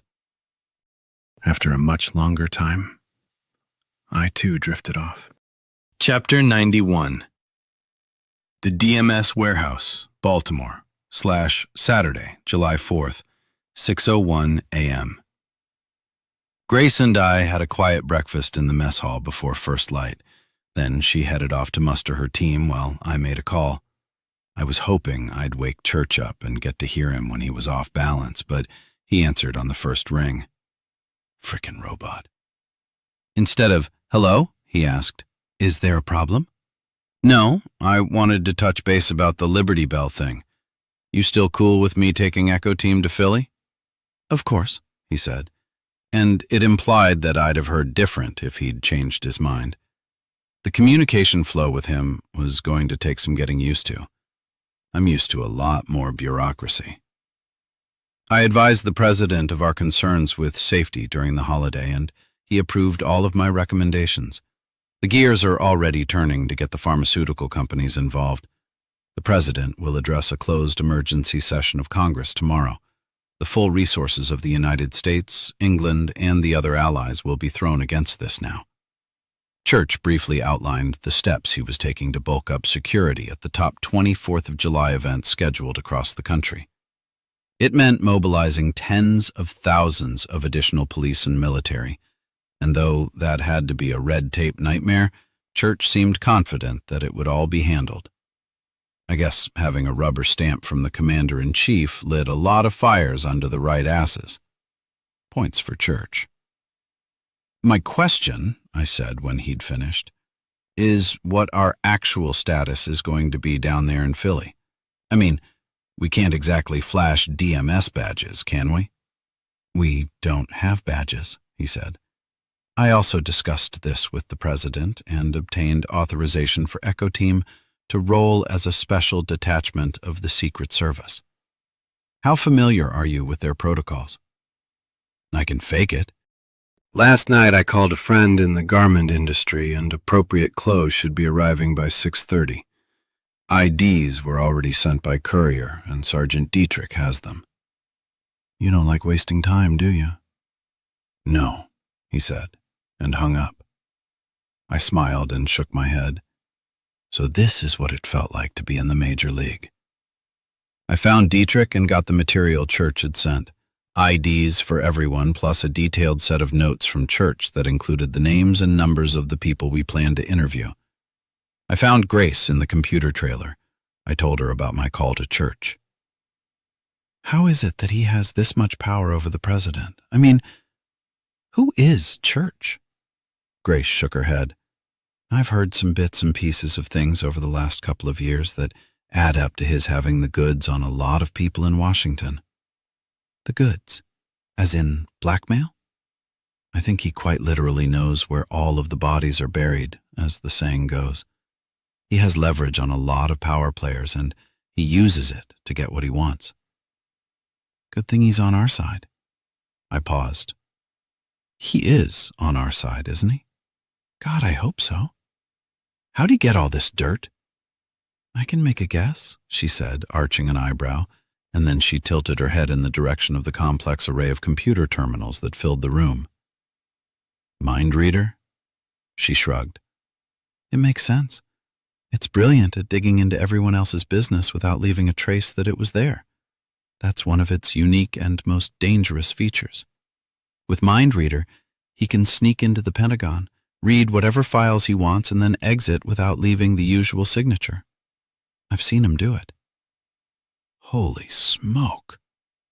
I stared at the computer as if it was Aladdin's lamp. You ever heard the expression, if that were to fall into the wrong hands, it'd be curtains for the free world? Well, that pretty much applies here. Too right it does. There are only a handful of people in the world who have access, and Church has to personally grant us access through his mainframe router to allow us to log on each day. It's no joke, and even though Mind Reader doesn't leave a trace in other computers, all searches and operations are logged on his hard drive. So Big Brother really is watching, I mused, all the time. Does the man ever sleep? God, I've never seen him so much as yawn. I think he's a cyborg. At this point, it wouldn't surprise me. Maybe there's something in those vanilla wafers. She picked up a printout. These are the names of the agency directors who have sent staff to the DMS. Nearly half of them will be in Philadelphia today for the Liberty Bell event, either as guests or on the job. Because the First Lady, the Vice President's wife, the wives of 50 congressmen, and over 100 members of Congress are all attending the event, it's a security mishmash. Most of the chiefs will be there to make sure their individual Indians don't let anyone of importance get scalped. I know, I was originally assigned to the detail. How's this helping us? The president, at Mr. Church's urging, has contacted each of these directors to put themselves at our disposal. We can set up meetings, and we can interview them personally. During a major event? I goggled. Well, we'd have to pick our moments, she conceded. I was skeptical. All well and good, but how can we interview them with all of the speeches and rallies going on? The rededication only lasts 2 hours. Good point, I said. Okay, let's mount up and ride. Chapter 92. El Mujahid / The Motorways Motel / July 4th.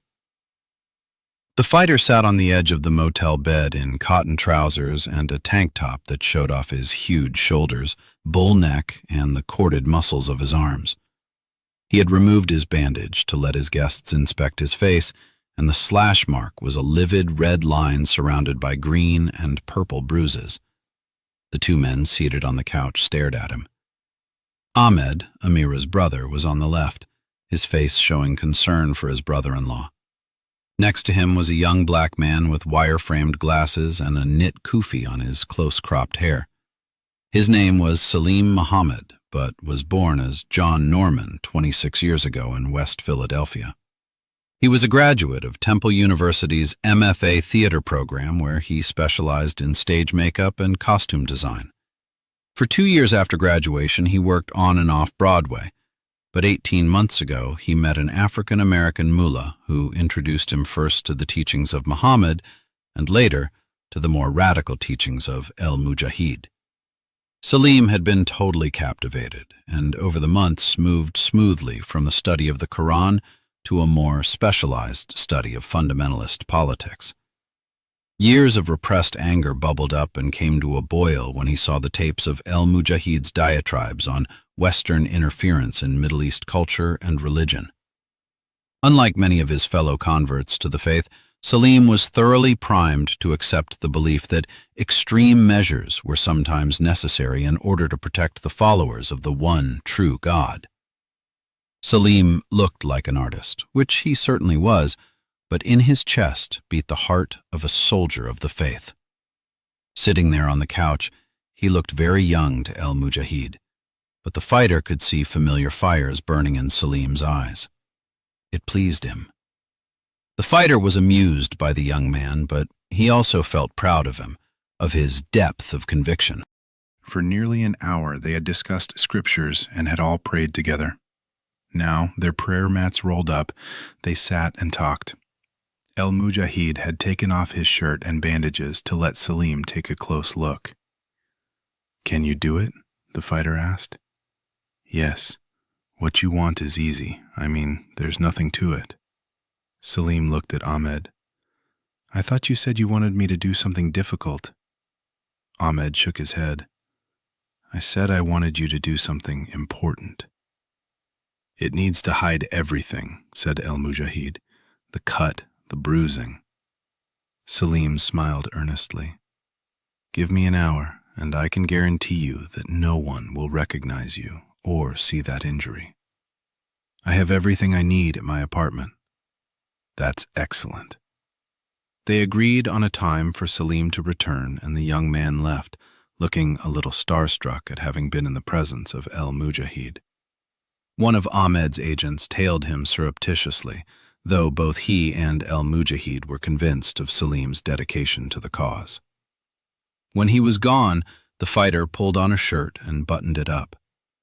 "By now, Galt knows that I've eluded his assassins and that we have the trigger device," El Mujahid said. "If he was man enough to grow a beard, Galt would be pulling it out by now. He must be very confused over what has happened." He paused. "Where is the shipment from Amira?" "Andrea installed it over a week ago, and it is very cleverly hidden. No one will detect it," Ahmed said, referring to his American girlfriend, a woman he'd converted to their brand of Islam a few years ago. He gestured to a suitcase that he'd brought with him. "Which version did Amira send? I tried Generation 7 on a village, and it was impressive." "Generation 10. 10, gasped the fighter. "You mean Generation 7? Ahmed grinned and shook his head. "My sister is ambitious, and her anger toward the Western Satan is very great." She did not say much in her coded message, but she said that this will sweep America like the breath of God. El Mujahid murmured a prayer. Ahmed nodded to the suitcase. "Your clothes, identification, weapons, everything is there. Once Salim performs his magic tricks, then you will be able to walk among them and not be suspected. Everything is in place, my brother, and Andrea will be on site to make sure that it all goes smoothly." He paused and gave his lips another nervous lick. "There is one more thing. My sister sent something for us. She shipped it using Galt's own pipeline, and it was delivered via International Hazardous Materials Courier to a hospital in Trenton, New Jersey, late yesterday. The accompanying papers and forms were flawless, so that no eyebrows were raised. My sister is very clever. That she is? What did she send? Ahmed smiled. Well, on the package it said that it was samples for bacteriological research, something to do with plant blight. And in truth, that's what most of the contents were, heading from one of Galt's labs in India to a research facility here in the States. But of the 24 vials of infectious materials, there were 2 that contained something quite different. He paused and repeated that. Quite different. Allah be praised. Tell me. She sent Generation 12 of the Saif al-Din. Do we need more? I thought. Ahmed shook his head. This is not a weapon, my brother. If Generation 10 is the sword, then Generation 12 is the shield. The fighter looked confused, and then, as understanding blossomed, a great mass of pent-up tension left his body in a long exhale. Allah be praised. All blessings to his name. Ahmed reached out and squeezed El-Mujahid's arm. She did it, he said in an excited whisper. We have an antidote. Amira did what no one else has been able to do. She created a cure for the disease. We can release it as planned, and then only the godless Americans will die. But we, my brother, will survive. The room swam around him, and El-Mujahid slid from his chair onto his knees. For weeks now he had been mentally and spiritually preparing himself for what he believed was a suicide mission. He had accepted the will of Allah that he should die from the Saif al-Din as he released it on the Americans. It was so small a price to pay to deliver a killing stroke unlike anything ever inflicted on an enemy. Total annihilation of the Americans and an ocean between the wasteland that North America would become and the rest of the world. But now,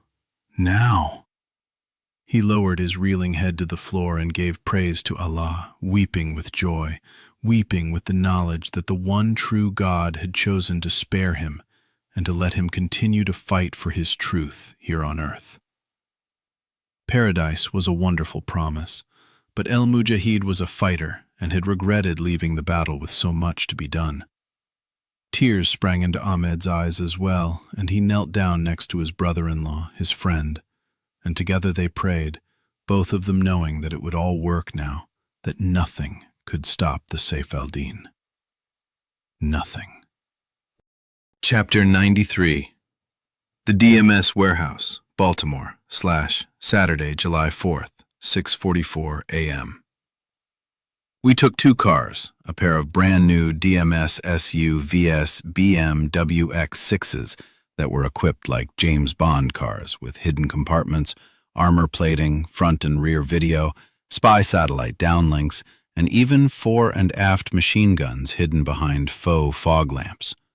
Church really loved his toys.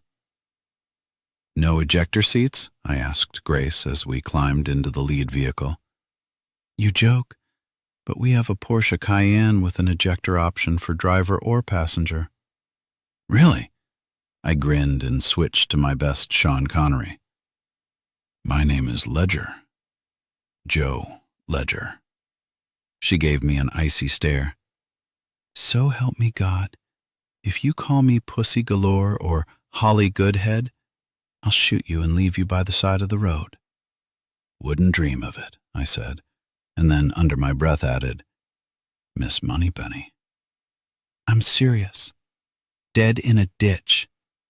I mimed, zipping my mouth shut.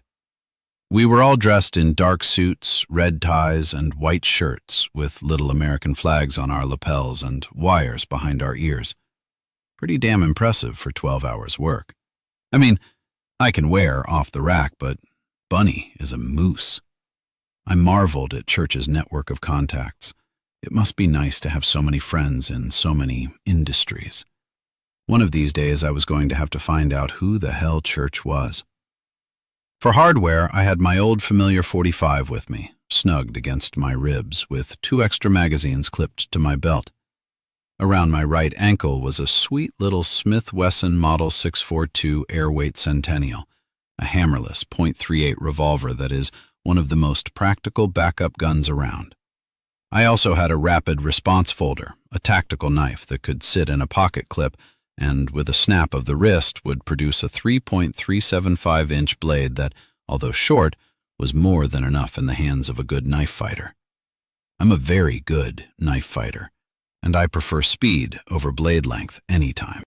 With all that, I felt that I was a bit overdressed for the party, considering that we were going to interrogate government officials, not storm the Bastille. But I'm one of those guys who believes that the Boy Scout motto is one of the most useful pieces of advice ever given. Be prepared. Grace looked very nice in a tailored suit that was a good balance of weapon concealment and curve revealment. No way that this was off the rack. She had on a light touch of makeup and a very enticing pink lipstick. The makeup was within professional guidelines, but the lipstick, I'm pretty damn sure, was a personal choice with a different agenda, and I hoped that it wasn't my male ego or wishful thinking at work here. All I said was, "You clean up pretty good, Major." I gave her my best smile as I said it, the one that puts the crinkles around my eyes. Grace, however, did not pull around to the back of the warehouse and immediately undress. Her fortitude was commendable in the light of that smile. She said, "Buckle up for safety," and inflected it in such a way as to convey about 50 separate possible meanings. Just as we were heading toward the main warehouse doors, I saw a figure step into our path. Rudy. And he was also dressed like a Secret Service agent. Grace slowed, and when she stopped, Rudy opened the back door and climbed in. I turned around to look at him. "Halloween's not till October." "You're hilarious," he growled as he thrust an ID wallet into my hands. I opened it. "Rudolfo Ernesto Sanchez y Martinez, MD, Special Agent, United States Secret Service," I read. "Is this some kind of joke?" "If it is, then Mr. Church is the only one who knows the punchline." Grace smiled. "Mr. Church is impressed with you, Doctor." "Rudy," he corrected. "Sorry. He told me you grilled him pretty thoroughly the other day." I was surprised. "He admitted that?" "He didn't go into details, but he gave the impression that you got a good read on him." "Interesting," said Rudy. "Joe, he wants me with you when you do the interviews." "I'm okay with that, Rude, but if we get into anything today," I let it hang, "then I'll run and hide. Don't worry, cowboy. I'm a lover, not a fighter." Grace turned and gave him an appraising stare. "I'll bet you could handle yourself." And again, there were a lot of ways to interpret that. Rudy gave her an elegant incline of the head and settled back in his seat. "Are you carrying a gun?" I asked him. At his request, I'd taught Rudy to shoot a couple of years ago, shortly after he started working as a police psychiatrist. He thought it would help him with his patients if he more fully understood the power, both real and imagined, of a gun. "You've seen me shoot, cowboy. Am I qualified to carry a handgun in public?" "It would not be in the best interests of public safety." "Then there you go." Grace put the car in gear and we rolled out of the warehouse with Echo Team behind us. When we were on I-95 heading north toward Philly, Rudy asked, "Won't the real Secret Service know that we're fakes?"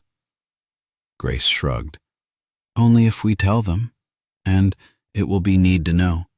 Our credentials are real, authorized by the President himself." Rudy said, "Wow." He hadn't voted for the President, but the office and what it represented was bigger and held more meaning than any single person who had held it. Maybe more than all of them put together. A certain degree of respect was appropriate, no matter what your personal political views were. "That's a lot of power." "Mr. Church knows," she started to say, but Rudy cut her off. No, it's a lot of power to give us. Our team. He paused. The 8 of us. When I turned to him, he went on, we still have a traitor in the DMS, and that means that one of the men in the car behind us could be a spy or assassin, or worse, a terrorist sympathizer. He waggled the ID case. And this is an all-access pass to the president's wife and half of Congress. Is that wise? Grace smiled at him in the rear view. Mr. Church has confidence that we'll stay in control of the situation. All Rudy said in reply was, Room 12.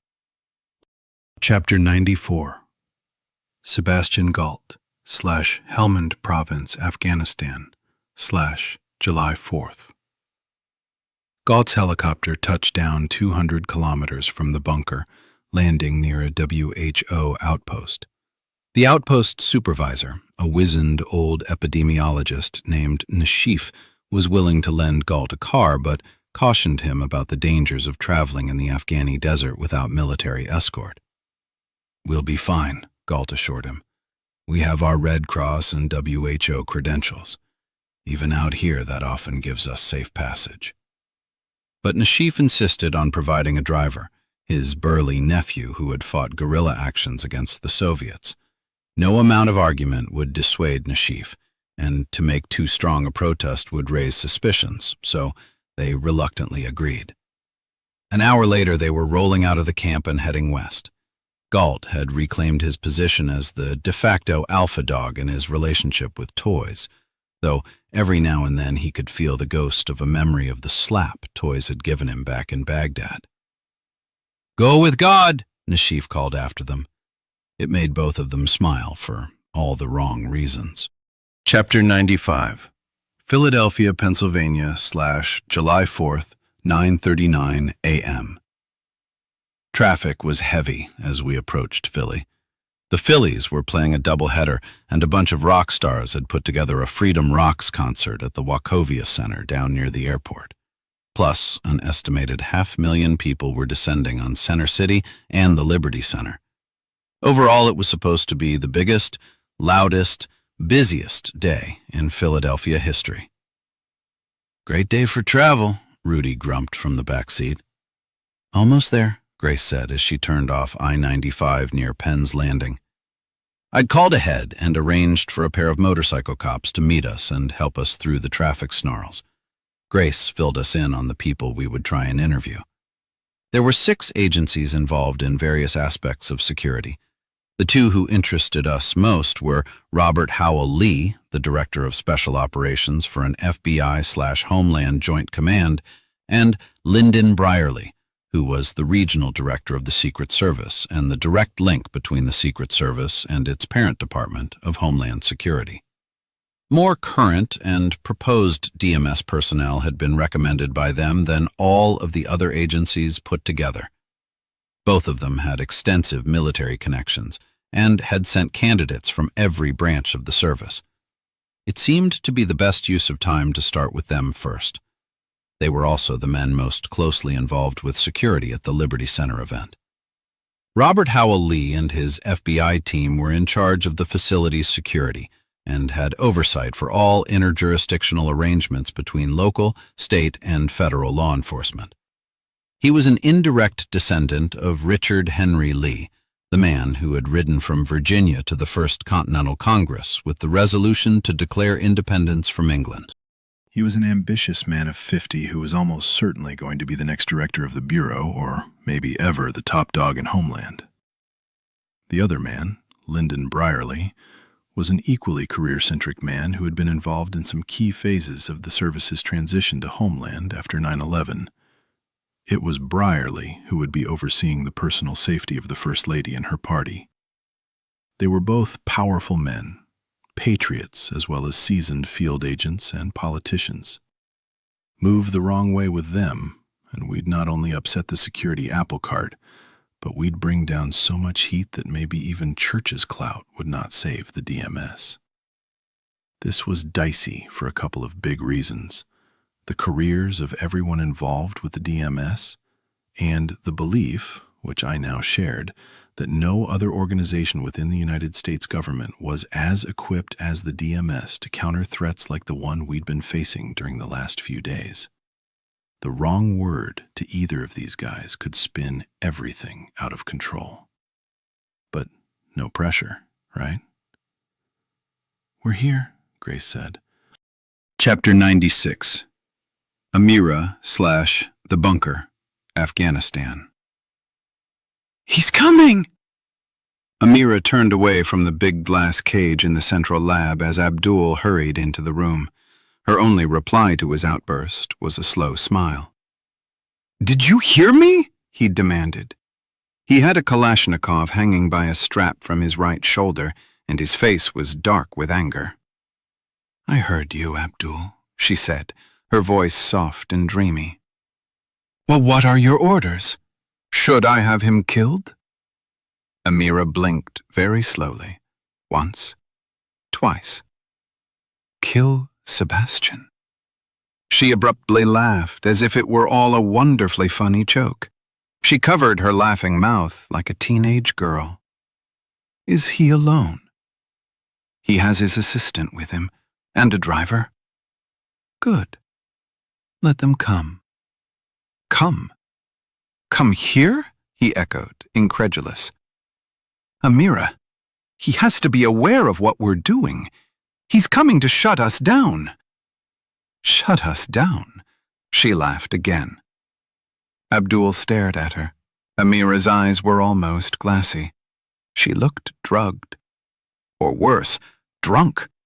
But that was unthinkable. "You certainly don't want him to come in here. Not now. Not when he knows." She shook her head. "How long until he gets here? Into the bunker?" 30 minutes. "Assemble the staff in the dining hall, Abdul." "For what reason?" he demanded, and for a moment the dreamy look on Amira's face solidified into something else, something cold and reptilian that glared out at him through her beautiful eyes. Abdul took an involuntary step backward. Amira's lip curled, and she turned away to stare through the glass at the monsters she had made. 4 of them, each one clawing at the inside of the reinforced glass walls, their eyes burning like black stars. "You have your orders, Abdul," she said without turning. He backed toward the door, his anger warring with his doubt. He watched Amira put both her palms on the glass and then lean forward so that her cheek was pressed against the cool surface as the 4 monsters clustered on the other side, tearing at each other to try and get to her. Abdul fled. Chapter 97. The Liberty Bell Center / Saturday, July 4th, 10:28 a.m. We stood in the Liberty Bell Center, which is located on Market Street between 5th and 6th Streets in the Old City part of Philly. Because of the task force's involvement with the event security, I'd had a chance to tour the building a few times over the last 6 months and had a good working knowledge of its layout. The new building had been the centerpiece of a $300 million makeover of the Independence Mall area, and they'd sunk nearly $13 million into the center, which opened in October 2003. The place was over 13,000 square feet and was airy, well-lighted, and pretty fascinating to any tourist or history buff. The bell itself sits in a glass chamber designed to magnify it so every one of the million-plus yearly visitors has a chance to get a really good look. I think we all felt somewhat awed by all that it represented. I knew from having taken the tour that this was actually the second bell. The first one was made in the Whitechapel Foundry in England, but it cracked shortly after it was cast. A couple of pot and pan makers named Pass and Stowe recast it from a mixture of copper, tin, and traces of lead, zinc, arsenic, gold, and silver, but the second bell also cracked. That's the one that we were all looking at. The names Pass and Stowe were stamped into the front of the bell. Rudy leaned forward and read the rest of the inscription. Proclaim liberty throughout all the land unto all the inhabitants thereof. Leviticus 25, verse 10. By order of the Assembly of the Province of Pennsylvania for the State House in Philadelphia. They spelled Pennsylvania wrong, Skip remarked. I shook my head. It was one of a couple of acceptable spellings at the time. Darn thing's broken, Bunny said with a grin. Behind us was a second large display platform, but this one was draped with a Stars and Stripes tent, inside of which was the new Freedom Bell. Because this bell was intended to ring on special events, it hadn't been encased in magnifying glass. Time would tell if this one would be crack-proof. These bells symbolized everything for which the DMS had fought, suffered, and died. They were emblematic of the unsullied ideals of freedom, democracy, and fairness. Despite their many flaws, the Founding Fathers had been mostly well-intentioned.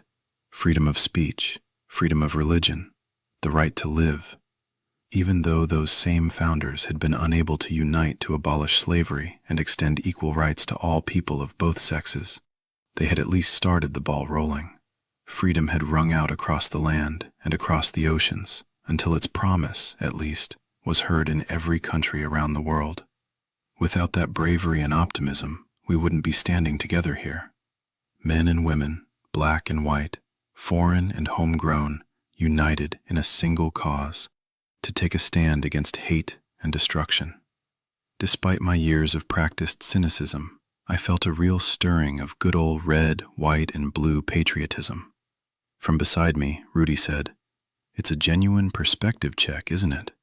"Hooah," Top said softly. "Major Cortland?" We turned to see a big man in a beautifully tailored lightweight charcoal suit come striding across the floor, hand out, a smile on his tanned face. I recognized him at once from Grace's description. Lyndon Brierly, Regional Director of the Secret Service. We stepped up to meet him by the podium that had been erected between the display cases. It was a three-step affair, heavy with red, white, and blue bunting, and bristling with microphones, none of which were currently turned on. I'd checked. Grace made introductions and offered her hand. Brierly gave it a firm single pump. "Sorry for borrowing the Secret Service as our cover, sir," she said. "The president thought it would be best under the circumstances." Brierly didn't miss a beat. Sure. I understand," he said, though he probably didn't like it. I wouldn't if I were in his shoes, but he hadn't gotten this far in his career by letting sour grapes show on his face.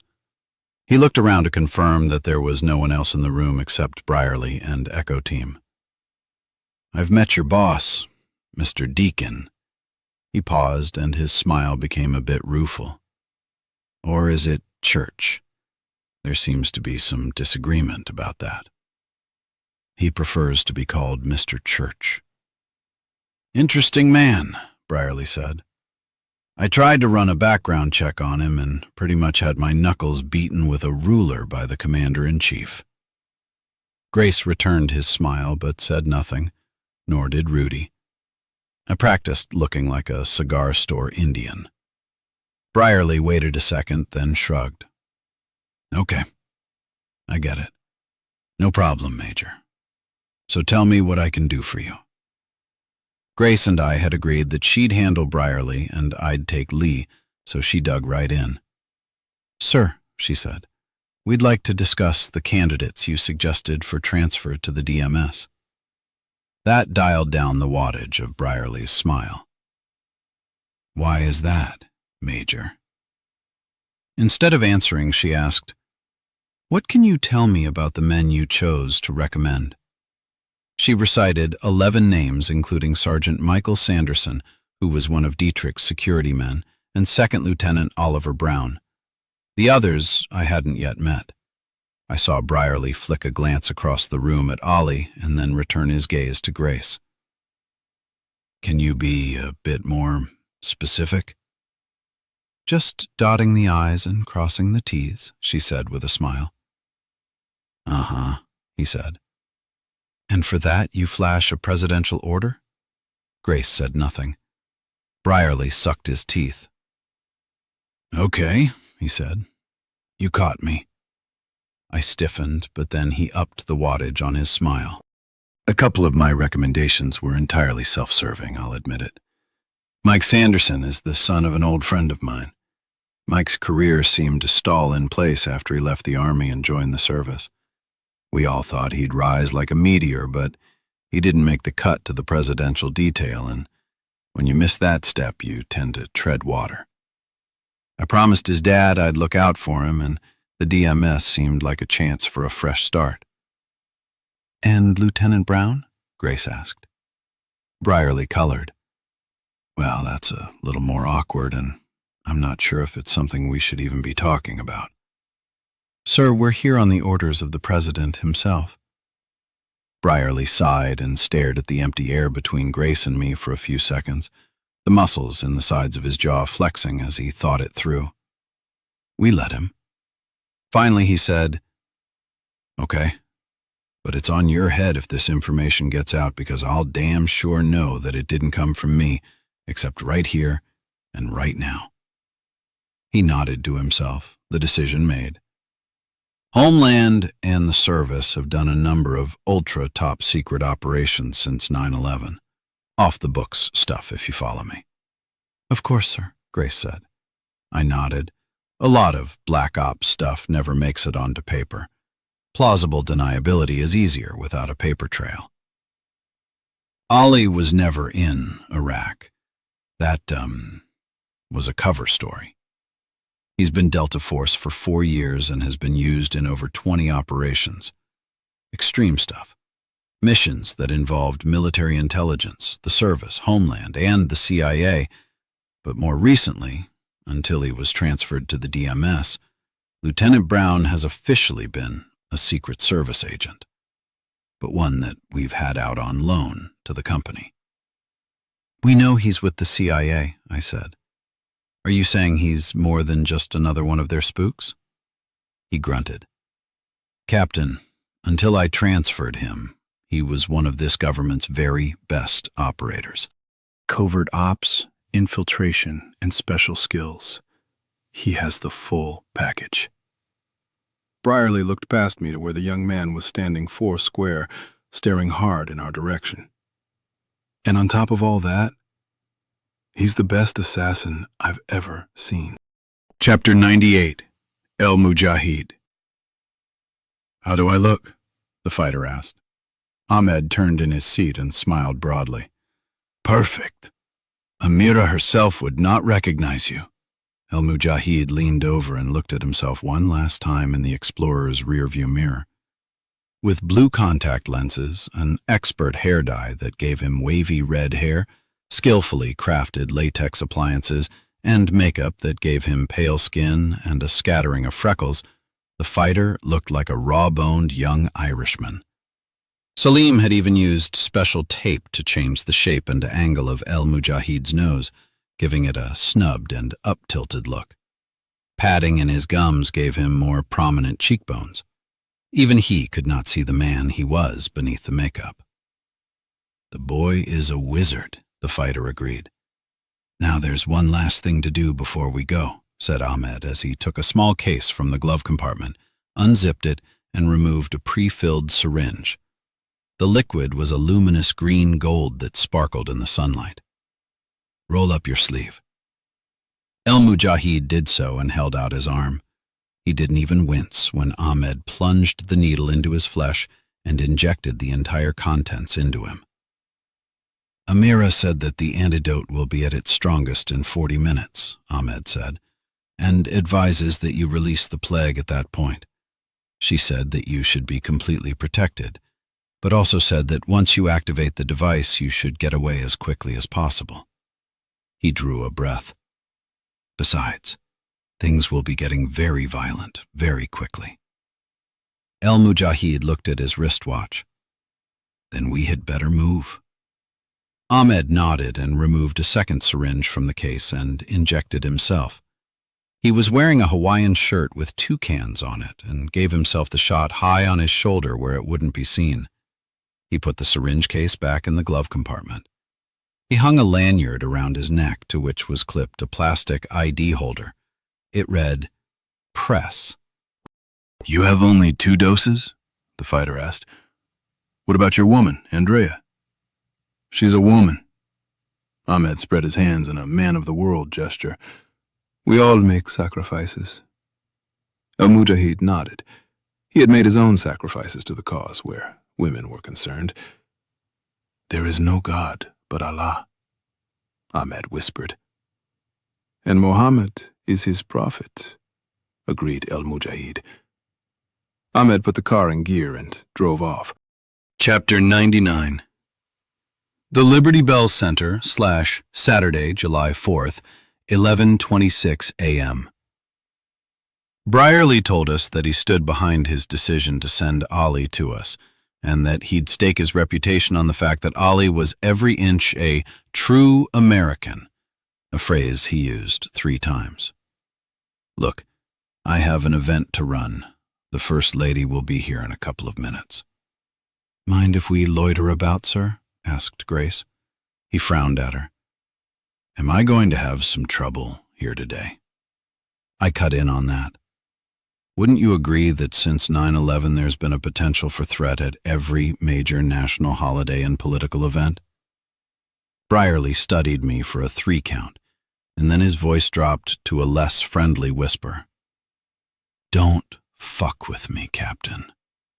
I got a pretty damned cryptic, keep your eyes open sort of memo this morning from Washington, but it had 0 details, and I really don't like being kept in the dark.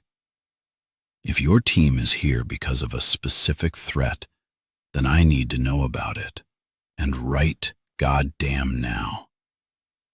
I opened my mouth to reply in kind, but Grace stepped between us and took Brierly by the elbow and led him out of earshot of everyone in the room. They stood with heads bowed together for 3 minutes, and I could see his body becoming more rigid with each passing second.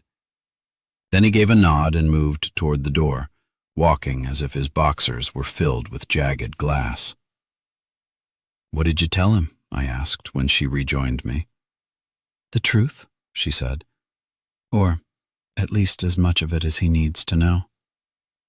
He didn't look happy about it. Are you? Point taken. He said he'll quietly increase the circle of protection around the First Lady. He has a number of agents in plain clothes who can be seeded into the crowd at the ceremony. Good. The more the merrier. Another agent entered the chamber a minute later and hurried over to us, introducing himself as Colby, Brierly's number 2. I've been asked to brief you on the on-site security. He led us to a staff-only door hidden behind a screen on which the Declaration of Independence was printed. If we need to remove the First Lady in the event of a crisis, agents will escort her through here and then lock the door behind them. There are offices and other rooms back there, and we have a designated secure spot as well as escape routes. After he left, I dialed the cell number for Robert Howell Lee, and after verifying that the line was secure, identified myself and read the note from the President that ordered everyone to offer complete and immediate assistance to my investigation. He answered that with a long silence, and I could imagine him trying to figure out what the hell was going on. I hadn't told him. I broke into the silence and asked him if he could meet us in the bell chamber. What you mean now? He demanded. Are you out of your mind, Captain? Do you have any idea what is going on? We can grab a few minutes after the speeches, I interrupted. This won't take long. Can you at least tell me what the hell this is about? Grace had returned, and she and Rudy were leaning close to eavesdrop on the call. She mouthed the words, "Play the card, Joe."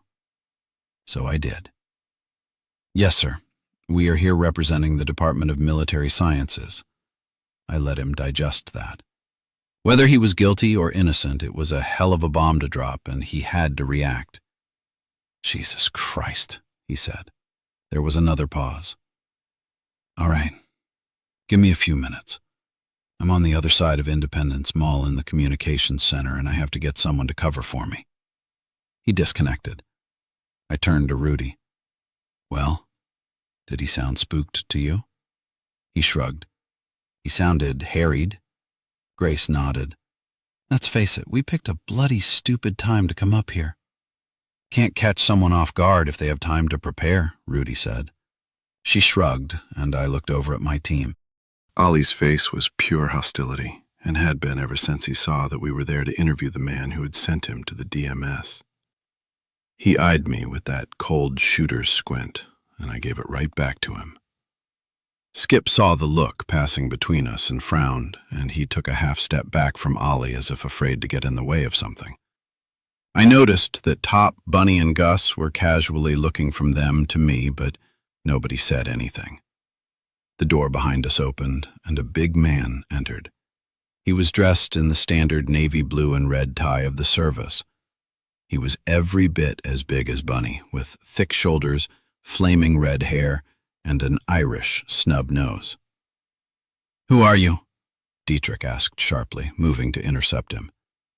"Special Agent Michael O'Brien," the man said in surprise, holding out his ID. He held a metal case in the other hand. "I was detailed to check the room before the First Lady's party moves in here for the speeches." Gus checked the ID and called it in while he inspected the metal case. It held the standard electronic scanners and nitrate sniffers that would show if anyone had planted bugs or bombs in the room. Dietrich nodded his approval and handed back the ID. Dietrich closed his phone and sketched a salute to the agent. "Okay, O'Brien, the room's yours." Chapter 100, Galt / Outside the Bunker / July 4th. The rover sat in the lee of a stand of palm trees about 100 yards from the tent that hid the entrance to Amira's bunker. "Now what, sir?" asked the driver. "Is your contact meeting you here?" "In a way," Galt said. "Toys, would you oblige?" Without a word, Toys drew his pistol and shot the driver in the back of the head. The impact knocked the man against the steering wheel and splashed the window with bright blood. "Sorry, old chap," Galt said distractedly. Toys' face was stone as he removed the clip and replaced the round. He didn't want to come up a bullet short at some crucial moment. He looked at his watch. "Zeller's team is still 20 minutes out. Where do you want to wait for him? I don't like being this exposed." Before Galt could answer, the sat phone rang and Toys put it on speaker. For a moment, Galt's heart lifted, hoping that it was Amira, but then the American's voice barked at them. "Line?" "Clear, my friend. How are things going?" The American's voice was shaky. "God, they're on to me." "What are you talking about?" "The DMS. They've sent agents here to interview me." "Christ, how did that happen?" "I don't know, Sebastian. You have to do something." Galt almost laughed. "What is it exactly you expect me to do? I'm half a world away." "I have to get out. We haven't been able to find El Mujahid. He could be anywhere, and these agents are right here now." "You haven't found him?" Galt was stunned. "Listen to me. We're paying you too much money for you to let something this important slip through your hands. Fix this." "How? The only way I can bring more assets to bear on this would be to go to my own superiors, and that would land me in federal prison for the rest of my life."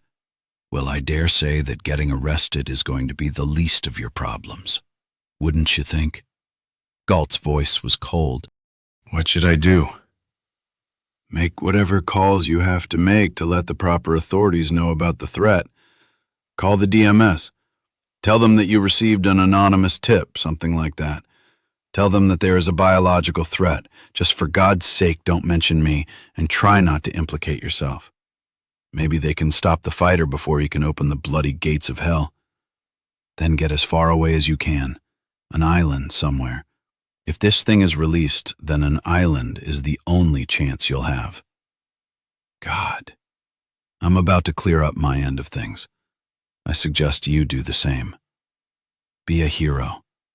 Save the day. The American mumbled something that Galt thought was a Hail Mary, and then the line went dead. "Bloody hell," he said, staring out through the blood-stained windshield. "The man's a coward. And a fool."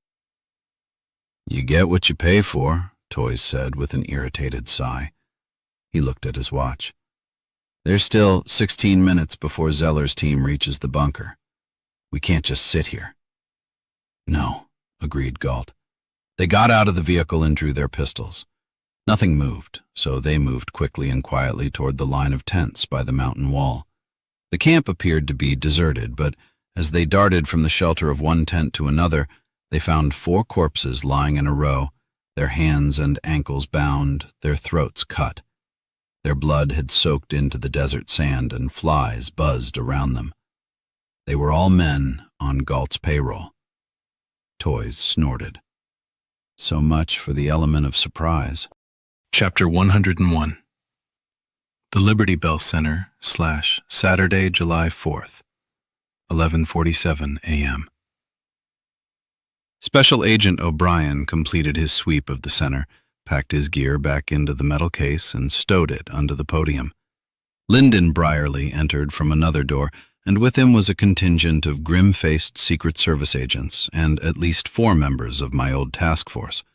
And following them were half the members of Congress, a couple dozen assorted local politicians, and the First Lady and the VP's wife.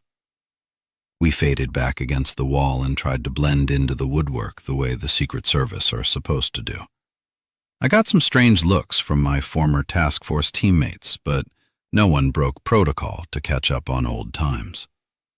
Robert Howell Lee had not yet arrived. I looked at Grace, who shrugged. "Give him time," she said. But there was no time. Brierly, looking stressed and flushed, was trying to guide the ladies to their spots between the 2 bells, but the women were not cooperating. They were pausing to glad-hand everyone and engage in chit-chat, while outside, the press photographers were snapping pictures through the big glass windows. And beyond the press, a veritable sea of people waited for the festivities to commence. Eventually, they let about 200 civilians into the room, which meant that everyone was packed like sardines. I glanced around. Top and Ollie were directly across from where we stood. Bunny and Skip were on my 3 o'clock and Gus on our 9. "This is going to be a bloody circus," Grace said under her breath. "Brace yourself. I think everyone in a suit is about to make a long-winded speech." Swell. The First Lady, looking very stylish in a pretty dress and an absurd hat, mounted the steps to the podium and tapped a microphone, making the usual "Is this on?" remark, which, strangely, got a laugh. I saw Special Agent O'Brien standing by the far door, slowly scanning the crowd. Our eyes met, and he gave me a single, curt nod, and then his eyes shifted away. Weird thing was, he was smiling. I don't think I've ever seen a Secret Service agent smile. Not on the job. As the First Lady launched into her speech, I scanned the crowd looking for Robert Howell Lee, but my eyes kept flicking back to O'Brien. That smile bothered me. Chapter 102. Galt / the Bunker. Galt radioed his assault team to let them know he and Toys were proceeding inside. "If you don't hear from us in 10 minutes, come in hard and fast." "We'll be there," assured Captain Zeller. Then Galt and Toys entered the shallow cave that led to the bunker's hatch. They encountered no one, but they weren't fooled, and both men kept their pistols ready. Toys stood guard, while Galt accessed the entry keypad that was hidden in the wall. He didn't use the standard code. Amira was too clever for that. Instead, he entered a number sequence that bypassed the security, using a back door he had written into the security software. The new code disabled all external video scanners, including the ones in the cave and the monitors that watched the back door. Zeller's team would now be able to approach unseen. Galt punched in a second code and a door swung open. It wasn't the big airlock that swung open. Instead, to his left, a tall, slender ridge of rock slid upward on silent hydraulics to reveal a narrow passage. No one, not even Amira, knew about this entrance. As the door opened to his command, Galt felt another fragment of his confidence return.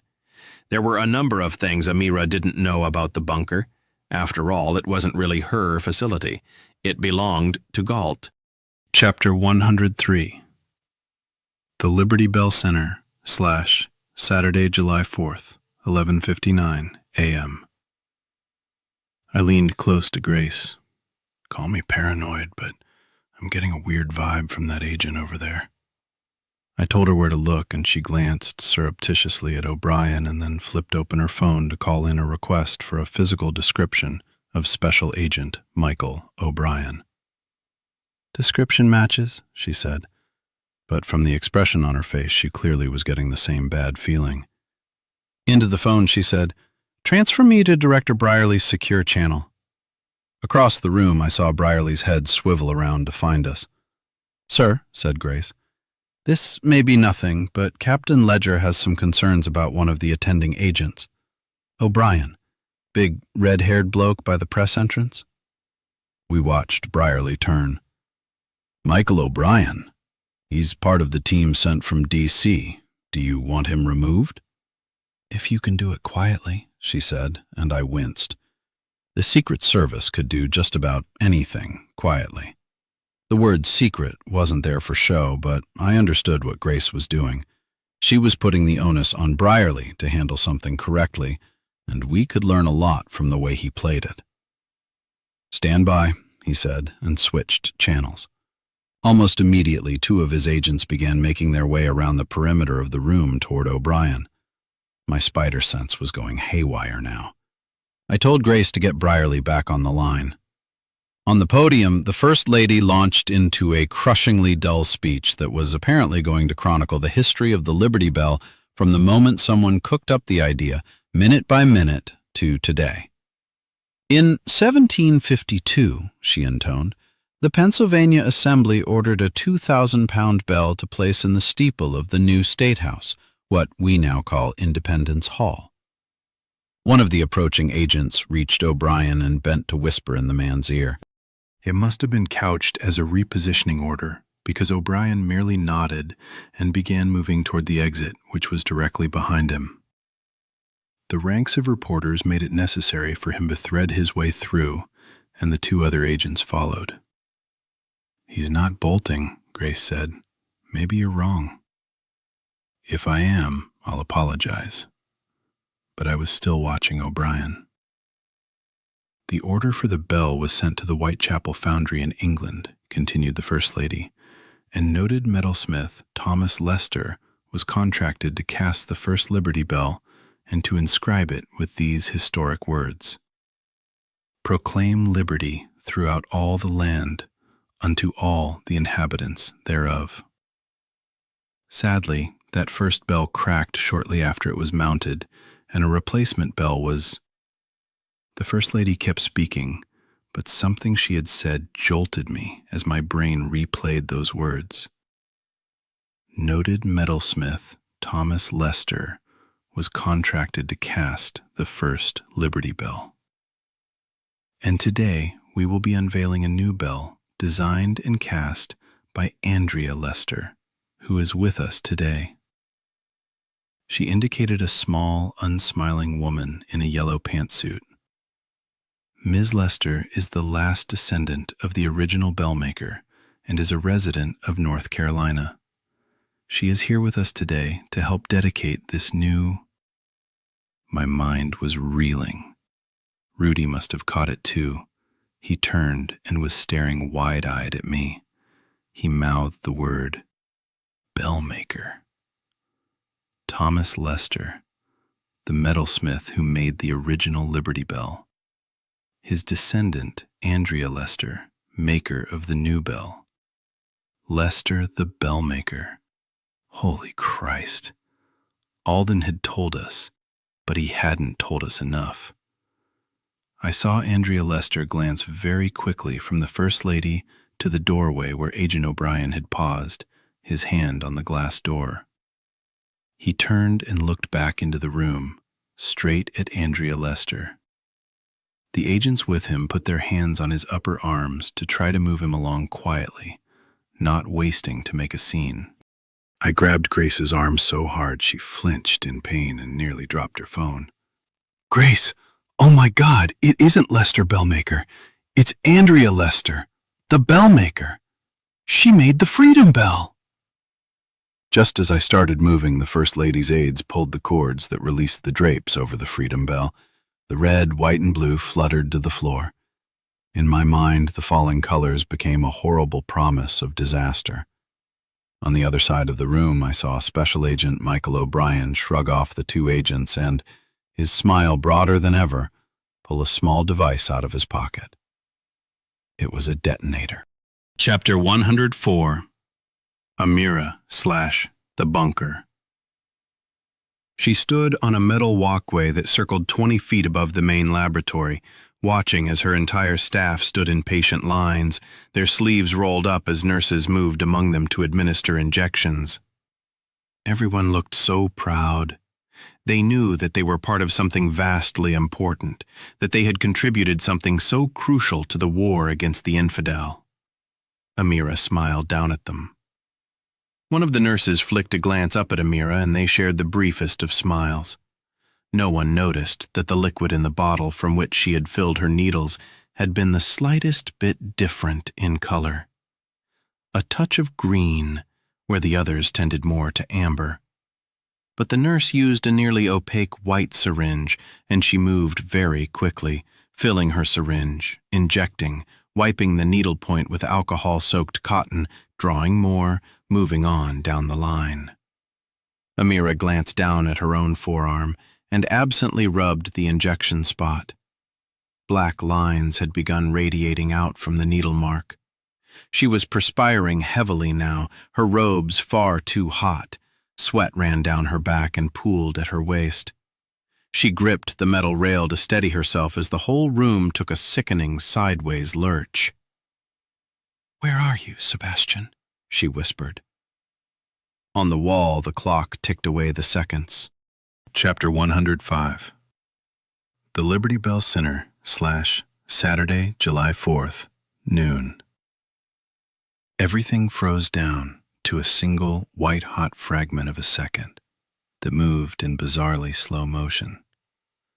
The First Lady was leading the applause for the unveiling of the Freedom Bell. Beside her, on the podium, Andrea Lester was reaching in her pocket.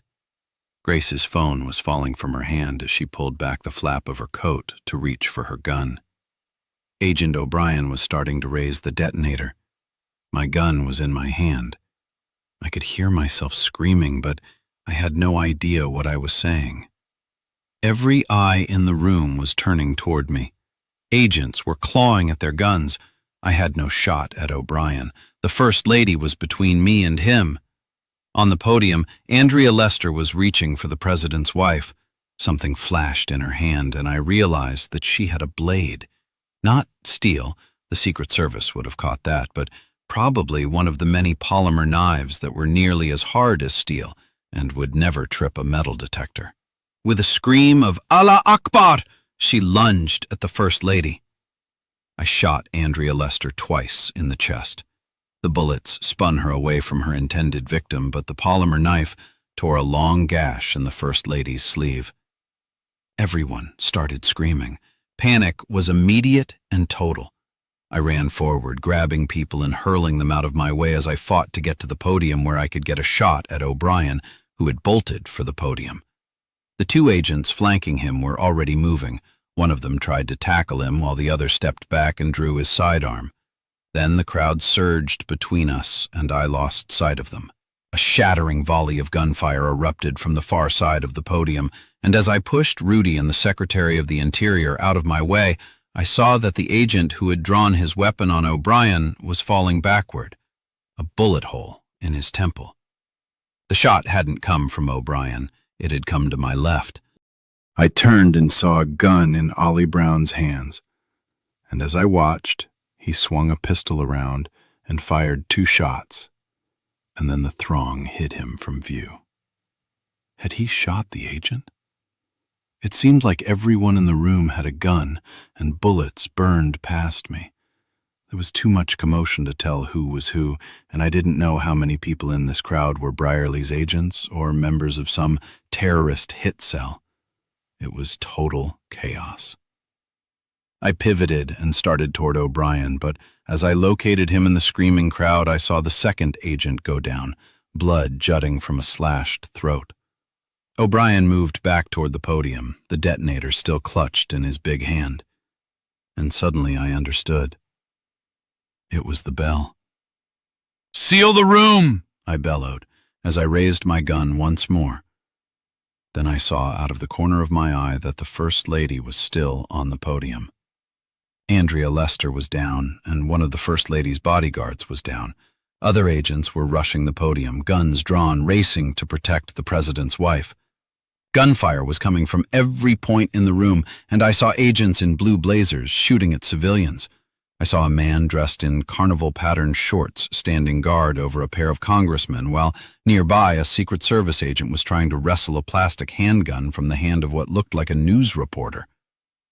I needed to get to the top of the podium so I could see the room and try to see O'Brien so I could stop him before he pushed that button.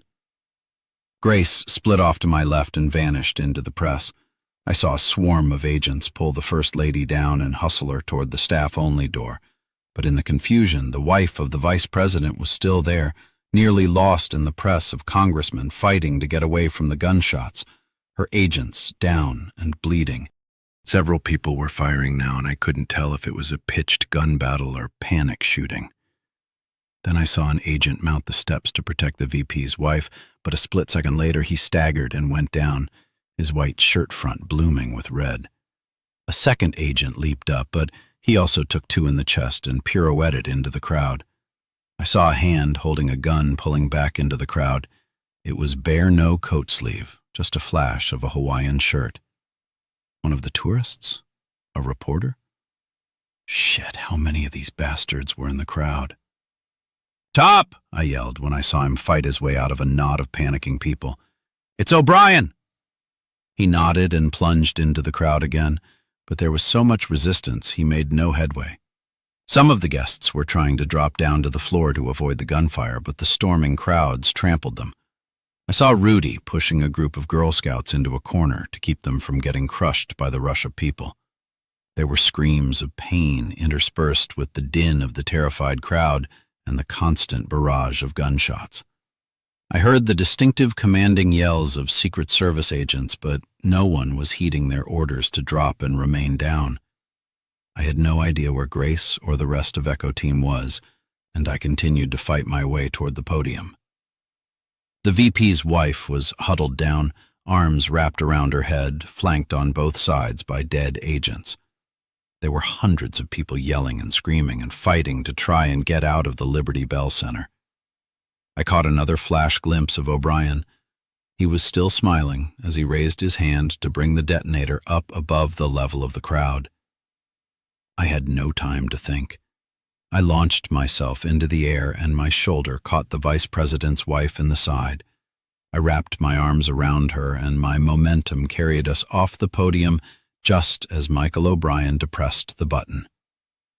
The Freedom Bell exploded. Chapter 106. /The Bunker.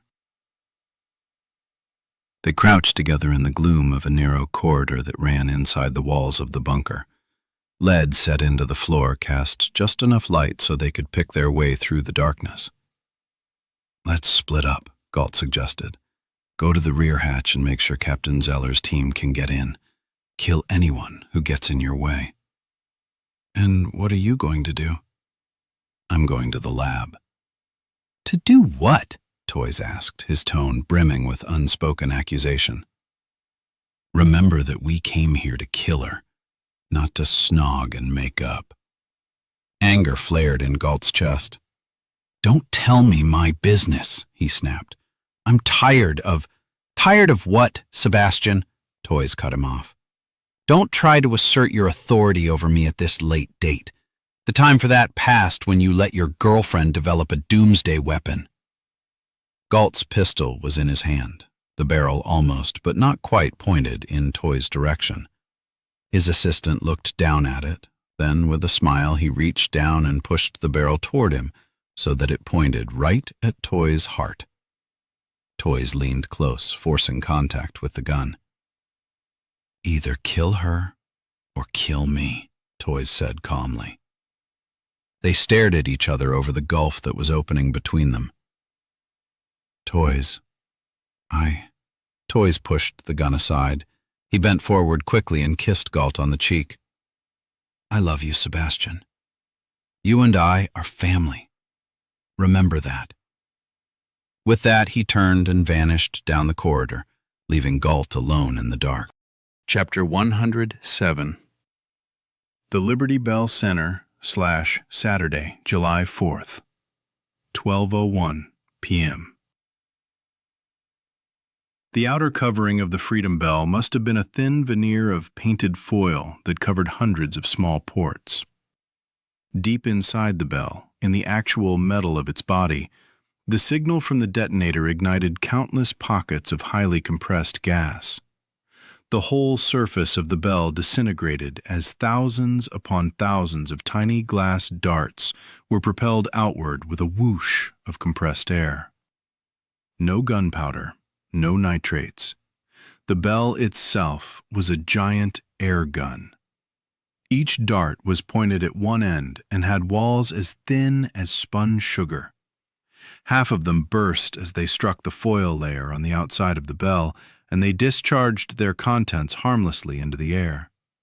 But the other half, maybe 1,500 darts in all, tore into the flesh of members of Congress and the press, stinging the hands and faces of tourists and local dignitaries and ambassadors from a dozen nations. I could feel the wave of them pass over me as I toppled to the ground with the vice president's wife under me. I had no idea if I'd been hit or not. Everyone was screaming. The VP's wife shrieked in agony as we crashed onto the concrete floor. I rolled off her and spun over into a kneeling shooter's position. How the hell I'd held onto my gun is beyond me, but it was in my hand and I brought it up, fanning it around to find O'Brien, but he was nowhere in sight. All I could see were legs and torsos as people scattered and stumbled and fell. People kicked me as they ran, and I had to scramble back from being trampled to death. I could hear Grace's voice, high and shrill, ordering the agents in the room to seal the doors. She knew. She understood what we were facing. All of those glass beads fired from the bell were filled with the plague. From her voice, I could tell she was every bit as terrified as me. The Seafowl Din had been launched. After all we'd been through, we could lose it all right now if even one of the infected got out. God. Echo Team! I roared, and suddenly Bunny was there, his face white as paste and splashed with blood. Are you hit? He yelled. To hell with that, we have to seal the doors. It's already done! I heard a voice yell with enormous force and then realized it was Brierly shouting through the amplification of my earjack. The doors are sealed.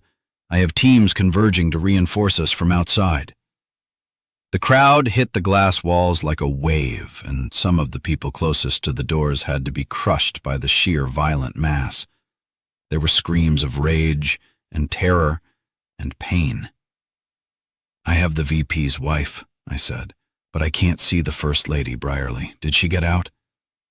My assistant Colby and a team of agents got her to the safe room, he said. What the hell is going on, Ledger? I'm on the back side of the podium. Find me, I said. Now! As I turned to start looking for him, Bunny said, Boss, those darts? I know. Keep an eye out. If anyone starts acting twitchy, you take the shot. I could see how the weight of what we might have to do hurt the big young man, but he nodded. I looked around and saw Rudy still with the Girl Scouts. One of them was bleeding, but from that distance I couldn't tell if it was from the darts or the panic of the crush. Bunny, stay with the VP's wife, I ordered, and keep your eyes open for Agent O'Brien. He's our hostile.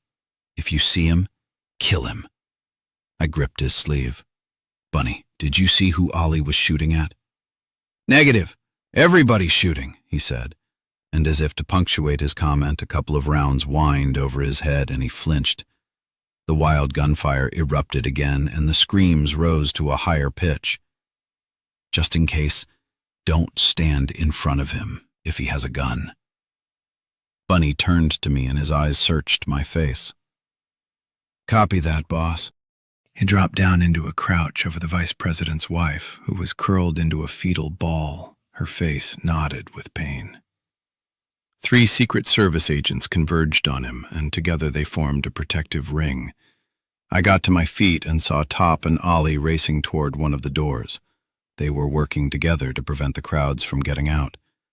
Grace was already blocking the other door, her pistol out. I saw Gus Dietrich bent over the governor of Pennsylvania, who was covered with blood. Dietrich was sheltering him with his own body, and he had a smoking pistol in his hand. On the floor beside him was a Secret Service agent who had taken the blast of the glass darts full in the face.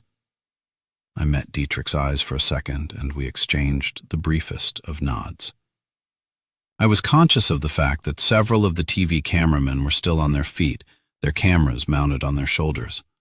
How the hell they had kept their heads was beyond me, and I could only imagine how half the country was reacting to this. I hoped the networks had blacked it out. I saw Brierly and grabbed him by the shoulder and pulled him against the podium. There were no more gunshots, but the air was still torn by screams and yells. We had to bend close and shout in each other's ear. "Why the hell did you shoot that woman?" he demanded, and I was conscious of the fact that his pistol was half turned toward me. I batted it aside. Andrea Lester was a traitor and a terrorist sympathizer. She rigged her own bell to fire those darts. I pulled him closer. She's working with El Mujahid, and your agent, O'Brien, is one of them. He set off the device. That hit him hard. My God. We screened her. She was cleared to be here. These guys must have had inside help. Trust no one right now. Inside? No time for that. Listen to me and listen close. The darts from the bell, they contain the infectious agent Grace told you about. You know Ebola? This is 100 times worse. I pulled his ear to within an inch of my mouth. If one single person gets out of this room, we'll have a worldwide plague on our hands. There is no cure. I said that slowly, punctuating each word. Believe it. Brierly's face twisted into a mask of such utter horror that I thought he was going to scream. Then he ducked as bullets struck the plastic walls around the Liberty Bell. I turned and saw someone dressed like a Philly cop pointing his pistol at us. He fired again, and I pushed Brierly out of the way and returned fire. The fake cop pitched back. I said, "Contact your men outside. Nobody leaves this building. Nobody. We're going to need troops and a Class A biohazard team." He licked his lips, blinking several times as the devastating news sank in, and then I saw the man behind the bureaucrat take over. Christ, I hope you're wrong about this, Ledger. I wish I was, I said, but I'm not. Brierly tapped his mic and began rapping out a series of curt commands. He ordered that all teams seal and defend every exit in the building, and he reinforced that to include exits that led off from the offices and rooms beyond the staff only. Hummingbird is to be located and secured. Hummingbird was the code name for the First Lady. Junebug was the VP's wife. When he got confirmations, he turned to me. Okay, the First Lady is in the safe room. The VP's wife is being guarded by one of your men and 3 of my agents. We'll move her to the safe room in a bit. He looked marginally relieved. Brierly, you need to make sure everyone understands that we can't let anyone out of here, not even the president's wife. He stared at me, torn by his responsibility to protect his charges and the greater reality of the plague. Finally, he nodded and keyed his mic. This is Director Lyndon Brierly. This is an all-stations alert. On presidential orders, no one is to leave this building, no exceptions. Repeat and confirm. All posts confirmed, but I could imagine a lot of them were either scratching their heads or getting really spooked. You'd better be right about this. I left him do his job and went to try and find O'Brien, but I couldn't see him anywhere. The gunfire was dwindling now, just sporadic shots interspersed with yells and screams. Movement to my right made me turn, and Grace was there, with Top right behind her, both with guns drawn. Grace had blood on her clothes, but when she saw my expression, she glanced down at her clothes, then met my eyes. She shook her head. "There was a young woman standing right in front of me," she said, and left it there. The gunfire stopped, but the crowd was still surging back and forth like frightened animals in a pen.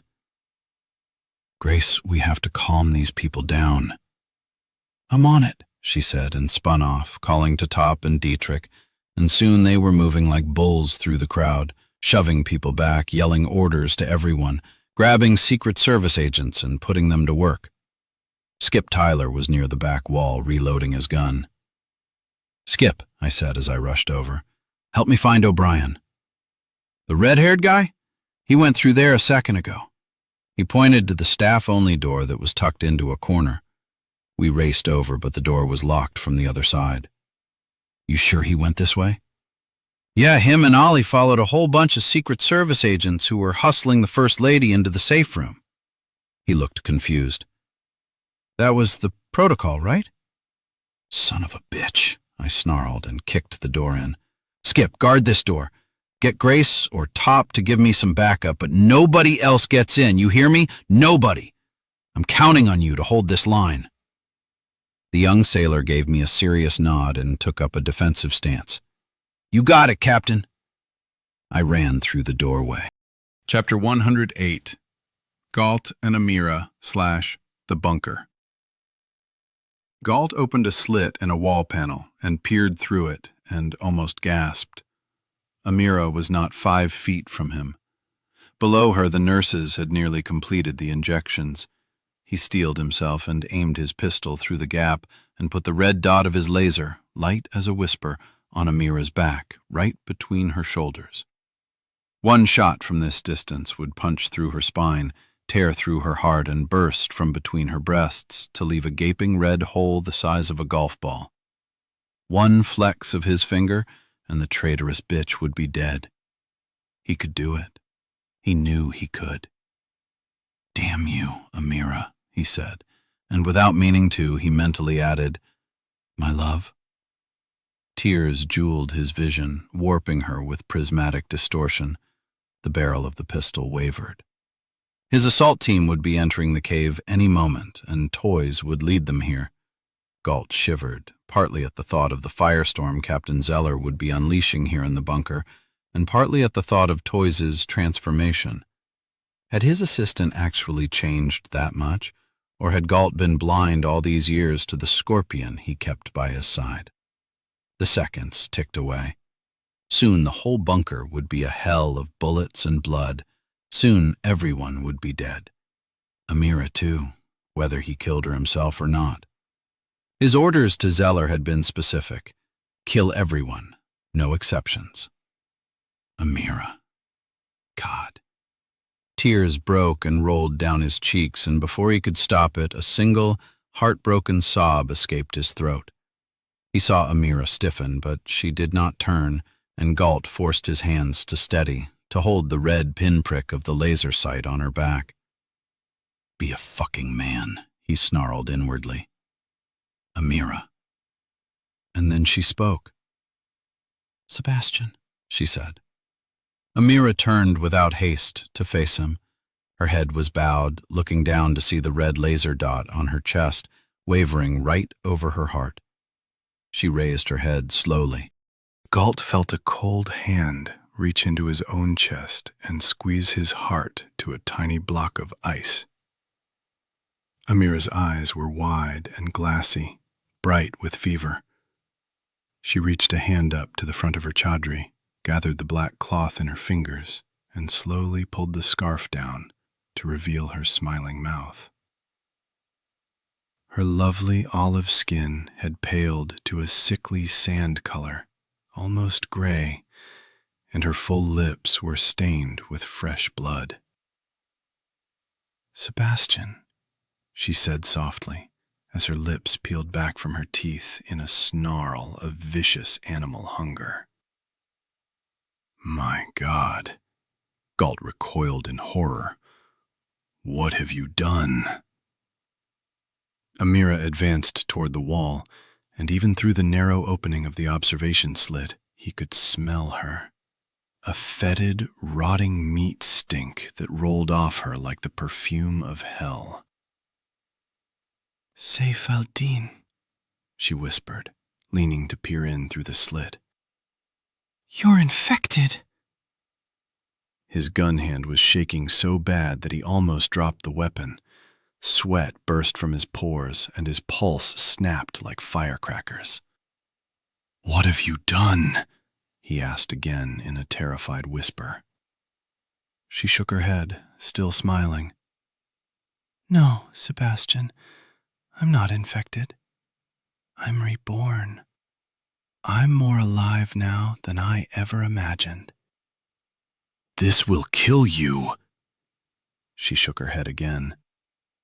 The pathogen is no longer fatal. I've perfected it. You only saw Generation 7.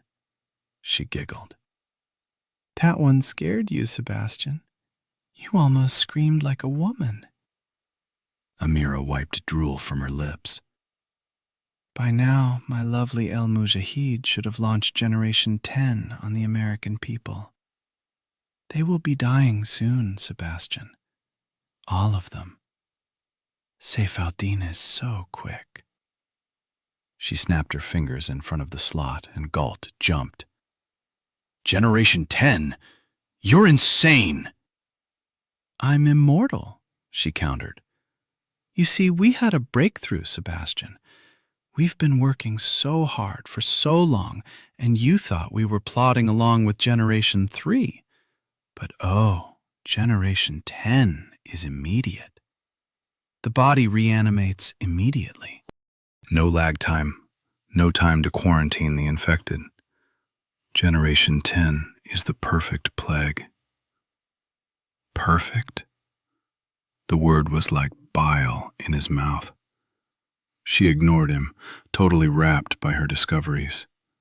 But we went further still. Generation 11 was a disappointment, but... oh, Generation 12. She drew the word out, filling it with wonder and with threat. We broke through into an entirely new area of science. It's what I've been laboring on for the last year while you left me here in this bunker. The killer pathogen was developed to Generation 10 before you even knew of the second generation. She laughed at the look of shocked hurt on his face. We had the plague, but we couldn't use it until we had the cure. And now, oh, Sebastian, it's a fire in my blood. I can feel it moving through me. You used it on yourself. You've turned yourself into one of those damned monsters. Do I look like a monster? She said. She stepped back from the slot and cupped her breasts through her robes. Do you think I'm a monster, Sebastian? God.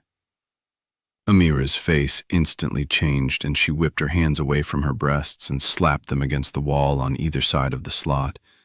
It was like an entirely different personality had shoved itself into place behind her dark eyes. God? How dare you even mention him? Your God is money, you worthless piece of shit. Galt recoiled and raised the pistol. You don't even understand what it means to worship God. You couldn't know, Sebastian, what it feels like to feel him in every thought, every breath, to hear his words flowing over the desert sands. You pretended to read the writings of the prophet to fool El Mujahid, but you lacked even the depth of understanding to let those words enter your soul. You think you made me into your whore? Do you think that I would truly betray my husband, my people, my faith for you? She spat at him, and he dodged away, terrified of what might be in that sputum. He swung the pistol up and put the dot of the laser sight on her forehead, where it glowed like an Indian bindi. I loved you, he said weakly.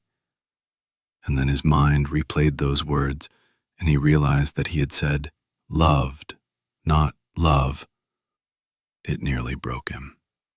In his mind's eye, he saw himself turning away from her and bringing the barrel of his pistol up to his own temple. Better to snuff out that loss than endure its absence. But although his hands trembled, the gun did not move. Amira ignored it. Have you figured it out yet? You must have, or why else would you be here, Sebastian? She was using his name like a whip, and each time it stung him. You think you found us, but we had been looking for you for years. Not specifically you, you're just not that important. No, we were looking for any faithless, greedy dog who had the resources you have. It was so easy. She laughed and shook her head, delighting in the pain she caused him. It was so easy to lure you with covert hints through your network of spies, to draw you to us step by step, to stage things so that you always felt that you were in control, when all the time this was a plan my husband and I had made. Yes, my husband, El Mujahid, the greatest of God's warriors on earth, a true soldier of the faith, a man who lives the words of the prophet every minute of every day.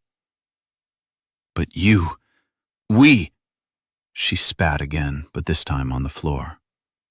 What? We made love? Is that what you were going to say?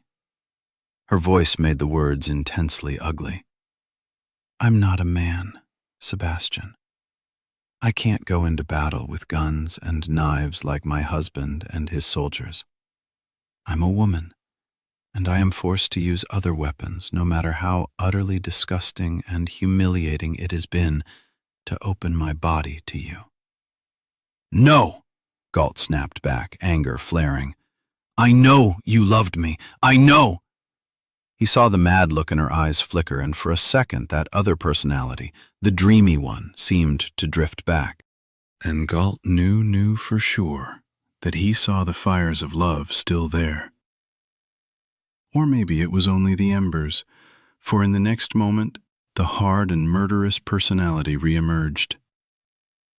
Each day I get down on my knees to beg forgiveness from Allah for what I have done, even though it is His will and serves His ends.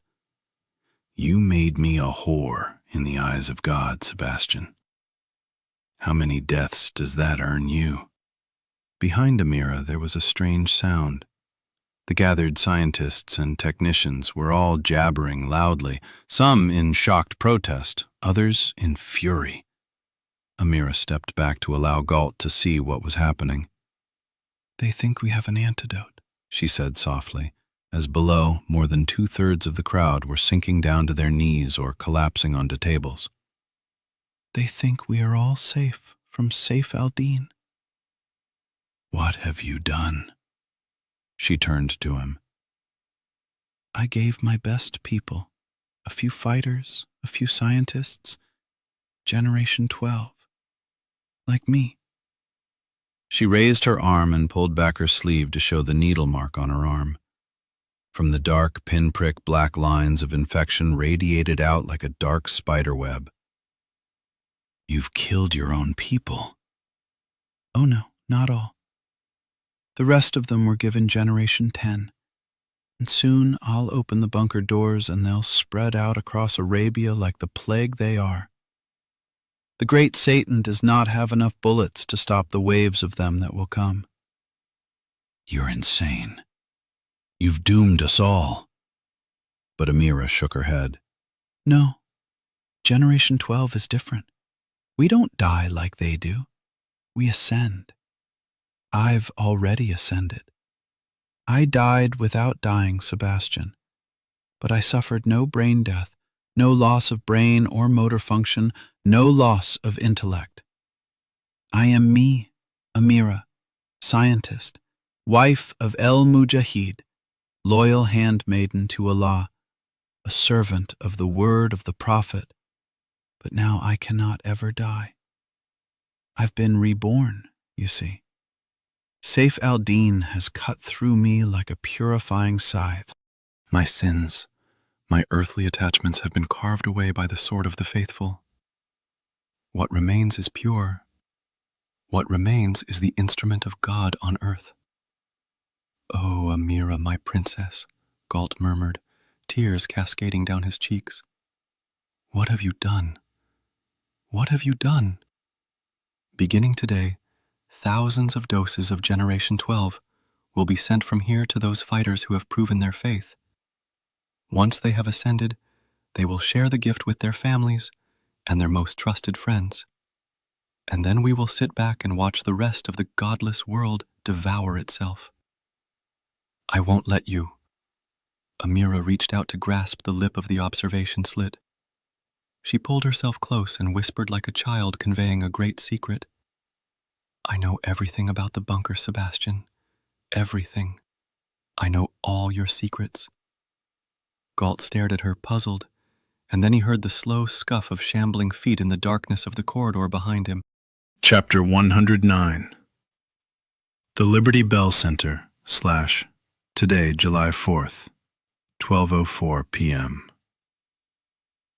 As soon as I was inside, the sound of chaos diminished, and I crept into a long, darkened corridor that led, I knew, into a maze of offices and workrooms. The center wasn't that big, but there were still 100 places someone could hide. I moved forward through several rooms, encountering one locked door after another. It would be suicide to kick each door, but these were interior locks, and I could trip most of them with a stiff piece of plastic. I used my Barnes & Noble member card. It was slow going, searching and clearing every room without backup. I wondered what was taking Skip so damn long to send someone after me. I was hoping that O'Brien and Ollie had tried to make a run at the First Lady and had been cut down by Colby and his team. Agents on the presidential detail are incredibly tough and resourceful. But with every step, my hopes diminished. I didn't know who or what O'Brien was, but if Brierly was right and Ollie was a top CIA killer, then this was exactly his sort of operation, a hunt and kill. What confused me was the fact that Brierly did not seem to be our man. Having spoken with him and seen him in action, I could not believe that he was any part of the chaos back in the hall. And yet Ollie had been with O'Brien, and someone had fired those shots that saved O'Brien. Very accurate shooting in a hysterical situation, which showed professional calm. I stopped when I saw a splash of blood on the floor, very fresh. Creeping forward, I found more, and then a place where feet had scuffed in the blood. 2 sets of shoes. A scuffle? Had someone else come in, following O'Brien and Ollie, and been ambushed by them? Or had the 2 traitors had a falling out? Then it occurred to me that one of them might have become infected. What if the Walker Plague had turned one of them into a monster? Was I chasing 2 armed men, or 1 man and a zombie? Or 2 zombies? The thought chilled me. Joe? Grace's voice in my earjack made me jump, and I faded to one side and crouched down behind the open door of a mop closet, pistol aimed into the darkness. Joe, where are you? I'm inside the center, I whispered. O'Brien came in here with Ollie Brown. I'm following a blood trail, but no sign of them yet. I could use some backup. Top Sims is on his way in with Skip. I have 2 other agents on the door. Good. What's the situation outside? It's bad. We're getting the crowd quieted down, but I think some of them are already infected. Several people are showing signs of sickness. I have our people going through the crowd and separating out anyone who was hit by those darts. Grace, if they start to turn... I know, Joe, she said in a voice that was hard but scared. We were both thinking about St. Michael's, but this was much worse. Members of Congress were here, and the VP's wife, and on both sides of the glass were TV cameras.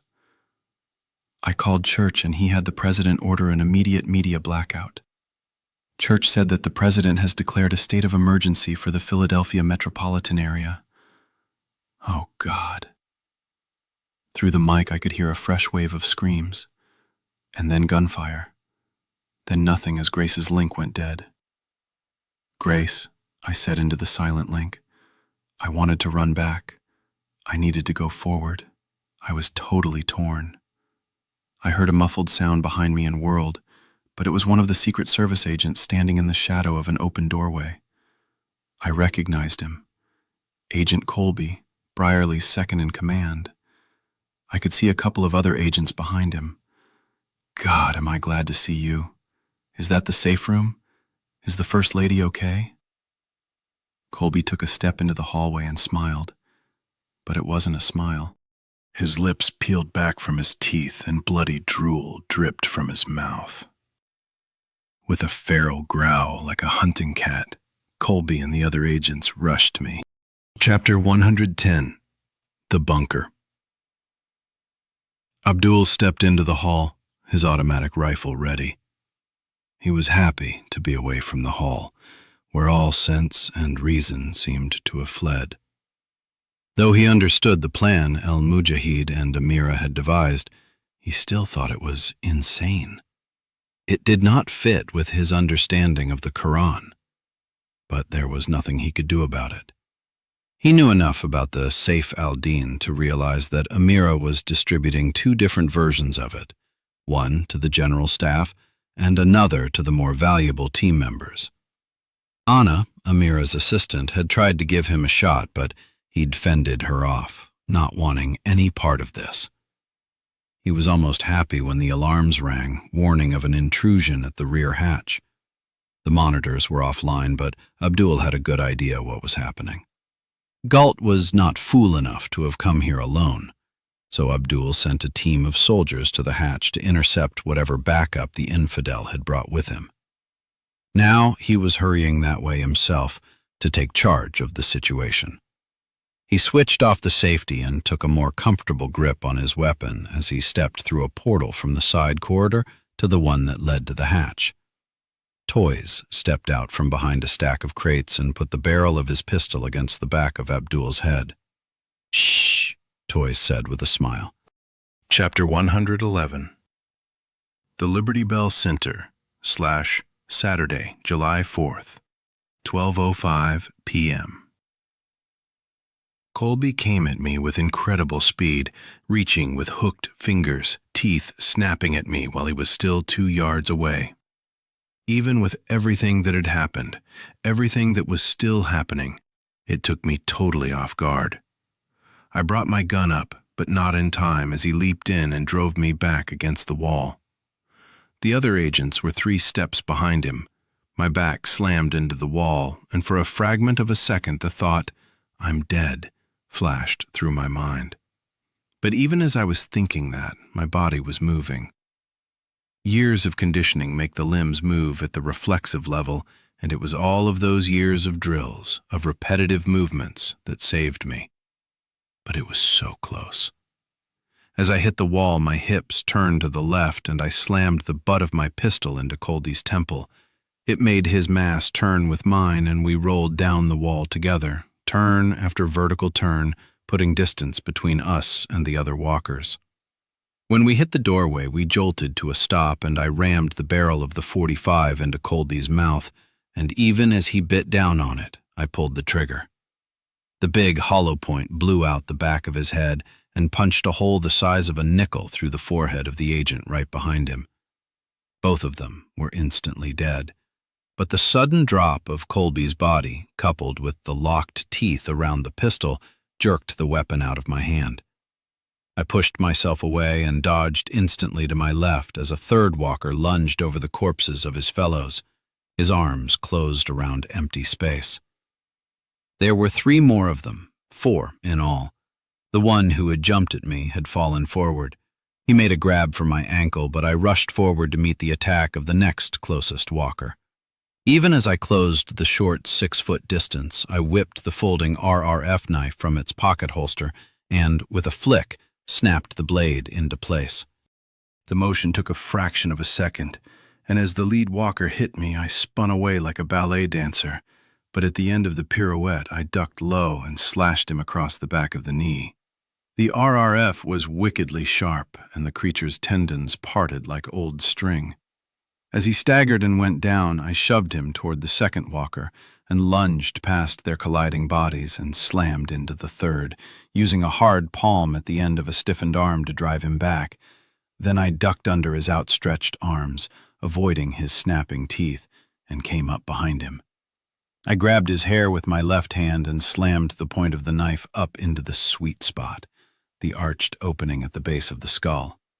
The blade pierced the spinal cord, and the walker shuddered to a stop and instantly fell forward. The walker who'd tried to grab me after I'd killed Colby was scuttling forward now, running at me low and fast.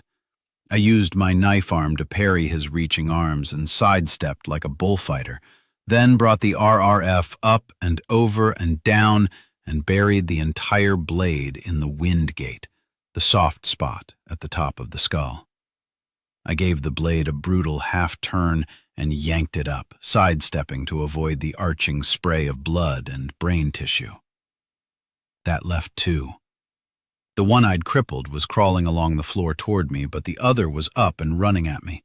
When he was 2 paces out, I stepped in and to the side so that his mass missed me by half an inch.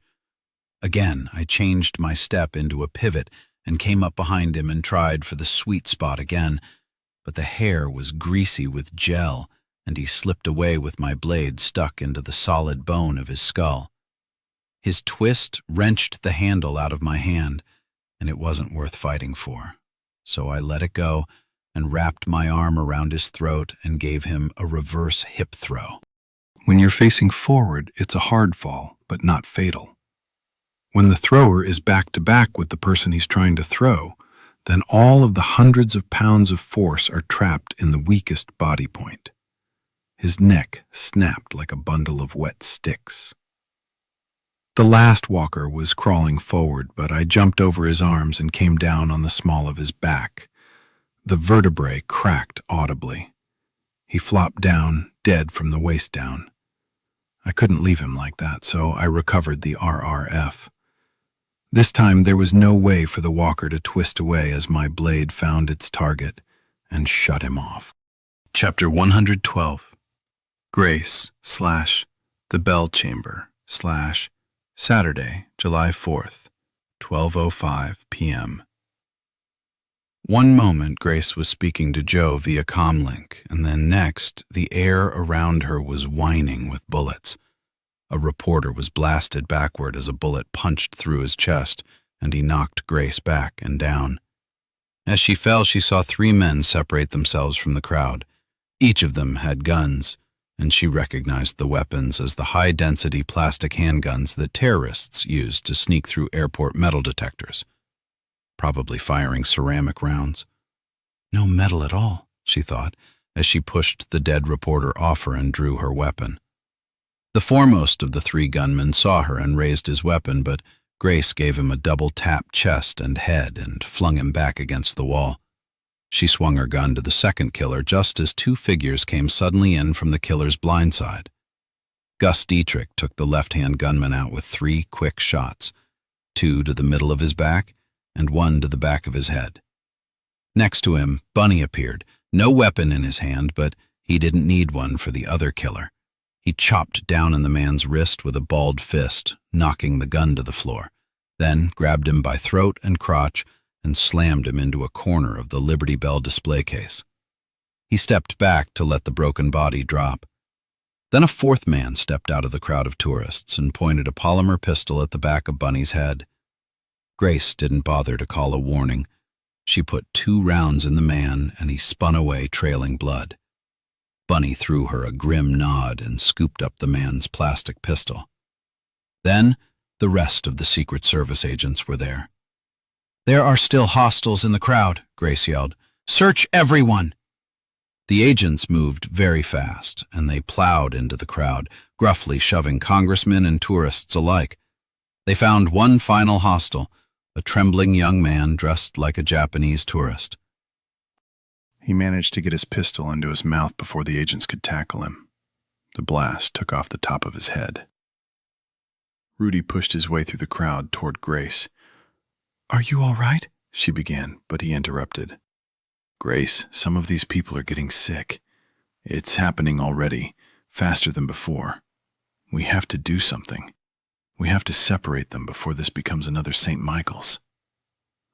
As he spoke, one of the reporters staggered forward and dropped to his knees and vomited. He looked up at them with a fevered face and eyes that were already becoming glassy. The man reached out a desperate claw of a hand toward them. "Help me." Chapter 113. The Liberty Bell Center / Saturday, July 4th, 12:07 p.m. I wiped my knife and slid it back into its pocket clip, then retrieved my gun and cleaned it quickly on Colby's tie. I had no idea how many agents had gone with the First Lady. Was there a chance she was safe somewhere? Would we get that much of a break? I tapped my ear mic, but there was nothing, not even static. It must have been damaged when I'd hit the wall. I was alone.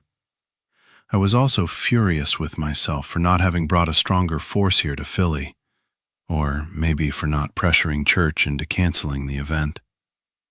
We'd both looked at this as a likely scenario, and we'd still allowed it to go forward.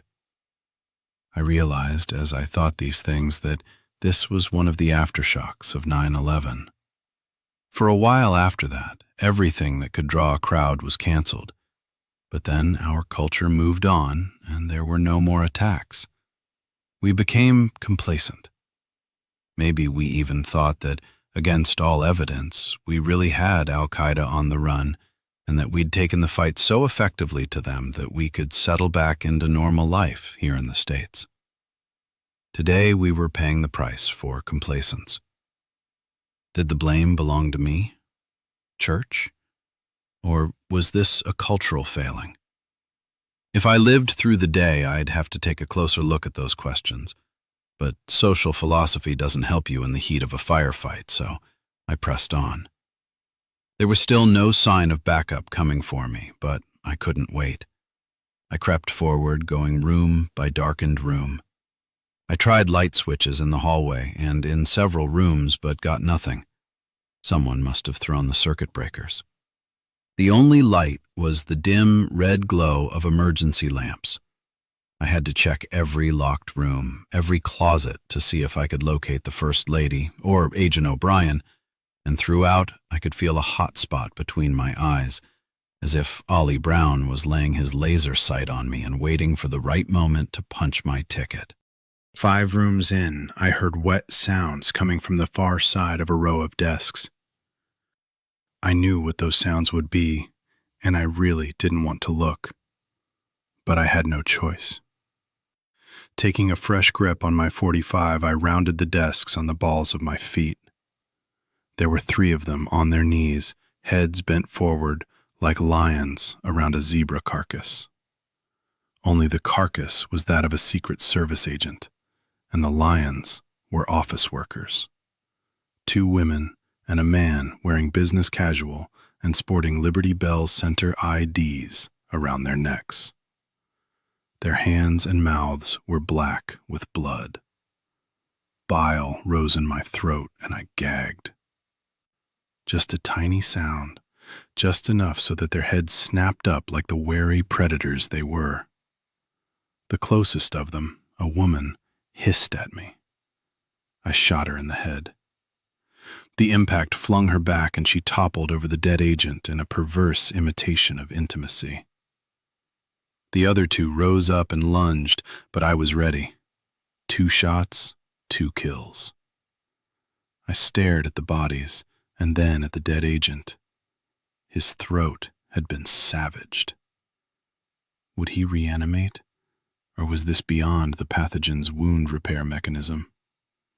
I pointed my gun at his head, and just as my finger was tightening around the trigger, I heard 3 separate sounds at the same moment. From far behind me, I heard Top Sims calling my name.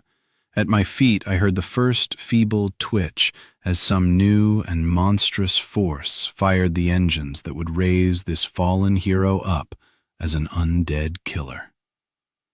And up ahead, I heard the First Lady scream. Chapter 114. Galt and Amira / the bunker. Galt whirled and pointed his pistol into the shadows. 5 figures crowded the narrow corridor, their bare feet scuffing the floor. In the pale glow of the LED panels, their faces were a ghostly white, but their eyes and mouths were as black as sin. He recognized one of the monsters, Khalid, the soldier who had been the first of al-Mujahid's men to take Galt's money for personal services. Galt had liked him. The man had always been tough and crafty, but now he merely looked dead. His skin hung slack on his skull, and his mouth sagged open to utter a moan of mindless need. "I'm sorry," Galt whispered. His first shot took Khalid in the shoulder and spun him around so that his outstretched hands slapped the second zombie across the face. If Galt had watched the scene in a movie, it would have been comical, a dark slapstick. But this was no zombie comedy, no BBC pantomime. This was death. This was horror. The creatures behind Khalid pushed him forward so that he kept moving toward Galt, even though he was facing the wrong direction, like flotsam on a current that flowed from the bowels of hell. Galt gagged and fired again. Khalid's face disintegrated, and he collapsed. 2 others stumbled over him, falling down to crack bones on the hard concrete. Galt shot them each in the head. But the final 2 were already climbing over them, their mouths working as the scent of blood filled the air. He fired and fired and fired. Behind him, through the narrow observation slit in the wall, he heard Amira's mad laughter. Chapter 115. Grace / the Bell Chamber / Saturday, July 4th, 12:11 p.m. "For God's sake, help me!" The junior senator from the state of Alabama raised his head and stared pleadingly at Grace Cortland. His skin had already turned from a healthy tan to the color of old parchment. There were 2 puncture marks on his cheek from where a pair of the glass darts had struck him. Grace raised her pistol and pointed it at him. "Get against the wall, sir," she said tightly. "I don't feel—" He shook his head as if trying to clear muddy thoughts. "I'm sick. Sir, for the love of God, please get against the wall with the others." Behind her, a woman's voice slashed the air. "Agent, what the hell do you think you're doing? Lower your weapon immediately." It was not the first time the vice president's wife had yelled at her in the last few minutes. Grace stood her ground. The room was silent except for sobs from the wounded. Grace, Bunny, Dietrich, and Brierly had worked through the crowd, separating out anyone who had been stung by the darts. Over 60 people, all of them sick and shivering with fever, were huddled together in a cluster by the wall farthest from the staff-only door. Rudy moved among them, making quick and purely visual assessments of them. His face was rigid with shock. A line of Secret Service agents, 15 of them, stood with their pistols pointed at the sick and wounded, but even the toughest agents among them looked confused and frightened. Outside, on the other side of the thick glass walls, the National Guard were setting up machine gun emplacements, and the sky above Independence Mall was filled with Army gunships. Things had started brewing to a panic, and so Grace had climbed to the top of the podium and fired a shot into the ceiling to get them to listen. "Listen to me!" she shouted. Bunny and Dietrich took up positions around the base of the podium, their guns at the ready. The 15 remaining Secret Service agents stood in a line between the infected and the rest, their faces showing the terrible doubt and conflict they each felt. In a few short sentences, Grace told everyone that the Freedom Bell had been rigged by terrorists, and that anyone who had been struck by the darts was likely to become infected with a highly contagious disease. That helped with the separation as the uninjured moved quickly away from them. The disease, she told them, would cause erratic and violent behavior. As she spoke, she looked for signs of infection in anyone who had not admitted to having been stung. That's when Audrey Collins, the VP's wife, had suddenly spoken up to champion the cause of the infected. Collins was a thin woman with a hatchet face and fierce blue eyes, and despite the agony from 3 cracked ribs, she managed to muster enough personal power to take a commanding position in the conflict. "You will lower your weapon, Agent, or so help me God, I will make sure that you are punished to the fullest extent of the law." Grace stepped down from the podium and Dietrich turned and brought his gun up to cover the infected junior senator. Grace said, "Ma'am, you have to be quiet and let us do our jobs." Collins cut her off. "Do you know who I am?" "Yes, ma'am.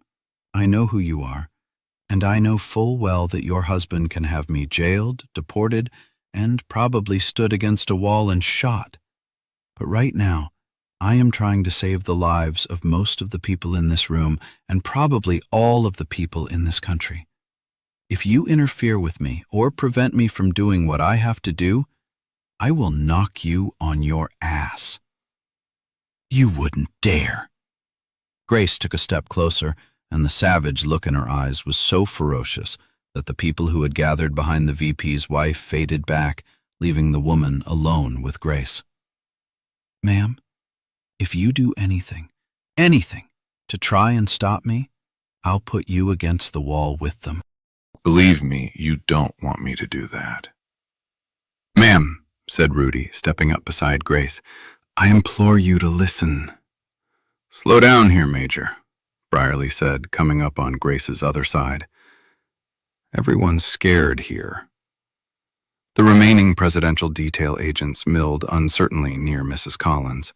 Brierly had briefed them and had even channeled the president himself on to the team's command link. The president's voice had been trembling with fear and rage, but he had been clear. Grace Cortland was in charge. Even so, threats to their principal went against all of their training. "No one more than me, sir," Grace said, but her eyes locked on the VP's wife. "But this is not something I can back down on. You know that." Bunny moved to Grace's right with a good shooter's angle to the presidential agents. "Mrs. Collins," implored the junior senator.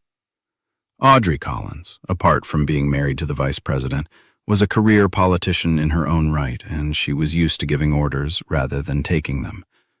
But for all her bluster, she was no fool. She shifted her furious stare from Grace and looked at the young senator, and changed her expression from anger to wretched concern. "Do what the major says, Tom," she said to the frightened congressman. "Everything will be okay." She turned to Grace, and the look they shared insisted that nothing was going to be okay. Not now, and maybe not ever.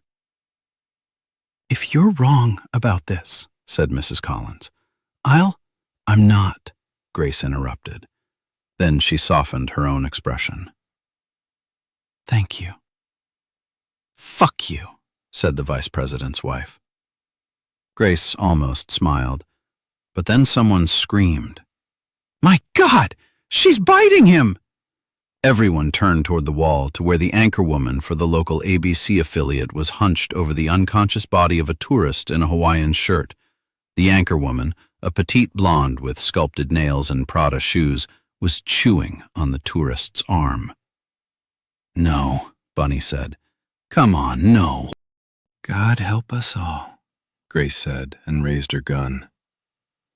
What happened next was unspeakable. Chapter 116. The Liberty Bell Center / Saturday, July 4th, 12:12 p.m. There was no time to think. I put a shot into the head of the agent and spun on my heel before he flopped back against the ground, sprinting in the direction of the scream. That wasn't the hunting cat screech of a walker. It was filled with very human terror. I just hoped it wasn't her last scream. Screw caution, I ran. I tore through room after room. Twice, white-faced figures lunged at me out of the shadows, and each time I put them down with single shots without breaking stride. I could still hear voices behind, Top and Skip calling my name. They were smart enough to follow the trail of bodies. The First Lady screamed again, just ahead, on the other side of a closed door. I hit the door with a jumping kick that tore it off its hinges. The door crashed onto a walker and crushed him underneath. I leaped into the room, taking in the scene as I landed in a combat crouch. The First Lady was huddled in the corner of an office cubicle. Her Secret Service detail had been slaughtered.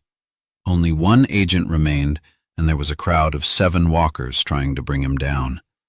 The agent was bleeding from half a dozen bites, and his face was white with pain and panic. 2 of the walkers were the last remaining agents. The rest were employees of the Liberty Bell Center. No sign of Ollie or O'Brien.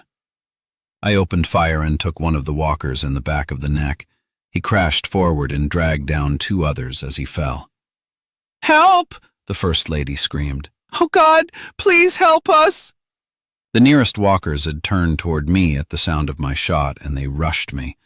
I shot one, but then there was a blast from behind me, and the walker to my right pitched back with a gaping hole in his temple. "On your 6!" I heard Top growl, and then he and Skip were rushing the group of walkers from either flank. Top used double taps each time, stalling them with a chest shot and then putting one through the brain. Skip's shots were more random, and he hit walkers over and over again in the body, wasting shots. "Headshots, goddammit," Top yelled at him and blew away a walker that was rushing at Skip from his left. The remaining Secret Service agent fired his last shot, a wild blast that nearly hit Top, and then the last walker tackled him so that they fell into the cubicle, crashing down at the First Lady's feet. She screamed, but then she snatched a laptop off the desk and used it to beat in the back of the walker's head. None of us could take a shot because she was so close, and she laid into the monster with a will, her fear becoming fury. The walker shivered and collapsed into a terminal stillness. Beneath him, the agent groaned and reached out an imploring hand to her. "Roger," she said, and reached for him. "No!" I yelled and darted forward to slap her hand away. "Don't! He's infected!" Around us, the room became unnaturally still as the gunshot echoes faded. The only sound was a painful wheeze from Roger, the wounded agent. "I'm sorry, ma'am," he said, struggling to get the words out. The First Lady looked at me. "Help him, for God's sake!" I stepped between her and Roger, then squatted down and offered him my left hand. He closed his hand around it with ferocious desperation, as if it was a lifeline that could pull him up from hell. "Listen to me," I said gently. "Your name's Roger? Agent Roger Jefferson." "I'm Joe Ledger. Listen, Roger, there's been an outbreak. A plague, you understand? From the Freedom Bell." He nodded. His breathing was getting worse. "That's what happened to your men. One or more of them must have been exposed. It changes people." He nodded again. "I saw Barney, Linus, all of them. God. I'm sorry, man." Is she?" He turned his head, looking for the First Lady, but I don't think he could see her anymore. The First Lady put a hand on my shoulder and leaned over. "Roger, I'm right here. Are you all?" "I'm fine, Roger. You didn't let them get me." Roger smiled and his eyes drifted shut, but his grip was still strong. He whispered something that I had to bend close to hear. "Captain," warned Top. Roger said, "I saw how it works." Blood seeped from the corners of his mouth. "You do what you have to do." "I will," I promised. "Rest easy, Roger. You saved the First Lady." With his last strength, he gave me a trembling smile. "All part of the job." He tried to laugh, but there was not enough left of him, and he settled back. "Get her out of here," I said to Top. do it now." "What do you mean?" she protested as Top closed in. "We can't just leave him here." "Ma'am," Top said, "you saw what happens. Let the captain do what he has to do. It's the best thing. It's best for Roger." "Top, get her out now!" The First Lady straightened her back, and though tears flowed down her face, she walked away with great dignity. I hadn't voted for her husband, but I sure as hell admired her. When they were out of the room, I disengaged my hand from Roger's slack grip. I reached over and took a cushion off the nearest chair and put it over his face. I was counting seconds. I felt the first twitch in less than 40 seconds since his last breath, and I put the barrel of my gun against the pad and fired. Maybe it was because the pad would muffle the shot and make it easier for the First Lady, or maybe it was because it would cover his face and grant him a slice of dignity. Or maybe it was that I couldn't bear to see another good man become one of those things. Probably all three. I stood up and looked at Skip. The young sailor wouldn't meet my eyes. He just turned away, and I followed him out of the cubicle and into the next room.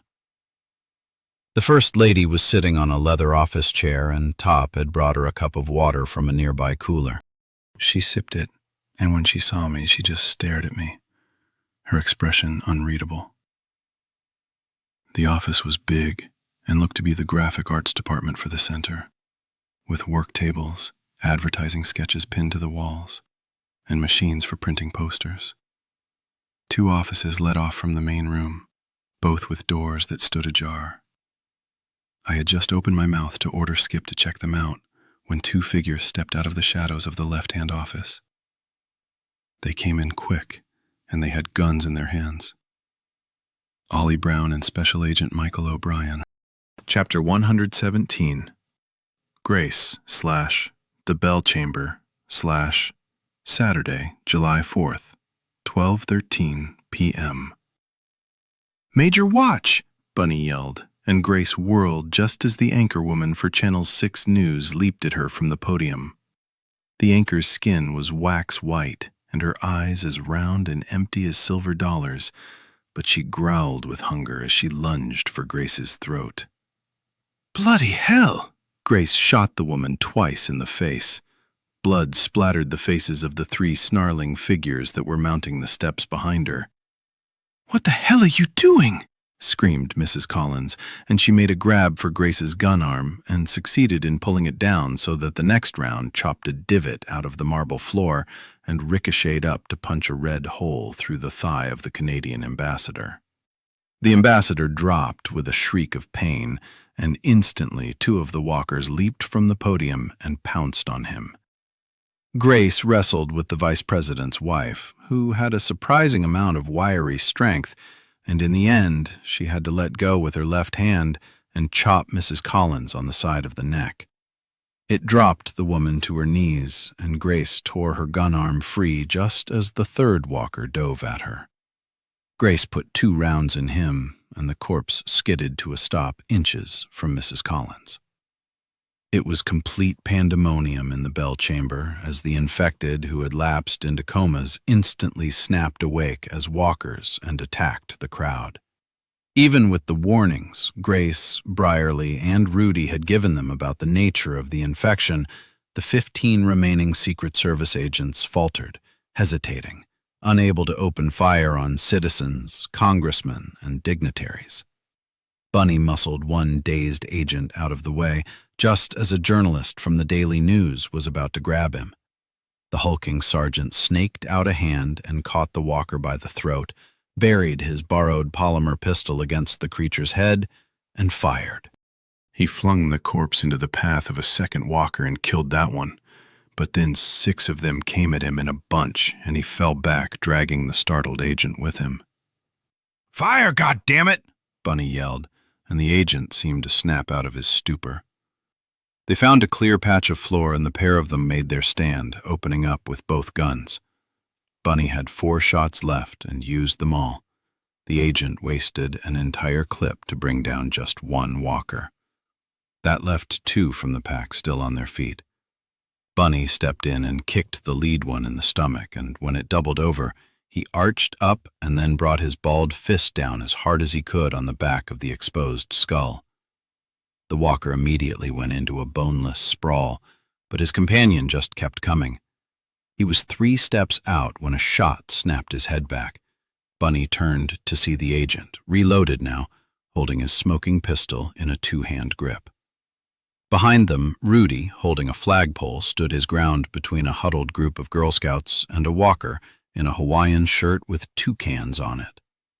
The walker took a step forward, but then ducked back away from the swing of the pole. Rudy frowned. He'd seen all of the tapes of the DMS encounters with the walkers, and he'd noted that they never flinched, never dodged. They lacked the cognitive powers to do it, and even their unnatural reflexes did not include any defensive reactions. And yet, this one dodged once, twice. And he smiled. He pointed a crooked finger at the little girls behind Rudy, and then he did something else walkers can't do. He spoke. "Mine. Dios mío," breathed Rudy, and the idea of a walker still capable of thought and deliberate action nearly took the heart out of him. But the whimpers of the girls behind him put strength in his hands. He held his ground. Ahmed, brother of Amira, lover of Andrea Lester, and El Mujahid's chief agent in the United States, leered at Rudy and the girls. He felt amazing, immensely powerful, and more completely alive than ever. The Generation 12 pathogen burned like wildfire in his veins, and when he had come awake moments ago, he was overwhelmed by the clarity of focus it bestowed. Even after a life lived in dedication to the teachings of the Prophet, he had never before understood so completely. The will of Allah was a white-hot light in his brain. Consumed by his purpose and bursting with immortal power, he rushed forward to do the will of God. As the flagpole swung at him, he caught it with one palm, and with the other, he grabbed Rudy Sanchez by the throat. Chapter 118. The Liberty Bell Center / Saturday, July 4th, 12:14 p.m. I raised my pistol and put the laser sight on Ollie Brown, who had a Glock in his hand, though the barrel was pointed down at the floor. "You fucking bastard," I said, and slipped my finger inside the trigger guard. But before I could fire, a gunshot shattered the air. Ollie gave me a crooked smile, and when he opened his mouth, blood gushed over his chin. Ollie dropped his pistol and staggered forward, and I realized that O'Brien had shot him. The CIA assassin stumbled, dropped to hands and knees, fighting to keep his head raised. He looked up at me, his eyes glazing. Sorry, he said, though his voice was a gurgle. And then he collapsed onto the floor. O'Brien began to raise his gun toward me. "Drop the weapon," I snarled. "Do it now!" "Or what?" he asked, and suddenly his voice was different, no longer the bland American accent he had used before.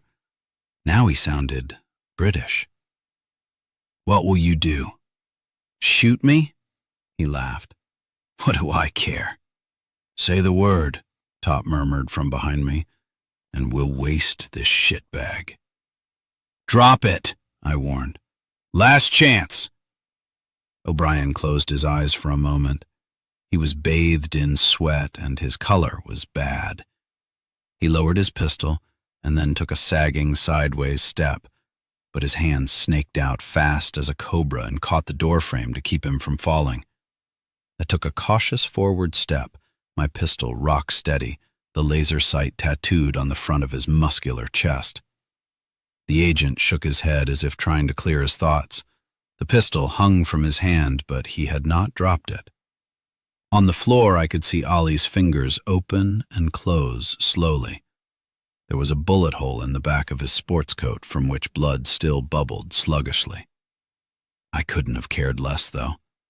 If he was dying, then let him die. Saying that he was sorry didn't hold much weight for me. "Drop the gun," I commanded. Behind me, I could hear Top and Skip moving closer. O'Brien was outnumbered and outgunned, and still the son of a bitch made a try for it. He raised his head and smiled at me, and I could see that there was something odd about his face. The heavy sweat that soaked his face seemed to be washing the color out of him. His freckles looked like they were melting, and I could see a faint, jagged line beneath his skin as if he had a thick scar running diagonally across his face. Was he wearing makeup? O'Brien looked at me, his eyes going in and out of focus. Then I saw the muscles around his eyes tighten as he suddenly whipped his gun up and screamed, "Allah Akbar!" I shot him twice in the chest. The impact slammed him back through the doorway and he collapsed into the darkness of the office beyond. He went down hard, and I could hear the crunch of elbows, skull, and heels as he struck the linoleum floor. The moment stretched as a haze of gun smoke washed the air with a faint gray. All I could see was the soles of his shoes, but after a single twitch, he stopped moving. I didn't trust it, though, and I kept my pistol on him as I moved into the room, crouched and pressed fingers to his throat. Nothing. Absolutely nothing. I felt some of the tension leave me, and I rose and went back into the main room, but I was frowning. The tips of the fingers I'd used to check his pulse were smeared with color, and I sniffed it. I was right. Stage makeup. "Nice shot, boss," Top said. He lowered his piece, but didn't put it away. He knelt down to check on Ollie, but his face showed his distaste for the effort wasted. "He's alive. Maybe he'll live long enough to hang. Traitorous prick." Skip was standing behind him, staring past me. He bent and picked up Ollie's pistol and then retreated to stand beside the First Lady, who was staring in renewed horror. "Jesus," Skip breathed, his eyes fixed on O'Brien. "You actually killed him." "Yeah," I said. "That sometimes happens when you shoot someone." "Shame you can't collect the reward," Skip said. "What reward?" He gave me a quirky grin. "For bagging El Mujahid, boss. Last I heard, there was $1 million reward for him." I frowned, puzzled. "The hell are you talking about?" Skip nodded past me. "O'Brien. He's El Mujahid. You didn't figure that out?" I turned and glanced down at the big corpse, then looked back at Skip. "How the hell do you know that?" Skip raised both guns. He put the barrel of one against the First Lady's temple and pointed the other at my face. "A little bird told me," he said with a twinkle in his eye. Son of a bitch. Chapter 119. Galt and Amira / The Bunker. Galt turned back to face Amira. Her hunger and hate were so strong that the metal wall between them felt paper thin. He glanced down at his watch and felt his heart skip a beat. The team from Global Security should have been here by now. "Are you expecting someone, Sebastian?" Amira purred. "You can't win this," he retorted. "I won't let you destroy everything." Her face darkened. "Won't let me? What does it matter what you want? It is the will of Allah that matters. That is the only thing that matters." Fury was beginning to burn away his grief. "You know, I'm getting so bloody tired of religious tirades, my dear. Why don't I shoot you, and then you can go and see your God?" She ignored the threat. "There's someone out here who wants to talk to you, Sebastian." He took a cautious half-step forward and she moved back to allow him a better view. Down below, the moans and screams had intensified. There was blood splashed on the walls as the infected who had transitioned first had now turned on those who had not yet succumbed. What he saw was a picture out of a nightmare, a Hieronymus Bosch painting come to terrible life. But that wasn't what Amira wanted to show him. Instead, a second figure stepped into view. It was Anna, a young woman Galt knew to be a cousin of El Mujahid. She had the same dreamy, half-mad look as Amira, and the same gray skin, but the young woman's mouth was smeared with red, and in her hands she held something so grotesque that Galt had to clamp a hand to his mouth to keep from vomiting. Anna carried the head of Captain Zeller, the leader of the Global Security Rescue Team.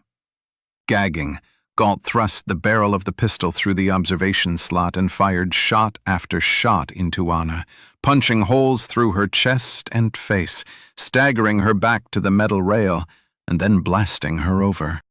Anna fell without a scream and crashed down into the mass of creatures fighting below. "You mad bitch!" he screamed at Amira and shot her. His first bullet hit her in the stomach. Amira staggered back and her face twisted into a grimace of agony. No, not pain. Amira was laughing. She whirled and ran along the corridor as Galt fired after her, trying to hit her, needing to kill her, wanting her death. He hit her at least 3 more times, until she was so far down the corridor that he could no longer get an angle for a useful shot. He knew that he'd hit her. He'd seen her robes fluff out with the impacts, had seen blood splash the walls. But Amira hadn't even slowed down, and as she ran, she called his name in a mocking laugh. The slide on Galt's pistol locked back, and he reeled away from the slot, gasping, blood roaring in his ears. With trembling fingers, he fumbled for a new magazine and slapped it into place. Sweat coursed down his face and chest. He had a flash of panic and pulled out his sat phone, but Toys did not answer. No help was coming. He was alone. Panic howled in his head. Amira knew about the secret passages he'd built into the place. If she and El Mujahid had been playing him, then there was a good chance she'd somehow hacked into his computer. The network of hidden passages was on there. And damn it, so were the detonation codes he had created to blow this place to atoms. Okay, that option was gone. Just as the rescue was gone. He had 2 full magazines plus the one in the gun, which gave him about 1/3 as many bullets as he would need, even if every shot was a kill, and that was unlikely.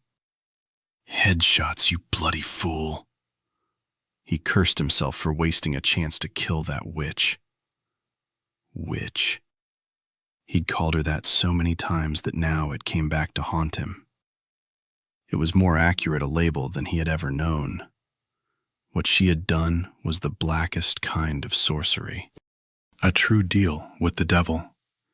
And it occurred to Galt that it hadn't been Cuckold's horns that El Mujahid had worn. They were the king and queen of hell. Damn them both. He paused at a T-juncture in the corridor. To his left, he could hear the hiss of hydraulics as someone, Amira or one of her monsters, opened a doorway to his right. Okay, he thought, that simplifies things. And he took the other fork of the juncture. There was only one more thing that he could do, one final chance left to stop Amira's doomsday scheme. At least the part of it that she wanted to launch here in the Middle East. He only hoped the American had been able to somehow warn the authorities before things got out of control over there. He rushed down the hallway, knowing that his one chance was slim, and even then, he had almost no hope of surviving.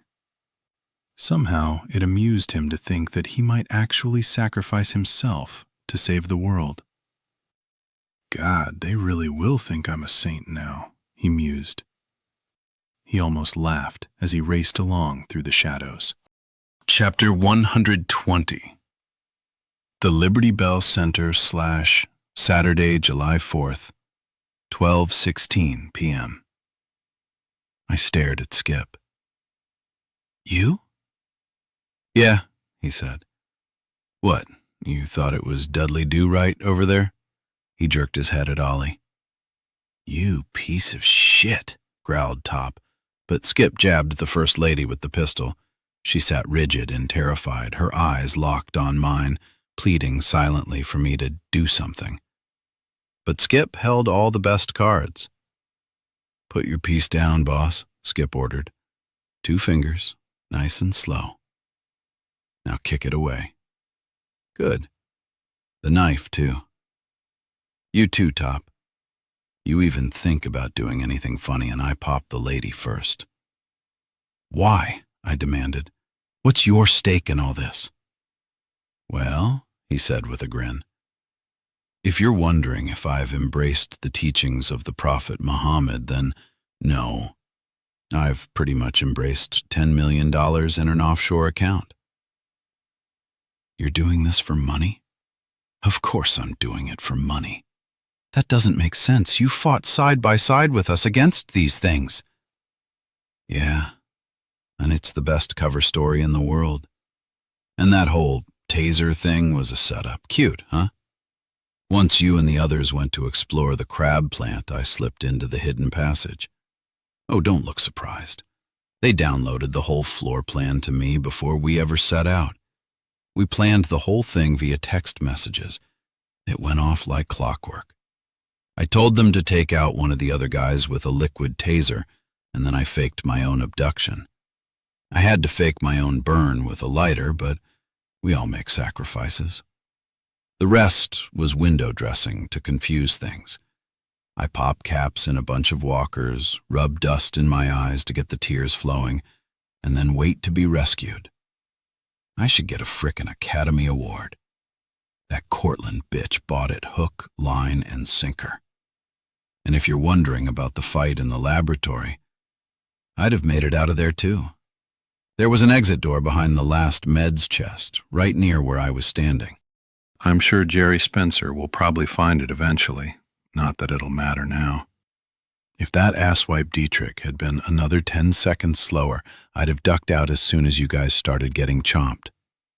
You're a real piece of work. Just doing my job. Funny thing is, I wasn't even supposed to be the point man for this gig. Lieutenant Colonel Hanley was supposed to step up and lead Echo Team, with me as his backup. But then you come along and go all Jackie Chan on him. Oh well, more cash for me. And room 12. He shrugged. Couldn't let you interrogate the tech from the Delaware lab. That hit hadn't been part of the plan, and they weren't ready for you. I never even got a chance to send a warning because we were wheels up so fast. So I opened room 12, popped a cap in the prisoner, and let the walkers out to play. If you guys hadn't cleaned it up so fast, I would have gotten there and played hero, but it worked out okay. Don't you realize the people you're working with are trying to start a plague that will wipe out? He cut me off with a laugh. Oh, come on, Captain. You don't buy any of that shit, do you? We fed you the clues. This was even timed to happen right before the 4th so that there would be some concerns about this event. I was tickled pink when I heard that we were coming down here because it meant that absolutely everything was falling into place. We gave you everything you need to stop the plague before it goes anywhere. All you have to do is spend a shitload of money on research and inoculation. That chink doctor from the DMS is already working on a treatment. There are enough agents and cops here in Philly to keep the infection contained. None of this was ever going to get out of the center. You'll be happy to know that was the last planned release of the plague.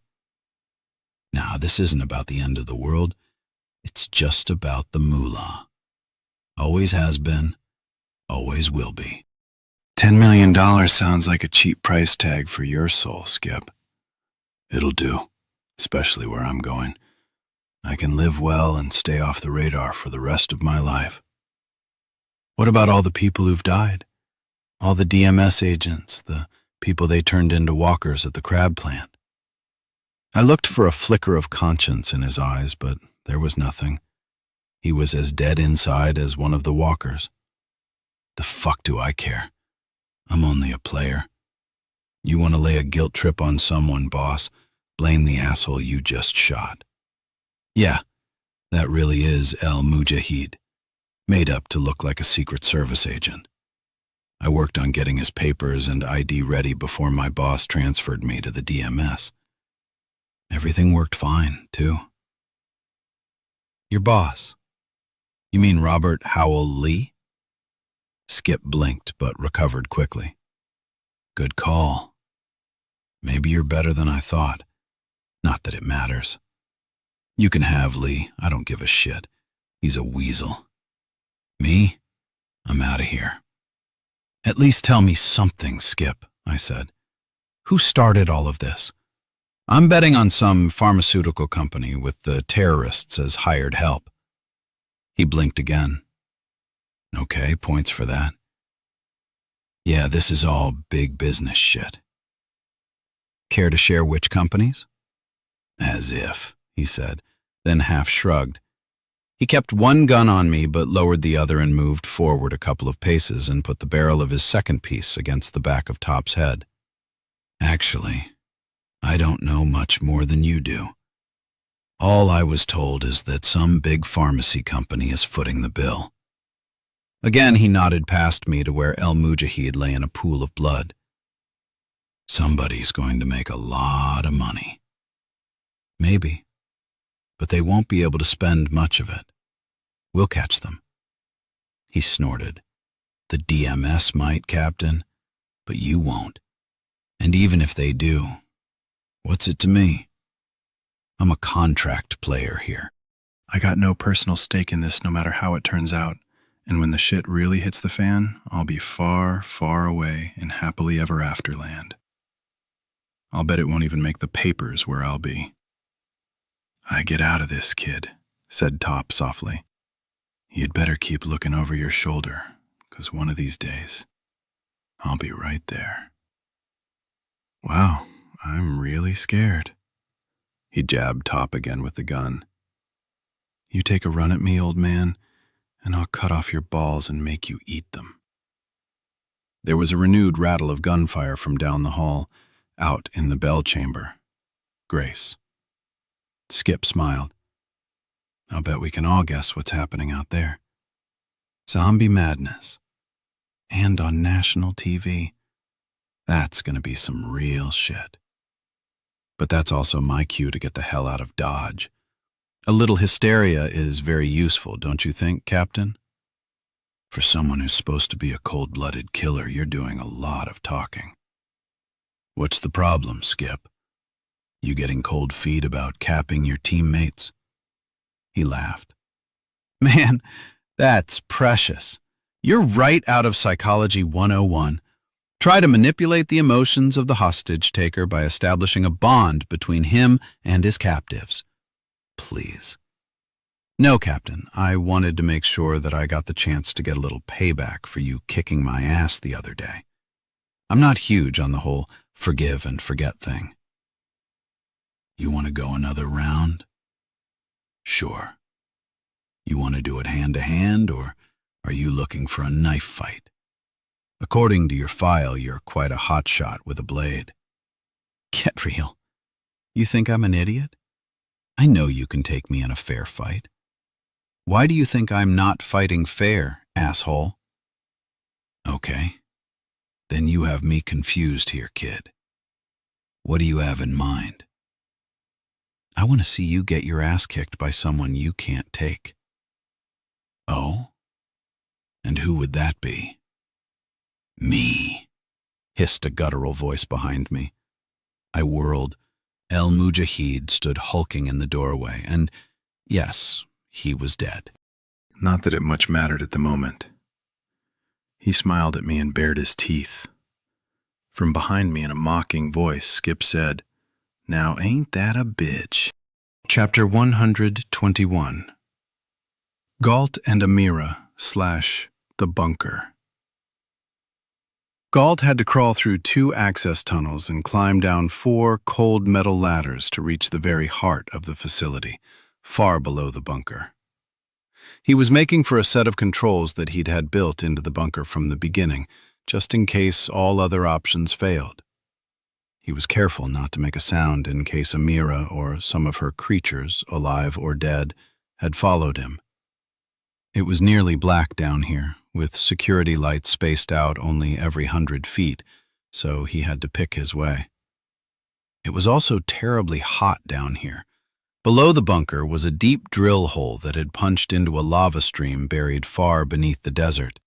The geothermal energy that powered the bunker was virtually limitless, and a series of 6 vents, each a half-mile-long segment of reinforced piping, kept the heat converters from building up too much of a charge. If even half of them collapsed, the venting would still keep the station safe from a critical overload.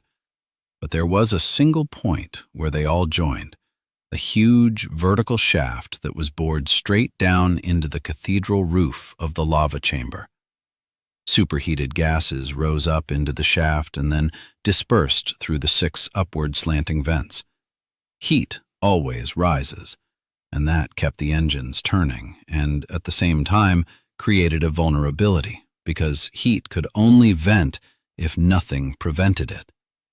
Block the vents, all of them, and the heat would be trapped below the generators. With lava funneling that much heat, it would be a matter of minutes before the generators either melted to slag or blew up. In either case, it would trip all of the bunker's fail-safe devices, protocols that were hardwired into the station's structure with so many redundancies that even a deliberate attempt to disable them would trigger them. Once triggered, the failsafe would send electrical signals to explosive bolts that would slam every door shut and then burst weld them into place. The failsafe system would then start a series of asbestos-coated alloy fans that would take the superheated gases and blow them into every room and chamber in the bunker. Galt had designed the bunker that way to keep his pathogens from escaping. He really did not want to destroy the world. All he wanted was to become the richest man in it. He crawled along the tunnel, pouring sweat, inching toward a spot that could only be found by touch. Markings like braille that Galt himself had etched into the plate steel. Behind that plate were 6 hydraulic levers. Each one would cause about a ton of rock to crash down onto a separate vent pipe.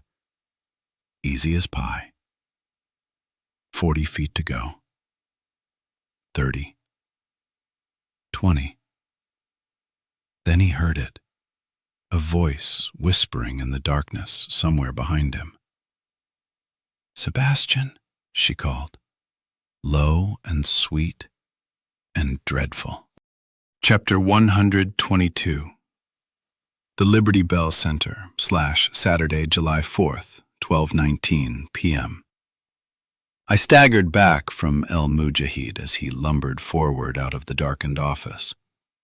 "Mother of God," I heard Top whisper. The makeup on El Mujahid's face had run, giving him a weirdly melted look. It revealed a wicked cut, like a knife slash that bisected his face. It was the first time I'd been this close to him. He had to be 6'5" and 250 if he was an ounce. He pulled off the jacket he'd worn as part of his Secret Service disguise, then jerked the tie loose and tore that off, dropping it on the floor. His white shirt was soaked with blood, and he touched the bullet holes. They were in the right place. They had to have clipped his heart. He smiled. "It worked," he said in wonder. "My princess has found the way." Skip said, "Here's an incentive for you, boss. My employers may not have been trying to bring about the end of the world, but this asshole? Shit. He's one of the horsemen of the apocalypse.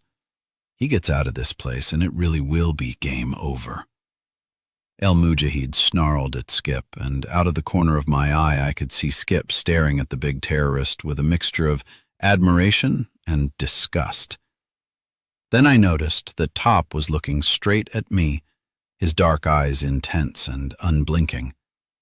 My hands were at my side, and as I turned my face toward El Mujahid, I curled the thumb and pinky of my left hand so that I showed 3 fingers. Then I curled the ring finger up, then the forefinger, then the index, hoping that Top had read me the right way. Abruptly, I lunged at El Mujahid and chopped him across the throat with as hard a knife-hand blow as I'd ever used on a human being. At the same instant, Top pivoted, his speed powered by adrenaline and fear and a hell of a lot of indignation. He grabbed Skip's wrist with one hand and drove his opposite elbow back into the young man's stomach. Skip's finger clutched in a spasm of pain and the bullet burned across the side of Top's temple.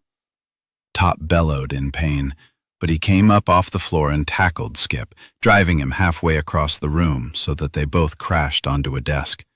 The pistol flew into a corner. Skip shoved Top back with a curse, and with a shake of his wrist, a knife dropped from a sleeve holster into the palm of his hand. He opened his mouth to taunt Top, but First Sergeant Sims moved forward in a blur and slammed into Skip. They hit the desk and then rolled off on the far side and out of sight. I couldn't go help. I had my own problems. The blow that I'd used on El Mujahid should have killed him. At very least, it should have crippled him. It would have done that to any man. But El Mujahid was no longer a man. He coughed, but then he expanded his chest, and I could actually hear the fragments of his shattered hyoid bone click together. It was the creepiest sound I'd ever heard. In a hoarse rasp of a voice, he growled, "My princess has made me immortal. Praise Allah." His eyes had looked dazed and dull when he'd first come out of the room, but I could see them becoming more focused. I didn't understand it. If he was a walker, then why was he able to talk or think? He took a step toward me. The first step was wobbly, as if he was uncertain how to use his body, but the second step was firmer. The third step showed no instability at all. Crap. His face took on an expression that was half triumphant leer and half naked hunger, and a fanatical light burned like a solar flare in his eyes. Allah is the only God, and I am his wrath on earth. Whatever, I said as I dodged to one side and kicked him on the meat of the thigh with the steel toe of my shoe, a blow that would cripple anyone. But again, it did nothing to him. "It's funny," he said in Farsi, "but it doesn't even hurt. Oh, Amira, how I love you." I made a lunge for my fallen pistol, but El Mujahid leaped at me. Any awkwardness he might have experienced upon returning to life was gone. For all his size, he moved with cat quickness, and he body-blocked me away from the piece and kicked the gun under a desk. I slewed around and came up into a fighting crouch. Okay, I thought. Come on, Joe. You've done this before. Break the neck, and you stop these buggers. So I jumped in and tried to grab his chin and hair. Most people have only seen this move in movies. They won't recognize it when someone tries it on them, and it's such a fast move that by the time they figure it out, they're on the cold side of being dead. Unfortunately for me, El Mujahid wasn't a novice. He parried my lunge and hit me in the ribs with a short chopping punch that lifted me completely off the ground. Then he combined off that and planted an overhand right that nearly took my head off. I managed to get a shoulder up in time to save my head, but El Mujahid was a tank, and his punch dropped me. I landed hard and immediately tucked into a sideways roll and barely managed to avoid a stamp that would have crushed my skull. The First Lady was screaming over and over again, and I wondered if her mind had snapped. I came out of my roll on fingertips and toes and tried to reach for the .38 on my ankle, but he rushed me with a flying tackle that sent us both rolling over and over across the floor. At the end of the roll, I managed to get a knee up between us and braced it against his chest as he tried to pull me into a bear hug. With his arms, he'd have splintered my back. I drove my shoulders back and used the greater power of my legs to break his grab. He skidded back, and I again went for my pistol, this time getting it out. But El Mujahid threw himself forward like a dolphin jumping out of the water onto the side of a pool. It was a sloppy move, all momentum. But it worked, and he made a big reach and swatted the pistol out of my hand. So I kicked him in the face and back-rolled to my feet.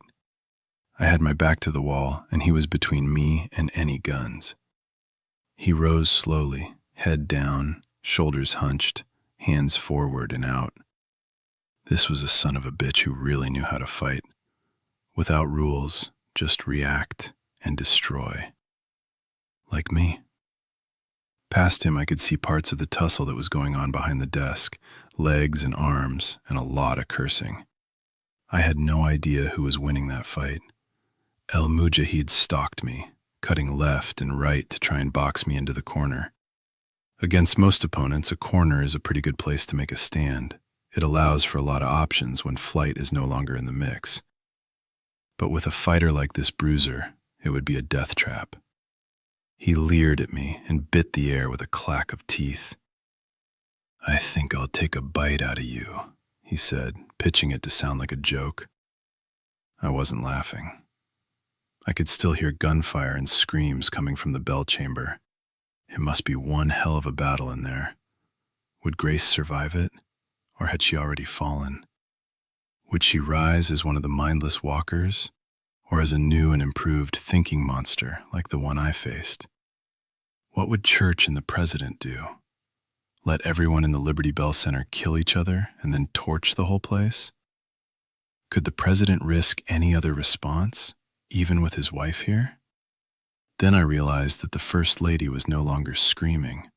El Mujahid noticed too, and we both turned to see that she had picked up my .45 and was pointing it at the big terrorist. She fired, but in her panic, she jerked the trigger instead of squeezing it, and the gun bucked upward, and the shot punched a hole in the ceiling. I rushed in her direction, wanting that damn gun, but El Mujahid lunged in to cut me off, pawing at me with a fast grab. I parried it, but it was a fake, and he snaked the other hand in and caught me by the sleeve of my suit jacket. The First Lady got off another shot, but it just tore a chunk out of El Mujahid's hip. He jerked me forward with such force that I flew off the ground, and he hit me with an elbow shot that broke a black bomb in my head. I sagged in his grip, and as he bent toward me, I could feel his hot breath on my exposed throat. Chapter 123. Galt and Amira / the bunker. Galt scrambled forward in a panic, feeling for the etched markings as Amira's eerie voice floated through the darkness toward him, louder each time she called his name. "Sebastian!" She drew it out, making it a perverse song. His fingers scrabbled across an uneven spot on the wall, and he stopped, fumbling at it. Yes! He felt for the upper right corner of the panel and then punched it with the side of his fist. The corner folded inward, and he gripped the edges and tore the whole panel away. A small red light flicked on inside the compartment, illuminating the rubber-coated handles of 6 big levers. "Sebastian!" "Which?" he breathed and grabbed the first handle and pulled. It was much harder than he thought it would be, and the angle was bad. He had to stand hunched over and throw his entire weight backward to move the handle. On the first pull, it only moved 5 inches. "Bastard!" he growled and tried again, screaming with effort. This time the handle tilted toward him and locked into place. There was an anticlimactic silence for a few seconds, and then far away there was a heavy rumbling that he felt more than heard. He grabbed the second handle, and again it took him 2 pulls to lock it down. "Sebastian!" Her voice was close. God, he thought. God! Even as the rumbling started for the second collapsing vent pipe, he threw himself back with the third, and this one locked down on the first try. The rumbling started at once. "Sebastian!" Now there was a different tone in her voice, perhaps a faint flicker of doubt. He grabbed the 4th lever and pulled. It was so hard, so stiff that it took him 5 tries to lock it down, but finally it clicked and the rumbling started. "Sebastian!" He could hear the hurried scuff of her feet, and her voice definitely had a note of alarm in it. It gave him strength to hear the fear, and he tackled the 5th lever with a will, and in 2 grunting pulls, it locked down. Already the ambient temperature was rising as the superheated gases began recoiling from blocked vents. A deep red glow was reflected through the steel passages, and it bathed him in a bloody light. "Sebastian!" He turned, and she was there, not 20 feet away. Her robes were torn, and she was covered in blood. God knows whose blood it was. In the fiery glow of the lava, she looked like a monster from hell itself. The blood on her lips and hands was black, and her eyes were so shadowed that she looked more like a skull than a woman whose beauty had once made him gasp with but a single slanting glance. "Listen to me, Sebastian," she said, her voice thick and heavy. "Stop this. I can share Generation 12 with you. If you truly embrace the Quran and the teachings of the Prophet, I can make you one of us. I can make you one of God's immortals." "You're insane, Amira. You've turned yourself into a monster." He put his hand on the 6th lever. "I am Saif al-Din," she retorted, her dark eyes flashing. "Don't you understand? I am the plague. I am the sword of the faithful. We don't need laboratories or test subjects anymore. I am the breath of God that will blow across the entire world. The faithless will die, and the faithful will become immortals. Like me. Like El Mujahid." She reached a hand toward him. "Like you, Sebastian, if you only accept." He shook his head and tears spilled down his cheeks. "I'm a greedy, heartless bastard, Amira, but I'm not a monster." Amira spread her hands and smiled at him. "Am I a monster, my love?" she said in that old, familiar voice that turned a knife in his heart. It was so bizarrely at odds with the blood-stained thing she had become. "Yes, you effing well are." The answering voice came from the shadow behind her. "Toys." Amira turned to look behind her, and there was Toys, his clothes torn, his face streaked with blood, his eyes swimming with pain. He leaned one bloody hand against the wall, and with the other, he held his pistol, aimed at her. The barrel trembled. Amira hissed at him, and Toys managed a mean little smile and hissed back. He looked past her at Galt, and at the lever he held in his hands. Toys took a ragged breath. "Do it," he said. Amira swung back toward Galt. "No!" "God," he said softly as the mountains rumbled around him and the heat scorched the air between them. "I loved you, Amira." "Sebastian." They both said it, Amira and Toys. Galt tightened his grip around the handle and tensed his muscles. "God help me," he murmured, "but I will always love you." She lunged at him as Toys fired the gun, and Galt threw his weight back and pulled the lever. Their screams were lost in the rumble as tons of rock collapsed onto the last pipe. In the bowels of the earth, in the furnace of hell, the hand of Satan clutched its fiery fingers into a fist and punched upward toward the bunker. Chapter 124. The Liberty Bell Center / Saturday, July 4th, 12:21 p.m. His breath was as hot as the wind from hell, and I recoiled from it, twisting in his grip, turning my hips as hard and fast as I could. I drove my knee up into his crotch, and at the same time drove the stiffened tips of my fingers up under his jaw, crushing tissue and cartilage above the Adam's apple.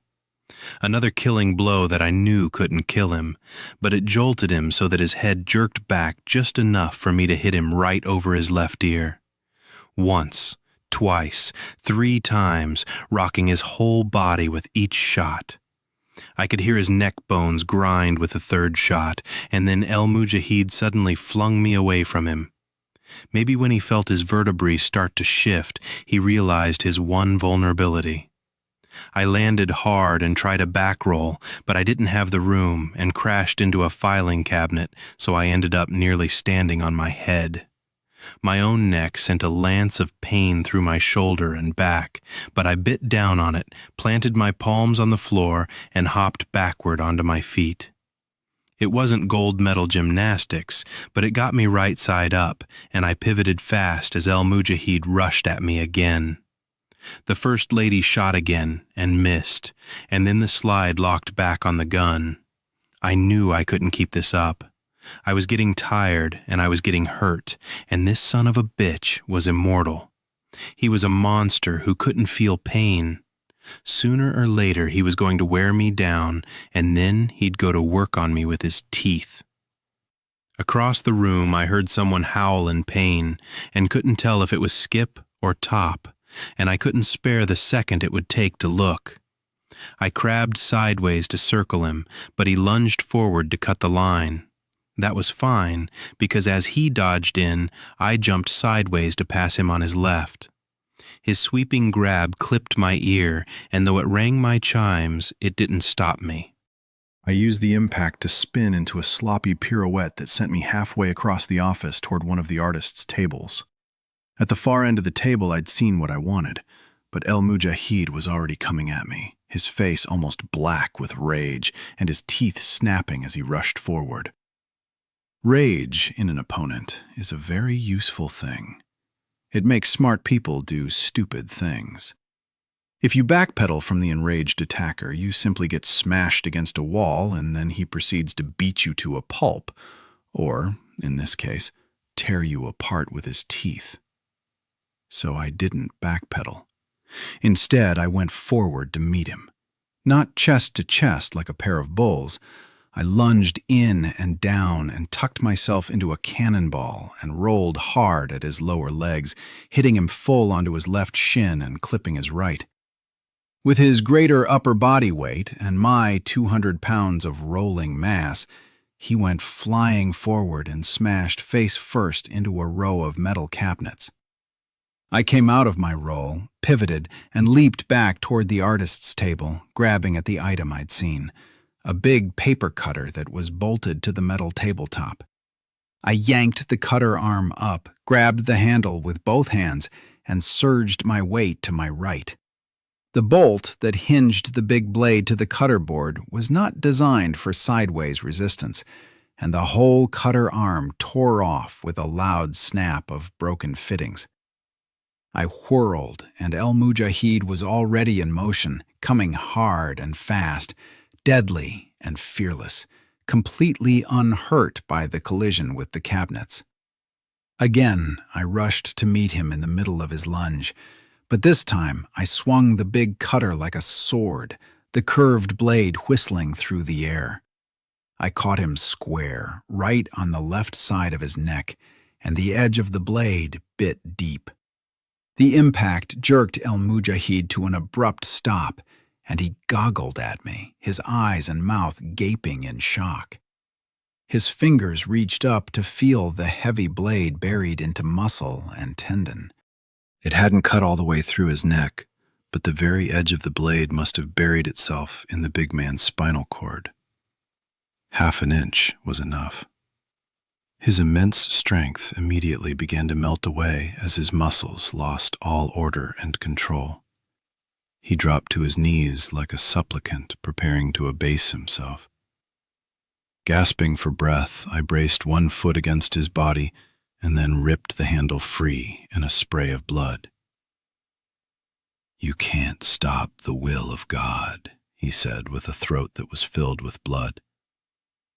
"This was never about God's will, you stupid bastard," I growled as I raised it above my shoulder, and then, with a scream of pure rage, I swung the blade again.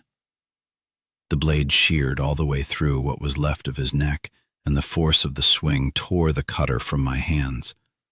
It buried itself point first in the linoleum floor and stood there, quivering. El Mujahid's head bounced and then rolled to a stop, his wild eyes staring with infinite shock up to the heavens. I staggered back and almost fell. The First Lady screamed.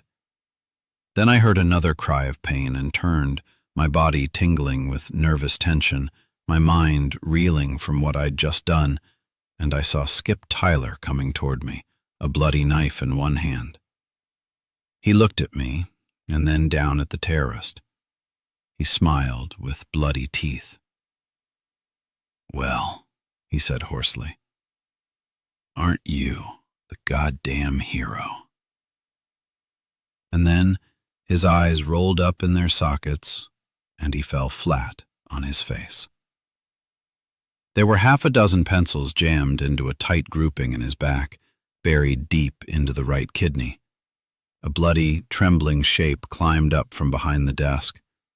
Top was covered with cuts and painted with blood. "Tough little son of a bitch," he said. He coughed and slumped down to his knees, catching himself with one arm on the desk. The First Lady and I both rushed to him. She got there first, and she helped him down into a sloppy sitting position. Her face was as flushed as his. I wobbled toward them, and then my legs gave out, and I almost fell. Top waved me off. "I'll live, Captain, but give me a second to catch my breath." He lowered his head and sat there, dripping blood onto the floor.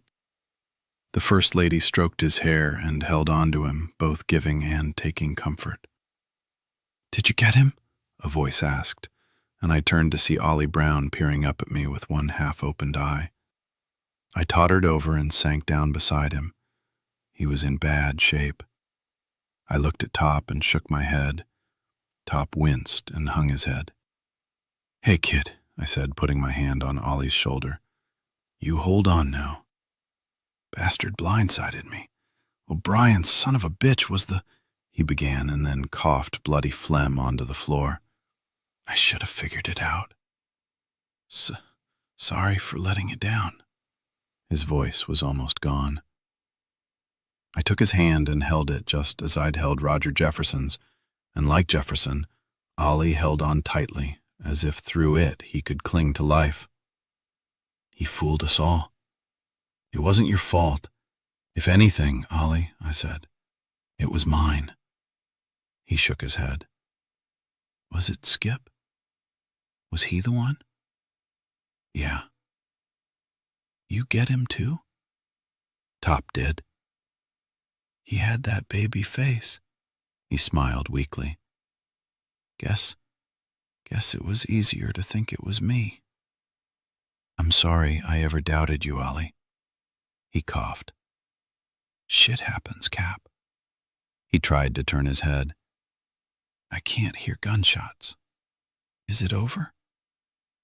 I listened, and he was right. There was only silence from the bell chamber. I turned to look down at Ollie, wanting to give him some comfort, but for him, it was already over. His eyes were open, but he was looking into a whole different world. I bowed my head and held his hand. Behind me, down the hallway, I could hear new sounds, running steps, voices. It took a lot for me to raise my head and look as several figures rushed into the room.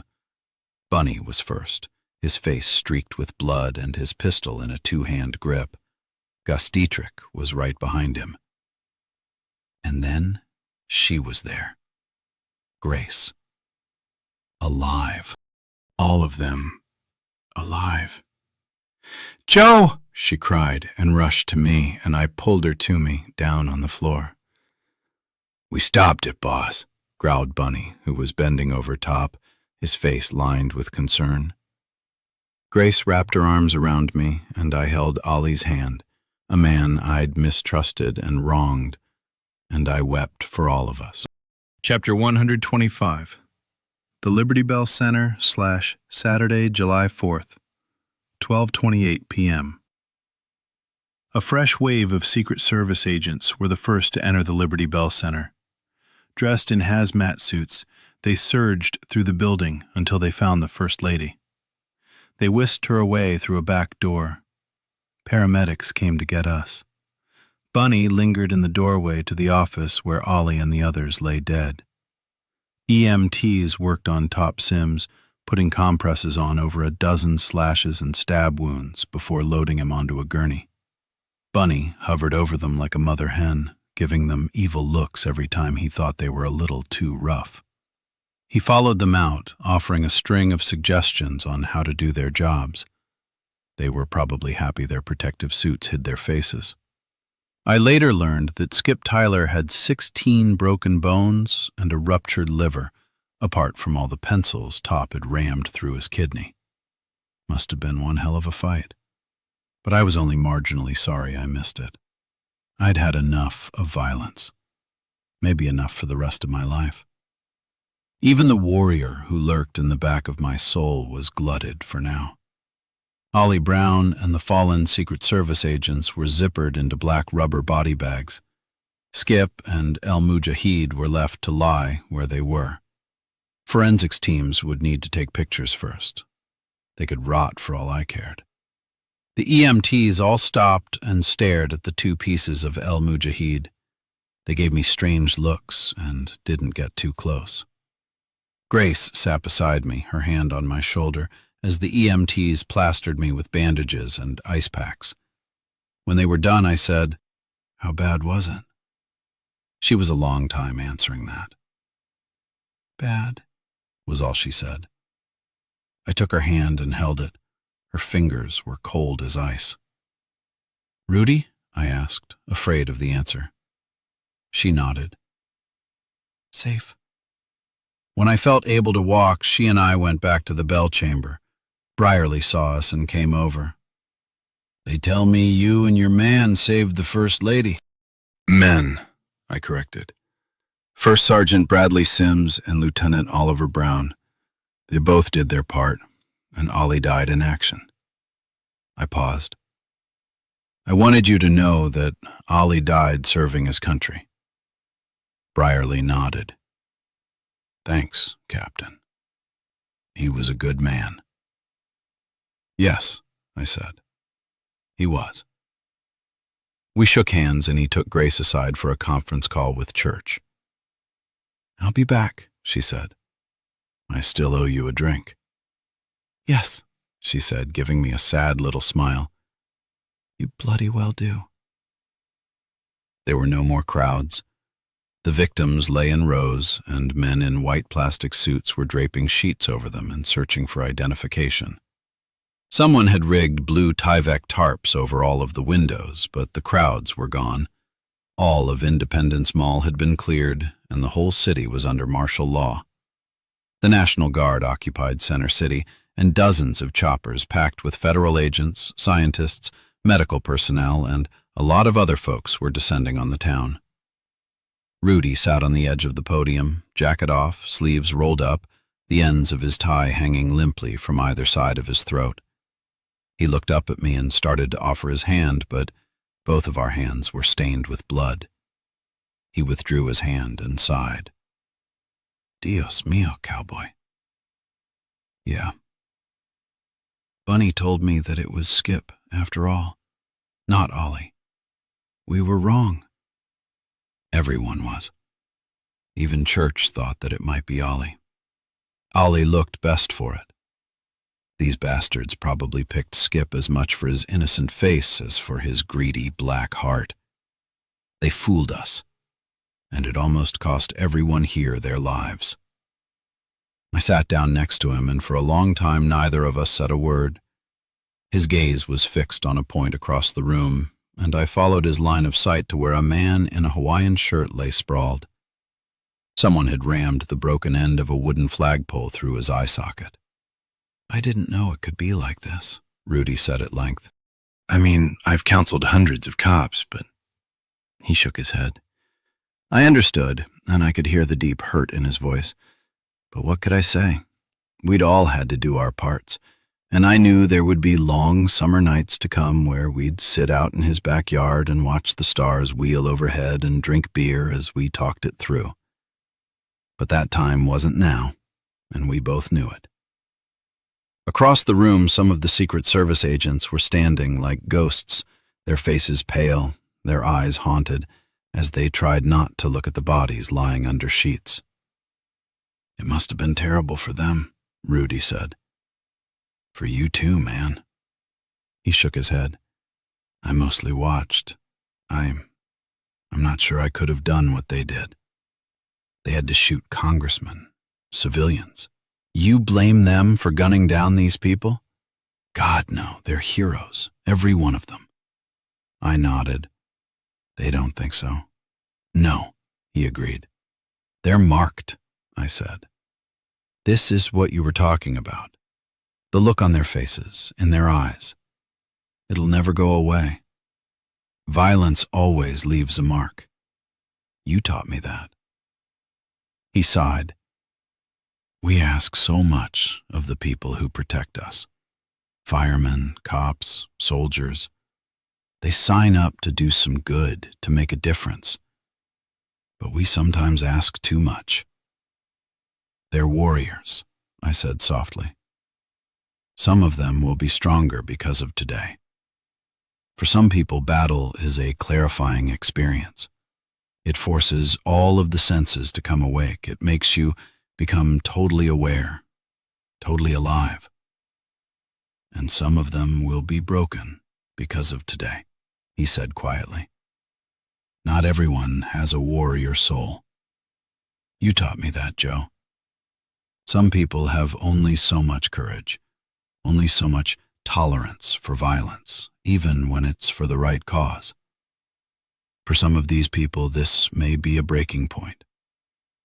Today might kill some of those young folks." Not right away, maybe not for 20 years.